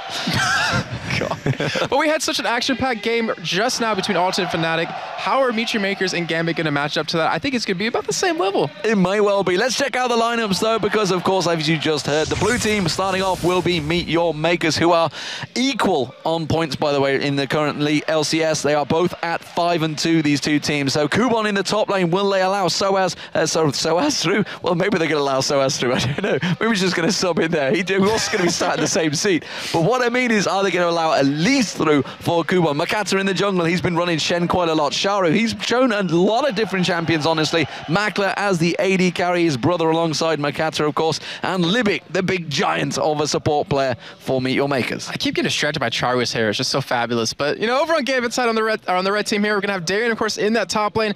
Diamond Prox, who hopefully going to show us what aggressive is in the jungle. Alex Idge, of course, going to be in the middle lane. And Genja and Darker in camouflage right there. Well, he's showing that how dark he really is. He's this darker shape, of course. He's standing as the shadow, and currently he is a shadow because he has still been temporary, apparently. Yep. So he's not a full member of Gambit right now, which, you know, it's funny, we were talking to him, and he's been great. He speaks English perfectly fine. He's been having a good laugh and a joke with us at night time, and he's just saying how much he appreciates the fact that he's got this chance, that he is playing in front of a Russian crowd, in front of Moscow, something that, you know, obviously Edward never had a chance to do. The rest of Gambit, they're all delighted to be here as well. Alex Itch was talking with his wife last night, actually. We managed to meet her for the first time, saying how great it is to be here and how much he's really enjoying it. And, you know, he just said in the video there he's hoping to go 3-0 this weekend. Yeah, and going back to Darker real quick, is that this is his first, well, not first time obviously since he was at DreamHack, but his second time actually playing on LAN in front of a crowd, and he's been doing an exceptional job of that, considering how nerve-wracking it can be to some people. You know how calm he's been, how well he's been playing as well. Well, we should point out actually that Gambit have actually matched the win streaks currently of Aranea. Well, technically Aranea. Of Alternate. Maybe it's Aranea. He'd probably claim the win streak of his own. No, actually he wouldn't. But they are 5-0. They lost the first 2 games, and now they're 5-0 since DreamHack. They have gone on a bit of a win streak. This could take them to 6-2 if they pick up a win here. Of course, it will separate for 2nd and 3rd place. They can't catch 1st place Alternate, who've just proven they are unstoppable right now, 7-1. But let's go to the voting as well, because you guys at home have been checking out lolesports.com. Of course, no point voting anymore. This is the last game, so we want to see those percentages. The last match of the European LCS Week 2, and of course you can see on your screen, it is 60% for Gambit right now, and I'm not surprised there. We are in Moscow. Yeah, you just saw them over the past couple of days, how unstoppable they've really looked. They've taken out every single team they've gone up against, just like you said, that 5-0 streak currently, and they're also in their home crowd, and we've seen what that's done to them, like mentally, how they've been playing. They're just flooring it right now in terms of aggression, in terms of how they've been doing this, and I'm a little bit scared for Mutual Makers, though. We know them as a very strong team. They did look good, though. Let's not take it against them, because they could easily have been in that position where they went 5-0, because they were very good up against Alternate. Alternate just got the better of them with that crazy aggression. We just saw them actually one up on Fnatic as well. And Meteor Makers, that's the only losses they've had so far, was to Alternate and... Alternate again. Alternate, yeah. Both Alternate. And actually, both games were bonkers. Yeah, they were. I mean, they were not the same level of aggression as we just saw, but pretty damn close. And I'm kind of, across some of these sides, I'm kind of curious, is that we know Mutual Makers as being a really... I have never ever seen Gambit doing this. I have. When? I've seen him do it quite a bit during the spring split backstage. Backstage, yeah. This is on stage. I've never seen them doing it in wide open spaces. It's funny that actually what I've seen from these guys and what I was told, actually, the Russian guys are saying to me, says it's weird because Gambit just sit there openly in amongst 3 or 4 teams, just talking tactics. Just talking about tactics, because they know. In Russian? Yeah, in Russian, because nobody else can understand them. So they're sat there with EG, Fnatic, Alternate. They're all sat around. It says, and they were just sat in between them, talking tactics. And then someone come up and say hello, like, all right, how you doing? And then carry on just talking tactics quite openly, because they have no fear that anyone can understand Russian other than the Russians here. We've just found Gambit's weakness. Learn Russian and don't let them know. Yeah. You know all the strategies, you can counter them. Maybe, we've already seen Ocelot and Snoopy picking up a couple of Russian words. Maybe they are going to start slowly learning it. Maybe. And I guess it's the only time we'll find out. But, we got to look at Gambit. Like I said before, they've been acting like a completely different team. And that whole time between, picking up Darker and DreamHack was about 1 week long. They played about 200 scrims, they said. Yeah. But now they've doubled that time, so they've been together for 2 weeks, and they've looked like, honestly, a completely different team from DreamHack till now, and we'll see if they're able to keep that up. We were talking earlier about in the spring split, they had a bad start, and then obviously that completely turned around for them as they placed 2nd overall in, the entire season and the playoffs. So Gambit, I'm curious to see if they're going to go a little bit crazy in terms of their support again, or they've actually made Darker play support Sona quite a bit lately when he started out with Fiddlesticks. And of course, we did see Alex on Master Yi, but he's been playing some champions. Apparently, some of these signs are really funny, but they're in Russian, so I don't understand them. I'm actually worried about what is being shown, honestly, on the screen, because they're in Russian. Shine like a diamond. Shine like a diamond. Bit of Rihanna kicking in there, why not? There's a little Baron poking up just at the back there. I'm worried what that says, honestly. I do see the Baron. I see a Rammus flying along with a Russian flag there. That is... Tiger. Looks like Maokai. There's a bit of a dragon in there. GMD. Lots of support for Gambit here, of course. Diamond Procs, a bit of a flag for him. Genja as the Ashe as well, which he did run against. It was against, actually, Alternate. Yeah, and it was a really weird build, too, because he built a Manamune with that and then kind of went towards the Last Whisper. He didn't go towards any attack speed, which I guess as we all know now from these past 16 weeks that he doesn't like attack speed on any different champions. Doran's OP is the 3 ticks there as well for Genja. Oh, did a Draven Teemo? Oh, that was a bit of a Draven Teemo in there. Hopefully the picks and bans will be ready to go. We can just see that the Meteor Makers are saying they are readied up. Alex Hitch is saying he's readied up, so picks and bans will get underway. What are we expecting to see banned out here? We've seen Ari against Shara used against him as a weapon, and Alex Hitch has been known to use the enemy champion against them. Will that be allowed through? Will they try and go for the pick there? Elise is going to be gone. Elise from Cooper. Actually, to be honest, so also could be taken away from Darian, because he's played that pretty successfully lately. Yeah, but if I remember correctly, if you look back at every time Mutual Makers were in picks and bans, if they were first pick, they locked in Elise right away. So obviously they don't want to give that one up, but they do take away Nunu here. I love the fact that Lyssandra's being banned against Alexic. Alexic played that champion 4 times before he used it against Alternate. And now now every game they come against is being banned away from them. But look at that, the ban's coming thick and fast. Lysandra, Evelyn, Jace, straight away, Boy, Meteor Makers, Twisted Fate, Nunu, and Thresh fight Gambit. So what will the first pick be? Is Shen is available? Will it be for Makata? I'm wondering. I think it may well be. I think it actually would most likely be Elise, where Kuban, he plays a couple of champions really well, and Elise is one of them. And typically we see him being like the tipping point for the team, where if he has a good lane, like we saw versus them versus Evil Geniuses, he got dove 1v2 multiple times, was able to pick up a kill multiple times. I don't know, so if he gets a good start, I think that would be his pickup. But if he does pick Elise, I think Gambit will respond by taking Shen. Well, I think Diamond's probably going to take Xin Zhao. I'm almost certain that one's going to come through, because he wants to show that aggression. Okay. There is the Shen that's going to be picked up. We think for Makata, he has used it a lot of times in the jungle, and honestly, he's always on with those flash shadow dashes, getting those taunts in from long range. We do see Sona. Dark is kind of, I don't know whether he's been browbeaten as like, you will choose this. I think Darian, I'm not too sure. He's got a smile on his face, or is he just? Is it just the snake? I can just see him. He's just past Genji's brow. Doing the snake. He's just, yeah, doing the snake. Nope. If you've not seen it, ladies and gentlemen, check it out. It's a Gambit released video as well. Sona has been locked in. They're going to switch it to Victor because they are in Russia. So why not? That's Edward being happy right now, because he used to always go over Victor when he was last pick. But that can't be. Okay, I was about to say, there's no way that's going to be locked in. So we will see Alex actually on Kha'Zix here. And how many times have we seen on him, and how many times has he done phenomenally on him as quick instant picks? locks? Yeah, instant locks there. So, well, Kuban going to be happy. He gets his Elise.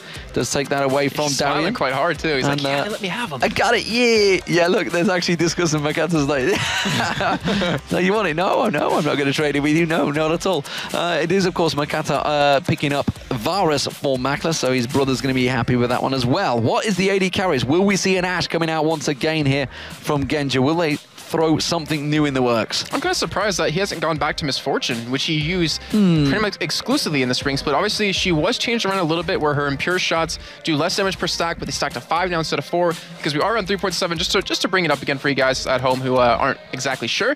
But we do see, just as you predicted, we saw a Xin, but this time it might be Jarvan. And it might be, yeah. He wants to show aggression. Jarvan. Well, yeah, and that is one good champion to do it on. Well, if Alexic is on Kha'Zix, I get the word out eventually, that would actually make sense. So he can lock them up in that Cataclysm, jump in. There is the Ashe as well coming out.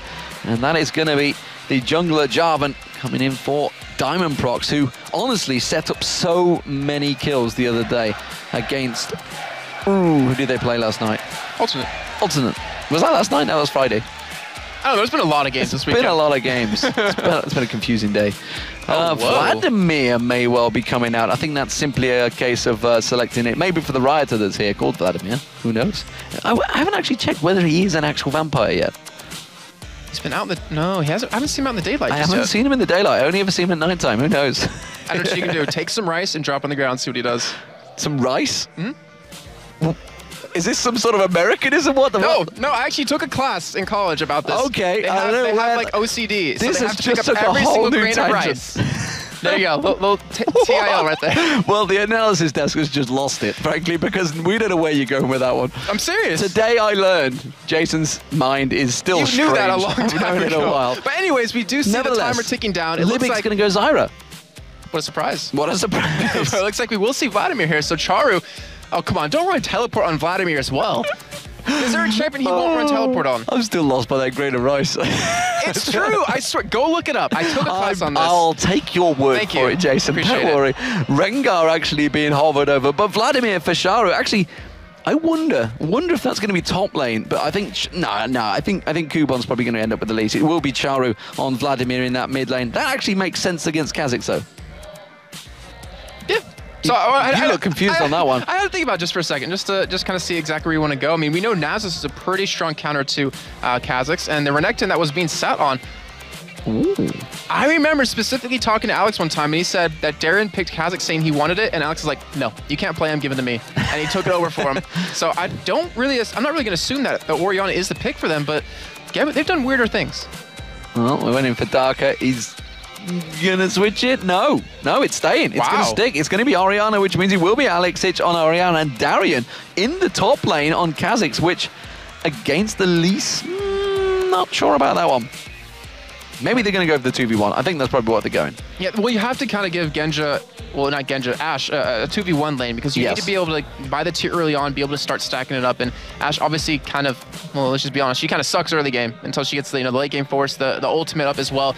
So I think they're going to do it. I think you're definitely right on that one. So, ladies and gentlemen, we are going to get things underway. What are we seeing overall between these two team comps? We're seeing, obviously, the aggression that you're going to get with Jarvan in there, with a Kha'Zix in there, with the arrows coming flinging in as well. The Shockwave ball delivery system is there with either a Kha'Zix or Jarvan. So everything is set up for Gambit. But what are Meteor Makers countering with? So, Meteor Makers, they want to kind of land a cocoon onto someone or grasping roots, followed up with a taunt right over all top of them, and then kind of just use the Vladimir ultimate, pop in the Varus Chain of Corruption, and just kill one target. And then from that, just work their way. But, Gambit, you're definitely right. They want to kind of get that a strong initiate on. They want to land that arrow, followed up with the Cataclysm with the BDS, then have Kha'Zix just kind of get his resets off. So it's going to be a really interesting game, and it kind of, to me, depends on who shines early on. And Meteor Makers typically will get the first hurt on you. So it kind of shows that they control the aggression. They're the ones that want to control when they get out of the laning phase. But as we saw with Gambit versus Alternate, that Gambit can put the aggression on twofold. Well, you got to assume that surely it's going to be Diamond that shines the most, but we will find out, of course. There is a this is a very scary Orianna. You may have seen, if you follow... That's not the same one. That's not the same one. That one scared the crap out of me. I'm going to have nightmares tonight. That is the same one. It's Clockwork Bladecraft Orianna. No, because she has... No, it's the puppet one. It's the puppet one. We'll see. It's the one with the X's, the whatever. Anyway, if you follow Jason Kaplan on Twitter, which is JCapLol, I believe it is, he's down with the cool kids with that it might be Captain Twitter Kaplan handle. soon, Not too sure about that one. It might be Captain Kaplan. Control yourself, David. We got a game to cast. We've got a game to cast. Check it out anyway. You'll see a very scary picture of an Orianna cosplay on there. It's going to be Meteor Makers as the blue team and Gambit as the red team. Things will be getting underway in just a moment. Let's have a look to see if we get any level 1 shenanigans. You're seeing, looking at, was it Darian again? Is Darian confusing you? No, I was looking at Mackler. He's actually running 2-foot armor pen, 8% armor pen, 9% lifesteal, and 3% spell vamp. Interesting. See how that works out for him. He technically is a caster, I guess, with Varus. Caster AD. You're the only caster I care about, Demon. Oh, wow. God, that was weird. That's a lie, because you love Freak more.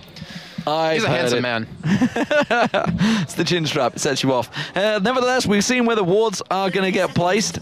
We are going to ward right down in the bottom bush, right in the top tri bush as well. But no invades coming from either team. Nobody actually from Meteor Makers going across the river. Not really a great deal of wards being placed at all by Meteor Makers. Yeah, a little bit surprising. Then again, I mean, typically when they do ward, it's aggressive. They want to be in your jungle with it. And we're going to see exactly what happens. But we do have... So Pink Ward actually dropped very early on middle, so they might actually want to say over Meteor Makers that they want to go for a very early gank on Alex mid lane if Makade wants to take taunt relatively early on. So we're going to see how that one works for him though, but that's a lot to invest like right away. That really is. All he has is a pot and wards. That's Vladimir. That's Vladimir, yeah. But it means he hasn't spent all his gold at the start. He doesn't really need to, he feels, and Sharu is just going to be off helping out Kuban on the walls. So we do see the lane swaps as we did expect. Of course, Genja and Darker on Ashe, and Sona will be going up towards the top lane. That will be up against the Spider Lady of Kuban on Elise. Okay, I'll say this for Kuban.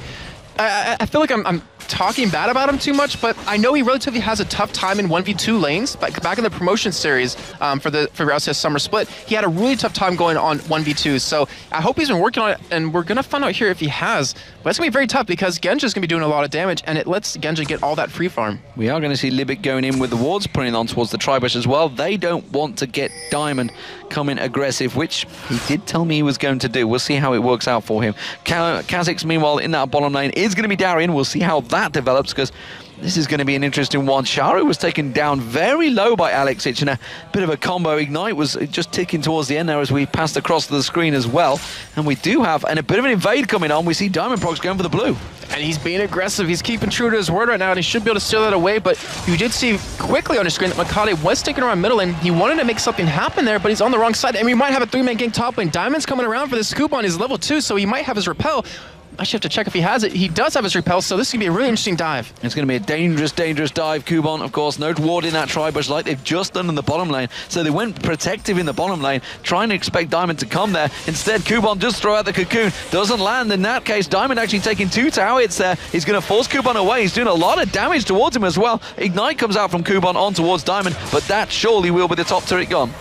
Okay, so very early aggression out of Gambit. They're trying to counter Meteor Makers. They're trying to control the game. And we did see Alta versus Meteor Makers multiple times that when Meteor Makers doesn't have the control of the game, they're playing defensive, they're playing reactionary, their skill kind of not skill is kind of drop a little bit, but they don't necessarily know what to do 100%, and they have a tough time coming back from that. So Gambit taking advantage of that in every way possible. Very smart play by them.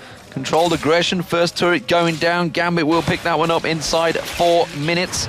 And we can see actually the bottom turret as well. Lipic and Makla putting a lot of damage down on that one as well. Darien actually taking a good bit of damage from that piercing arrow and the hail of arrows. Instead, they're just going to farm it up. So they are going to be facing Genja and Darker in that bottom lane in just a moment. Alexic actually very low on mana. He's going to go back to buy as well, while Sharu continues his farming spree in the mid. Farming? He's not doing too much of that right now. Instead at 15 to 26, he's having obviously a tough time, and it's Vladimir, so you expect him to have a decently hard time until that level 9 point where he has his transfusion completely maxed out. But he's going to be going for that selfish spell vamp item, so that's why I think that's why he kind of saved his money in the beginning, just to kind of get that, make sure he can buy it relatively early on. But just like I said, Gambit, they're coming down to 2v2 here. Genja, he hasn't built a tier. He has 2 Doran's Blades. Doesn't have really much any more money for anything else besides that, but sitting at level 4, and when that level 6 happens, Darker, I mean, he's a little bit behind Genja at this point, so when he gets 6, you're gonna see some fights break out. We'll see how it develops. There is the double amp tone being picked up by Sharu.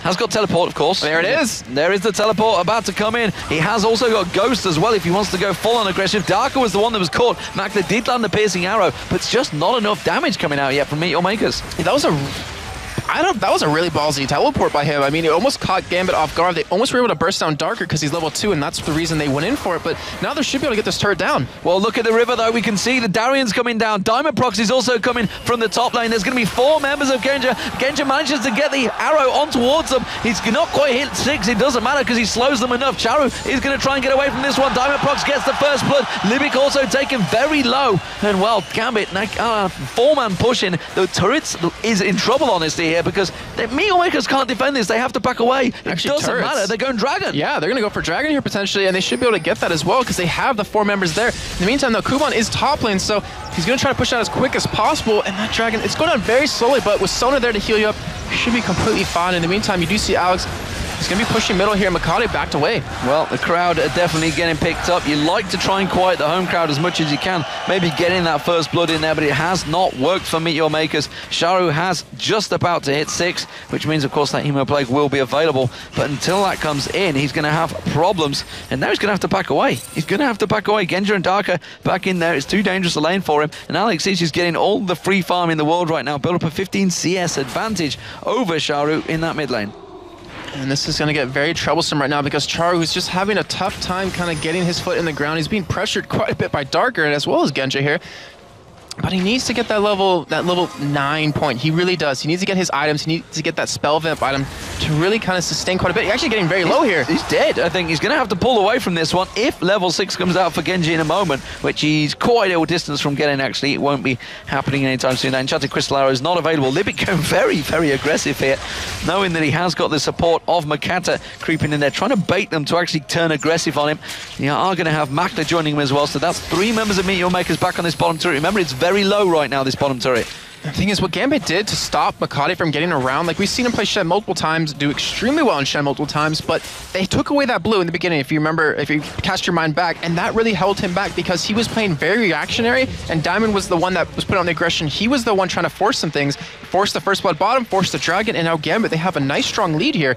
And you gotta be careful with this blue buff because Meteor Makers, they're coming up to it. They're going up towards it. Alex is on it. Diamond Prox is about to come around as well. Can they manage to try and get on towards it? They see the minions there. They do come in. They get the steal. Makata picks it up. That's gonna hurt quite a bit on Alex, but still, he's doing very fine on farm right now. 51, leading the entire game so far. But Meteor Makers now, they're gonna be aggressive. They're gonna try to push here. And we do see Darren jump over the wall, and looks like Gambit actually just going to sit back here. So Genja, he's doing what he does best, going off by himself, farming away, letting the rest of Gambit here hold this turret down. And As the game goes on, I mean, Gambit, they're stronger right now, but when Alex starts to get his items built up really soon, they're going to be able to decimate Muture Makers.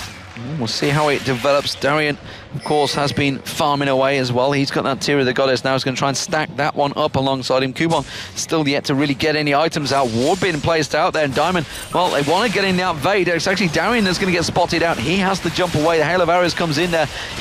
Are we going to see Diamond Prox get this one stolen away? He does manage to get the smite on it, but Kubon goes aggressive. He has to slide away.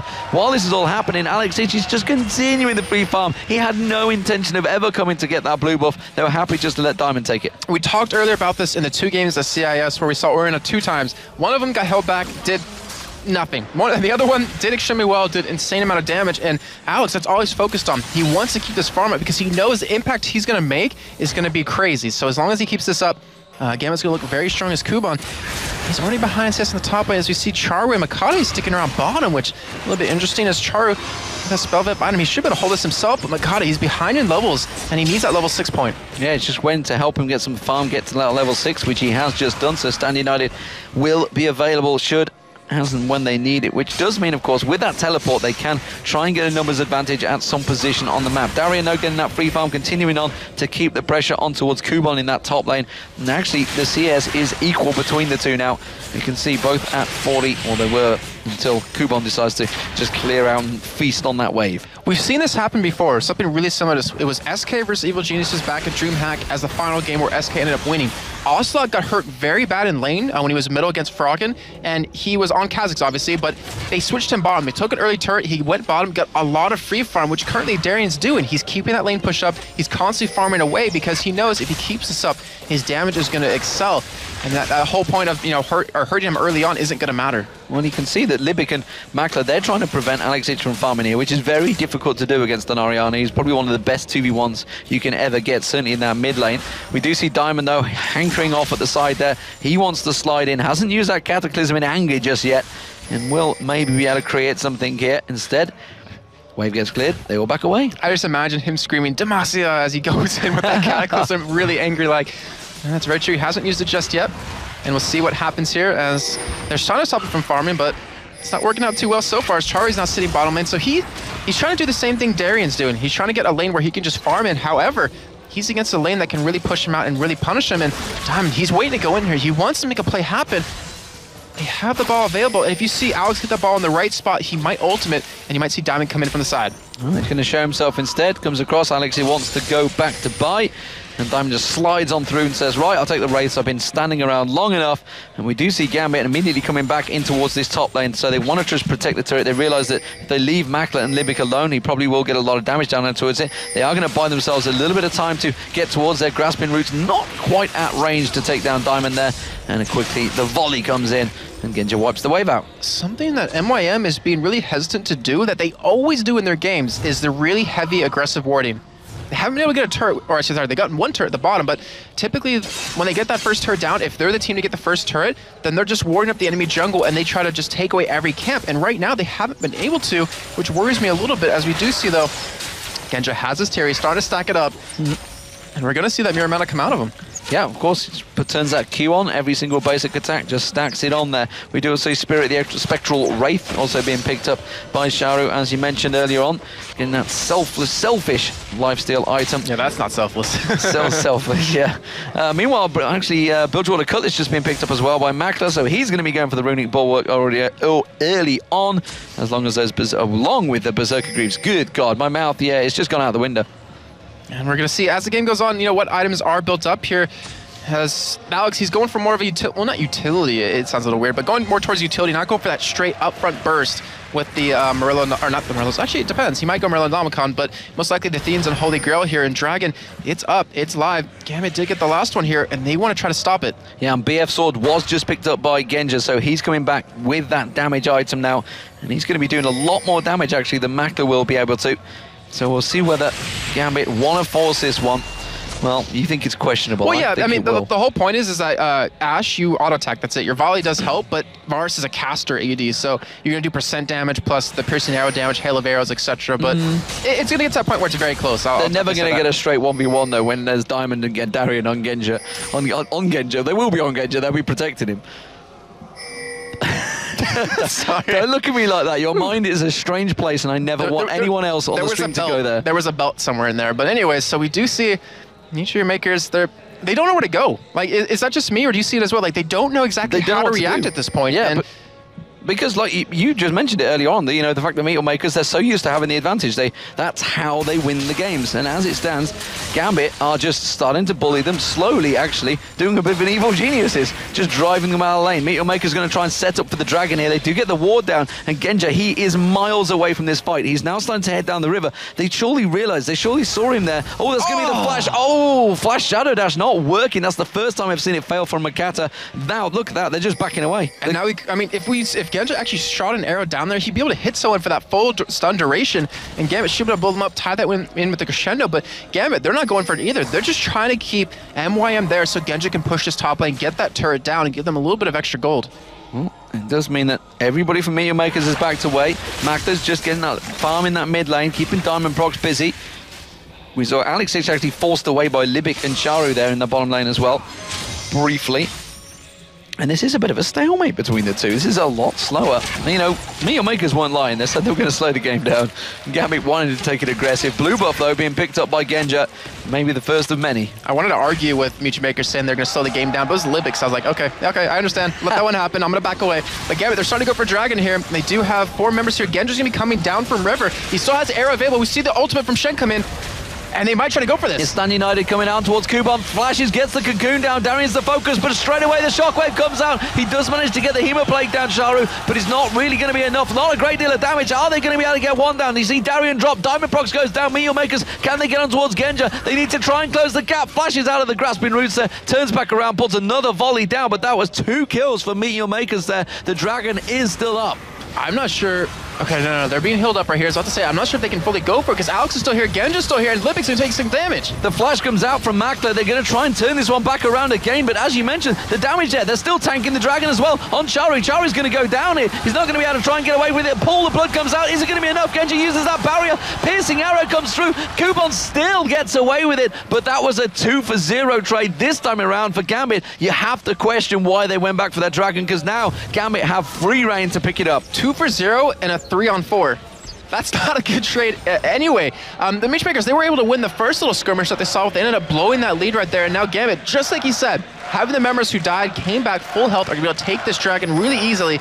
And that hurts Matchmakers quite a bit, though. I will give him credit. That was actually a good play with them to go for the initial engage, but I agree with you. They should have backed away after. Yeah, they were just too low, and the fact that Alexis was completely untouched, they were always going to come in for this one. Teleport comes in from Sharu. Well, what is he going to be able to create from this one? You see Makata also coming around, but you can see the Dragon already down, and that's going to be one sliding away. Diamond can just slide his way through if and when he chooses. I'm not too sure whether he wants to. He's going to stick around. Crescendo not available, so we do see, slides back into Makler, not really the one you want to find. Piercing arrow comes out, and Makler will pick himself up a kill. Darian's still trying to run away from this one. Could go through the turrets. I think he may just be able to escape through the jungle.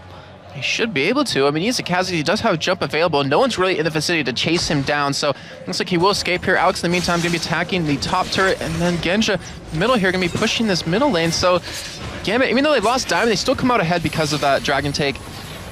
And they don't have that much of a goalie. Like, to be honest, this game is still very close. It's really anyone's game. Charwar's pushing the ball lane right now as he's being forced to back away here. And Gambit, they're just trying to keep aggression on these 2 lanes, the top and middle. But it's a 50 CS lead building up now for Alexic over Sharu, which is why Sharu has to be down there. Those teleports, he's been coming for the kills, but he's not been able to get them. Every time he teleports in, something backfires for him. Oh, Chain of Corruption missing out from Makler there. Again, just simply sidesteps it, turns around, puts the arrow down. In comes Alexic. He has not got flash available, but if he closes in, the ball could come down. Shockwave not wasted there because he knew the ball was in this time around. Diamond Procs Cataclysm in. There's the Shockwave. Does manage to take down Sharu. Mokata taken low. Genja going aggressive this time around. He loves this build. I love it too. I might start playing this when I get back home when I have some time to play, but it's working out perfectly for him. He's able to get that frost shot on permanently. He's able to volley spam, and now with a 5-man Gambit here, they're going to be able to push this turret down, increase the lead to 1. And that is a lot of gold now that's starting to get in favor of Gambit here. And not to mention gold, they have quite a bit to spend when they do go back. And this is getting to the point where If Meteor Makers don't pull out something soon, then the game's going to slip away from them. Absolutely, 5k gold, and you never ever get ahead of Gambit, no matter how well you're playing, because they'll always find a way to keep that farm ticking, despite the fact they could be losing in kills. As it stands, they're not. They're 4-3 up in kills, they're 2-1 up in turrets, and they are 1-0 up in dragons as well. So every advantage, they will out-farm you, out-level you, and out-kill you. And they're proving it right here. So we do see, actually, really interesting. Alex bought home guard boots very, very early on. He does that. Yeah, so he definitely wants to get around the map. He definitely wants to keep his farm up, which, like you mentioned before, 50 CS lead. Actually, Charu hasn't gotten, he hasn't gotten 1 CS in about a minute and a half right there, because Alex was able to increase the lead even further. He's 2-0-1. He's got 6,500 gold total to the 4,500 onto Charu. So he has that 2,000 gold lead. It's really going to start to show once he picks up whatever item he wants to go for, most likely a death cap. But now Darien didn't see Mackler get in there. We do see Libet coming in from the side. He might have trouble here. However, Diamond is in the city, so is Genja, so they could turn this around. They could turn this around. They think they've got a 3-on-1. They think Libet can throw in there. Grasping roots don't land. But look at Darien. He's just like, I'm safe here because the arrow, sidesteps, but it lands on towards Kuban. It's Libet they jump on towards. There's going to be the Strangle Thorns. That does actually catch on towards Diamond, and the Cocoon follows straight away. They're not going to be able to pounce through in this one, and everybody backs away. Couple of ultimates used, though. Bad in the end, though, because it is Genja. I believe he did have blue buff at the time, so the cooldown on that arrow is going to be very short, but they held them back, and Charu, he wanted to go for a push on this middle turret, but immediately Genja turns around, Alex turns around, and he stops it. Stops it dead. Libic just using that Grasping Roots to cover off the plants, keep vision over at the Baron area as well. 19 minutes gone, not beyond the realms of possibility. We have seen an 18-minute Baron this weekend. Of course, it was in the CIS tournament, though, and not in the LCS so far. Libic backing off. That's going to be a blue buff in danger of being taken away. Gambit, of course, Darien did take it. Diamond Prox took it last time around. He was in there. That's going to be started off. Sharo has to pull away there, gets away from him. Alex is in trouble. The Crescendo comes across just at the right time. Alex will pick up that kill. Makata now having to get away, but Diamond Prox comes sliding in. Cataclysm comes down there. Pancakes on him. Genja picks up that kill, turns on towards Kuban, keeps that slow going, gets the volley down there, and just steps away once again. And this is exactly what we saw Gambit do yesterday against Alternate. Or it was day one, whatever day it was, it's too many days. But the thing is, when one goes in, they're always there around them. Like, they will always come as 5. If you think you're like, oh yeah, we got this guy all by himself, we got Alex, we got him taunted, we're gonna kill him. But then all of a sudden, 4 members of Gambit come out of the woodworks and just completely catch you off guard, picking up 2 kills.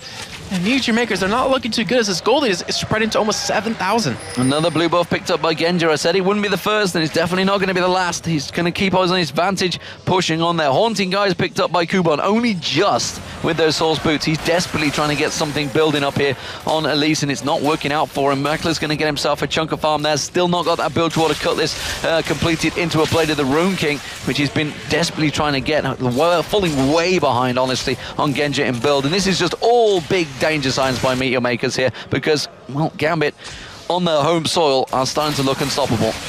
Ooh, Alex just barely escaped that Grasping right there, but you're definitely right. Look at the CS counts that we have. I mean, Genja sitting at 166 farm to the 137. Alex, 190 farm to 119 on Charu. Like, they are leaps and bounds ahead of them, not to mention they're up in kills and everything, and this is becoming really tough for Meteor Makers. Because Alex actually looks like, wanted to go for something there, but the turret very low. He should be able to pick this one up. Well, Charu just can't defend this one anymore, and the ball will be keeping him away. You can see he does take himself that turret down. The rest of the team rotating around as well. Kuban actually in that bush there. He's going to come headstrong in towards. Throws out the cocoon. Doesn't land it on Genja. They all sidestep and split away. Diamond Prox going down the bottom there. He might slide in. He gets on towards Mackler, and straight away the ball delivery system is there. Mackler has to use the barrier. They flash out of the Stranglethorns, and now Darker's trying to keep them at bay. Kuban's going to get the repel gone towards it. There's going to be Makata coming through. The Diamond Prox tries to get in towards them. That's going to be the Hemoplague. Is that going to be enough on Gambit? Yes, it will be. They do pick up 1. They pick up 2. Shari now chasing on towards Darker. He's going to try and collapse on towards it. We also see Makata actually getting away. He didn't manage to get that Stand United going. Darker tries to turn around, tries to get a kill on Mackler. Not going to happen.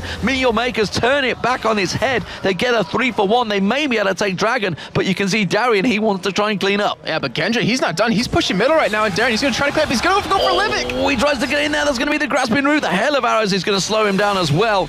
We nearly had a moment there, but look at this. While it's all happening, Genja gets himself another advantage. So many times this happens, and he works down that turret. Nobody's getting close to him. he should be able to get that one done. Actually, no, decided to back away instead. But you did actually see, or you didn't see it, but it happened. Genja actually arrowed Makade and stopped him from getting involved in the bottom, though. I guess in the end, it didn't really matter too much, but still, he was able to push the middle lane, able to get some damage. And Darren, he's not done just yet. He does have a ward over that wall. He wants to go in on Charu here, or try to take away the golem, but doesn't do either. Yeah, a bit late on the Void Spikes there. Rub buff just spawned, doesn't matter, gets the team call, and he's going to go in, take that dragon. So more dragon control for Gambit, which keeps that goal ticking in their favour, despite the fact Meteor Makers just turned that 3-on-1 fight around. And it is, of course, now still just shy of 8,000 gold difference between the two teams. We do see Diamond, actually, if you look on your minimap, coming around towards red. He's trying to go for a steal here, which unfortunately he does not get, but Makade, so he builds his jungle Shen just like this, where he ends up going for the Sunfire Cape. He doesn't go for like a supporty type of build with Aegis and Lock and stuff like that. He wants to go for that potential split pushing. However, he's the only tank on his team right now. I mean, Charu, he will have his Zonias relatively soon, so he will be able to take up a lot of damage and then obviously use it, but that's a long time away. And then you look over at Genja right now, his Mirror Man is done. Like, he just evolved a little bit. I can see what got a little bit of a power up there. So he's spikes coming out his back.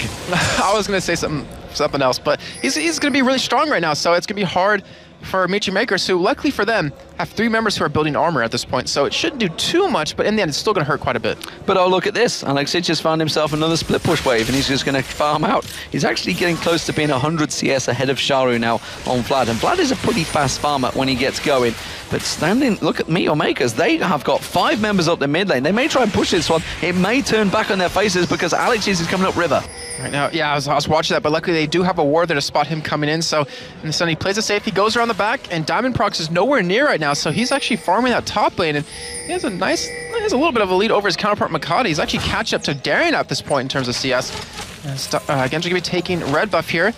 And with Diamond coming down, this could signal the engage. It could do. We did just see the ball, actually. He didn't quite catch it on the screen, catching on towards Kuban and Makata, hence their damage that they both have. And they're the 2 tankiest targets for Meteor Makers. And there was a lot of damage coming out just from one little combo of Alex Ich. Didn't bother pulling the trigger on the Shockwave, but with that Rabadon's complete and that Fiends, he is definitely doing a lot of damage right now. And Gambit, once that wave comes through, look at Genji, who's just off the side. He wants to fire that enchanted arrow.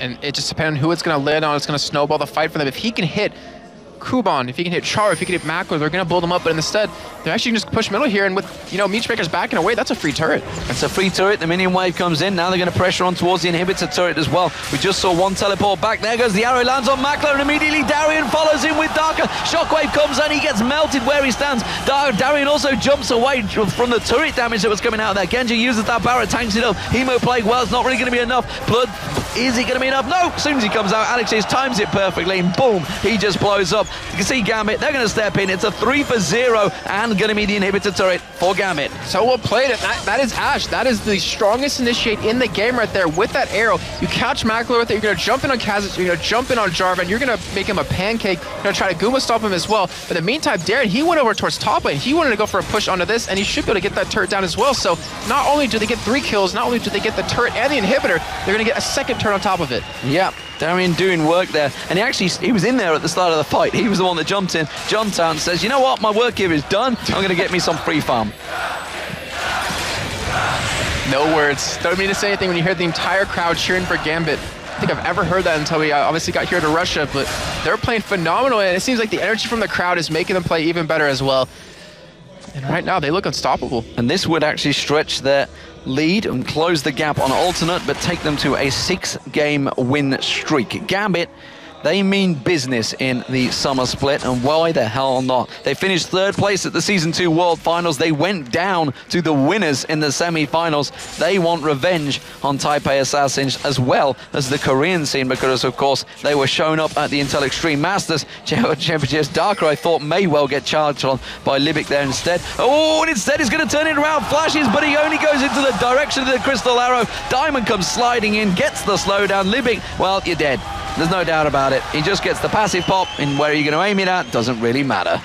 Those Ashe arrows are so strong, and Genja, he's doing a phenomenal job of it. I mean, to be able to hit someone that flashes it is pretty damn hard. Well, he flashed in a straight line.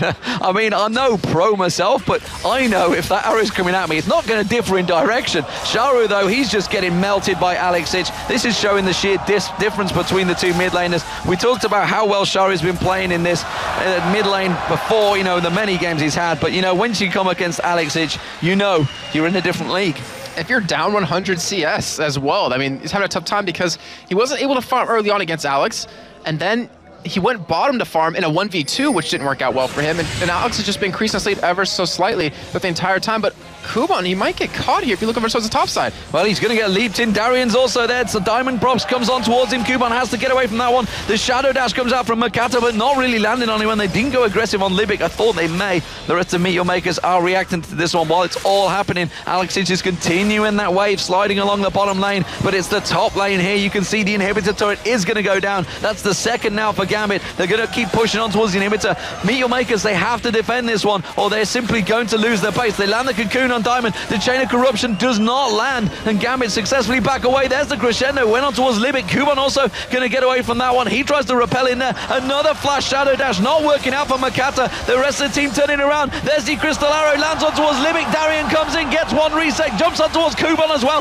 They're slowing them down. You can see the shockwave pulls it in. Darian gets the second, jumps in for the third. Can he go down Makata? He's going to get to the fountain. He won't be able to finish that up. Hemo play comes out from Charu. He tries to pull the blood. Is it going to be enough damage? No, it's not. Alexic is there. Cleans house. Makla trying to back away. His brother comes back out to try and defend him, but Genja has the defensive ball of Alexic, and you can see Gambit take down the inhibitor. They're going to push on maybe on this one. They could close the game out here against Meteor Makers. Gambit, the crowd chant, and Gambit is going to be the winning team. Meteor Makers, they're going to go down here. It's going to be Gambit setting themselves up here in Moscow, in Russia, in front of their home crowd. They're going to go 6 wins on the bounce and take them to 6-2 in the league.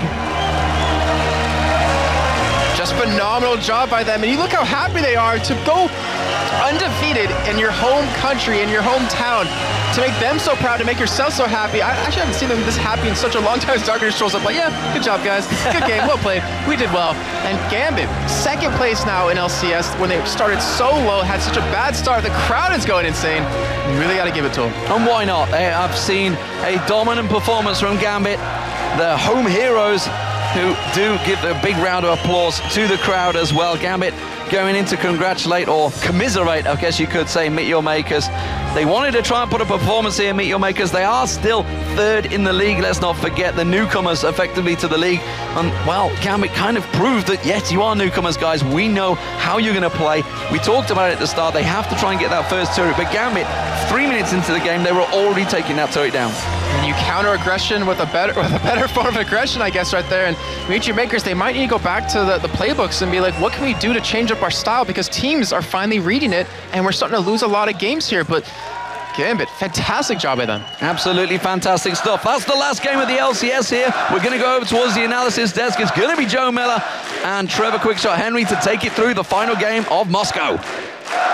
Thanks a lot, guys. A fantastic performance, as they've already said. And you can see Gambit there enjoying what is a deserved reception from the crowd. Of course, they're not just hometown heroes here. As Demon said, 6 on the bounce right now. Won every game here this weekend. And I have to say, I've not seen Darian looking that happy. I don't think ever. And certainly never seen him playing to the crowd as he has been and as he is continuing to do there. They are in their element right now. And you know what? On the back of that game as well, the way that they did that, they've gone 3-0 this weekend. They've won 6 games in a row. They've been doing, you know, they've been soaking up this atmosphere. They've been soaking up the local crowd.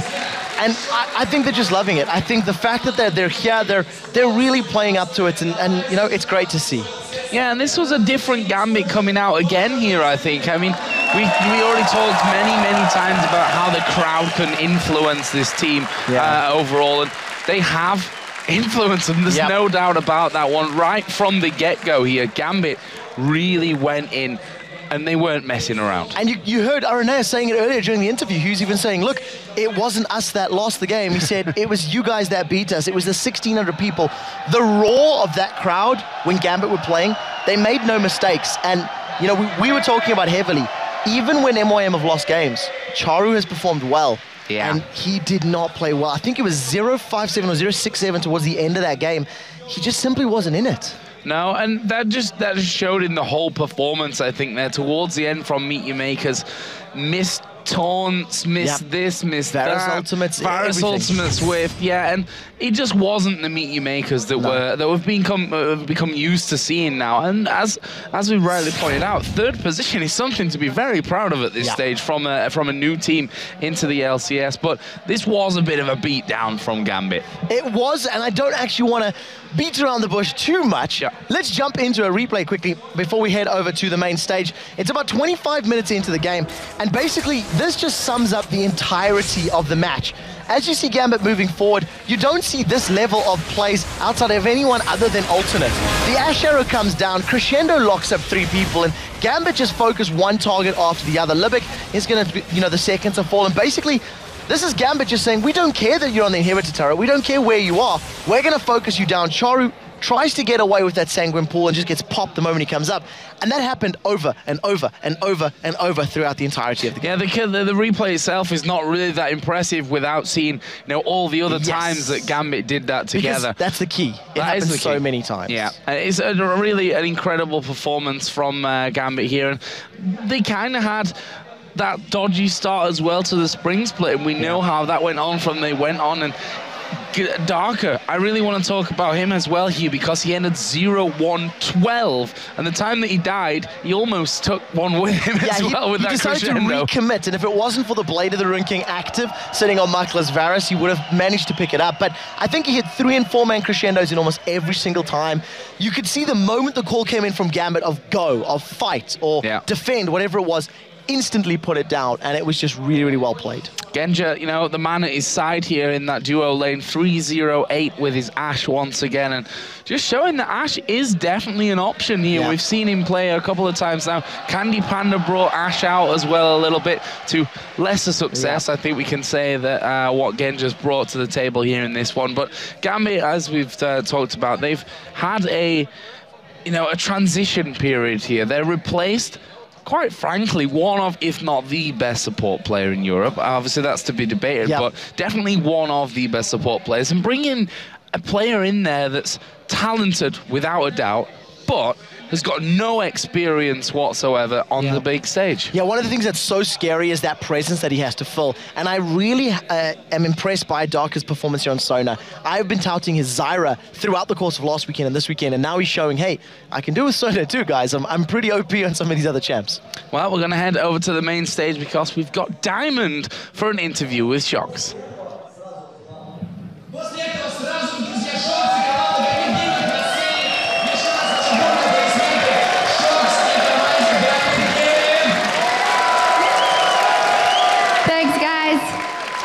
With Diamond Prox, of course, the jungler for Gambit Gaming. How happy are you with your results this weekend in front of your home crowd? 3-0 and a great game to finish it off. I'm very happy with this because it's Russia. I didn't expect you guys to be here, to be that loud. I love you very much for cheering for us. Thank you.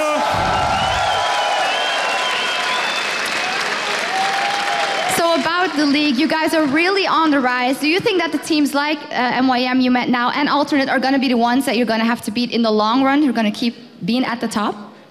Actually, I think that MYM is not that the best team of LCS, but I think Alternate is, because they know the meta. They're playing very good. Even Aranion is listening.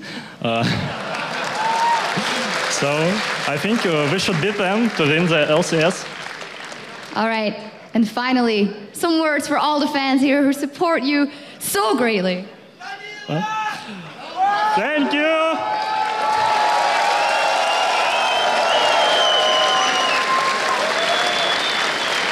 Thank you very much, Diamond, and congratulations once again. All right, time to recap all today's games. It's Joe and Quickshot one last time.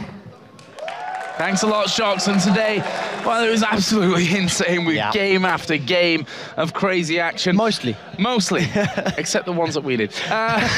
We started off with the grand final, of course, of the CIS Regional Championship, with GamingGear.eu taking down Instruments of Surrender to earn that all-important place at Gamescom. Yeah, they're trying to work towards getting a spot at the World Finals, and of course the International Wildcard Tournament. That will be populated by teams from all the other emerging regions, teams that don't have their ongoing LCS. Congratulations, because they look fantastic. Yeah, we'll be seeing them in action in August at Gamescom. Then, of course, we moved into the LCS, and this is exactly what we saw. Started off the day with SK versus Ninjas in Pajamas. Bottom of the table, massive crunch clash, which SK finally turned up for, looked a lot better, a lot more confident, were able to take the win. Yeah, they were in complete control in the entire matchup, and simply put, Ninjas in Pajamas couldn't get themselves into that game. We followed up with Evil Geniuses taking down the Lemon Dogs in true EG style. Yeah, it was a fantastic win for Evil Geniuses. One could be forgiven for making that slip, I'm sure. But, you know, we mocked that, and people found it not the most interesting game to watch, but Evil Geniuses did it how they'd got it planned, and you can't take a thing away from them because they did it perfectly. You took the words right out of my mouth. They played it perfectly. They got the win, and for a team that's struggling to find wins, they found a way to pick that one up. The next game was way more chaotic, way more one-sided, and Alternates simply destroyed Fnatic in that action-packed encounter, and it was just great to watch. Yeah, and we've just, of course, ended the day with Gambit taking down Meet Your Makers. That one's still fresh in your mind. A great win for Gambit indeed. So with the completion of week 2 of the LCS Summer Split here in Europe, let's take a look at the standings and see who is in which position right now. Alternate, of course, no change for them. In fact, they've just strengthened their position at the top with 7 wins, 1 loss. Gambit's win over Meet Your Makers today puts them at 6-2 and 2nd place. Meet Your Makers still in 3rd at 5-3, and Fnatic bolstering that mid-table spot with 4-4. And of course, down in the bottom half of the table, EG and Lemon Dogs sharing 3 wins, 5 losses apiece, whereas Ninjas in Pajamas and SK Gaming sharing 2 wins and 6 losses apiece. Going into week 3 and week 4, these teams are going to definitely be looking to get as many W's in that column as possible. And don't forget, you can find all the VODs, all the statistics and those league tables over at lolesports.com. That's it from us casters here in Moscow. Let's get over to Shox one last time for some final thoughts.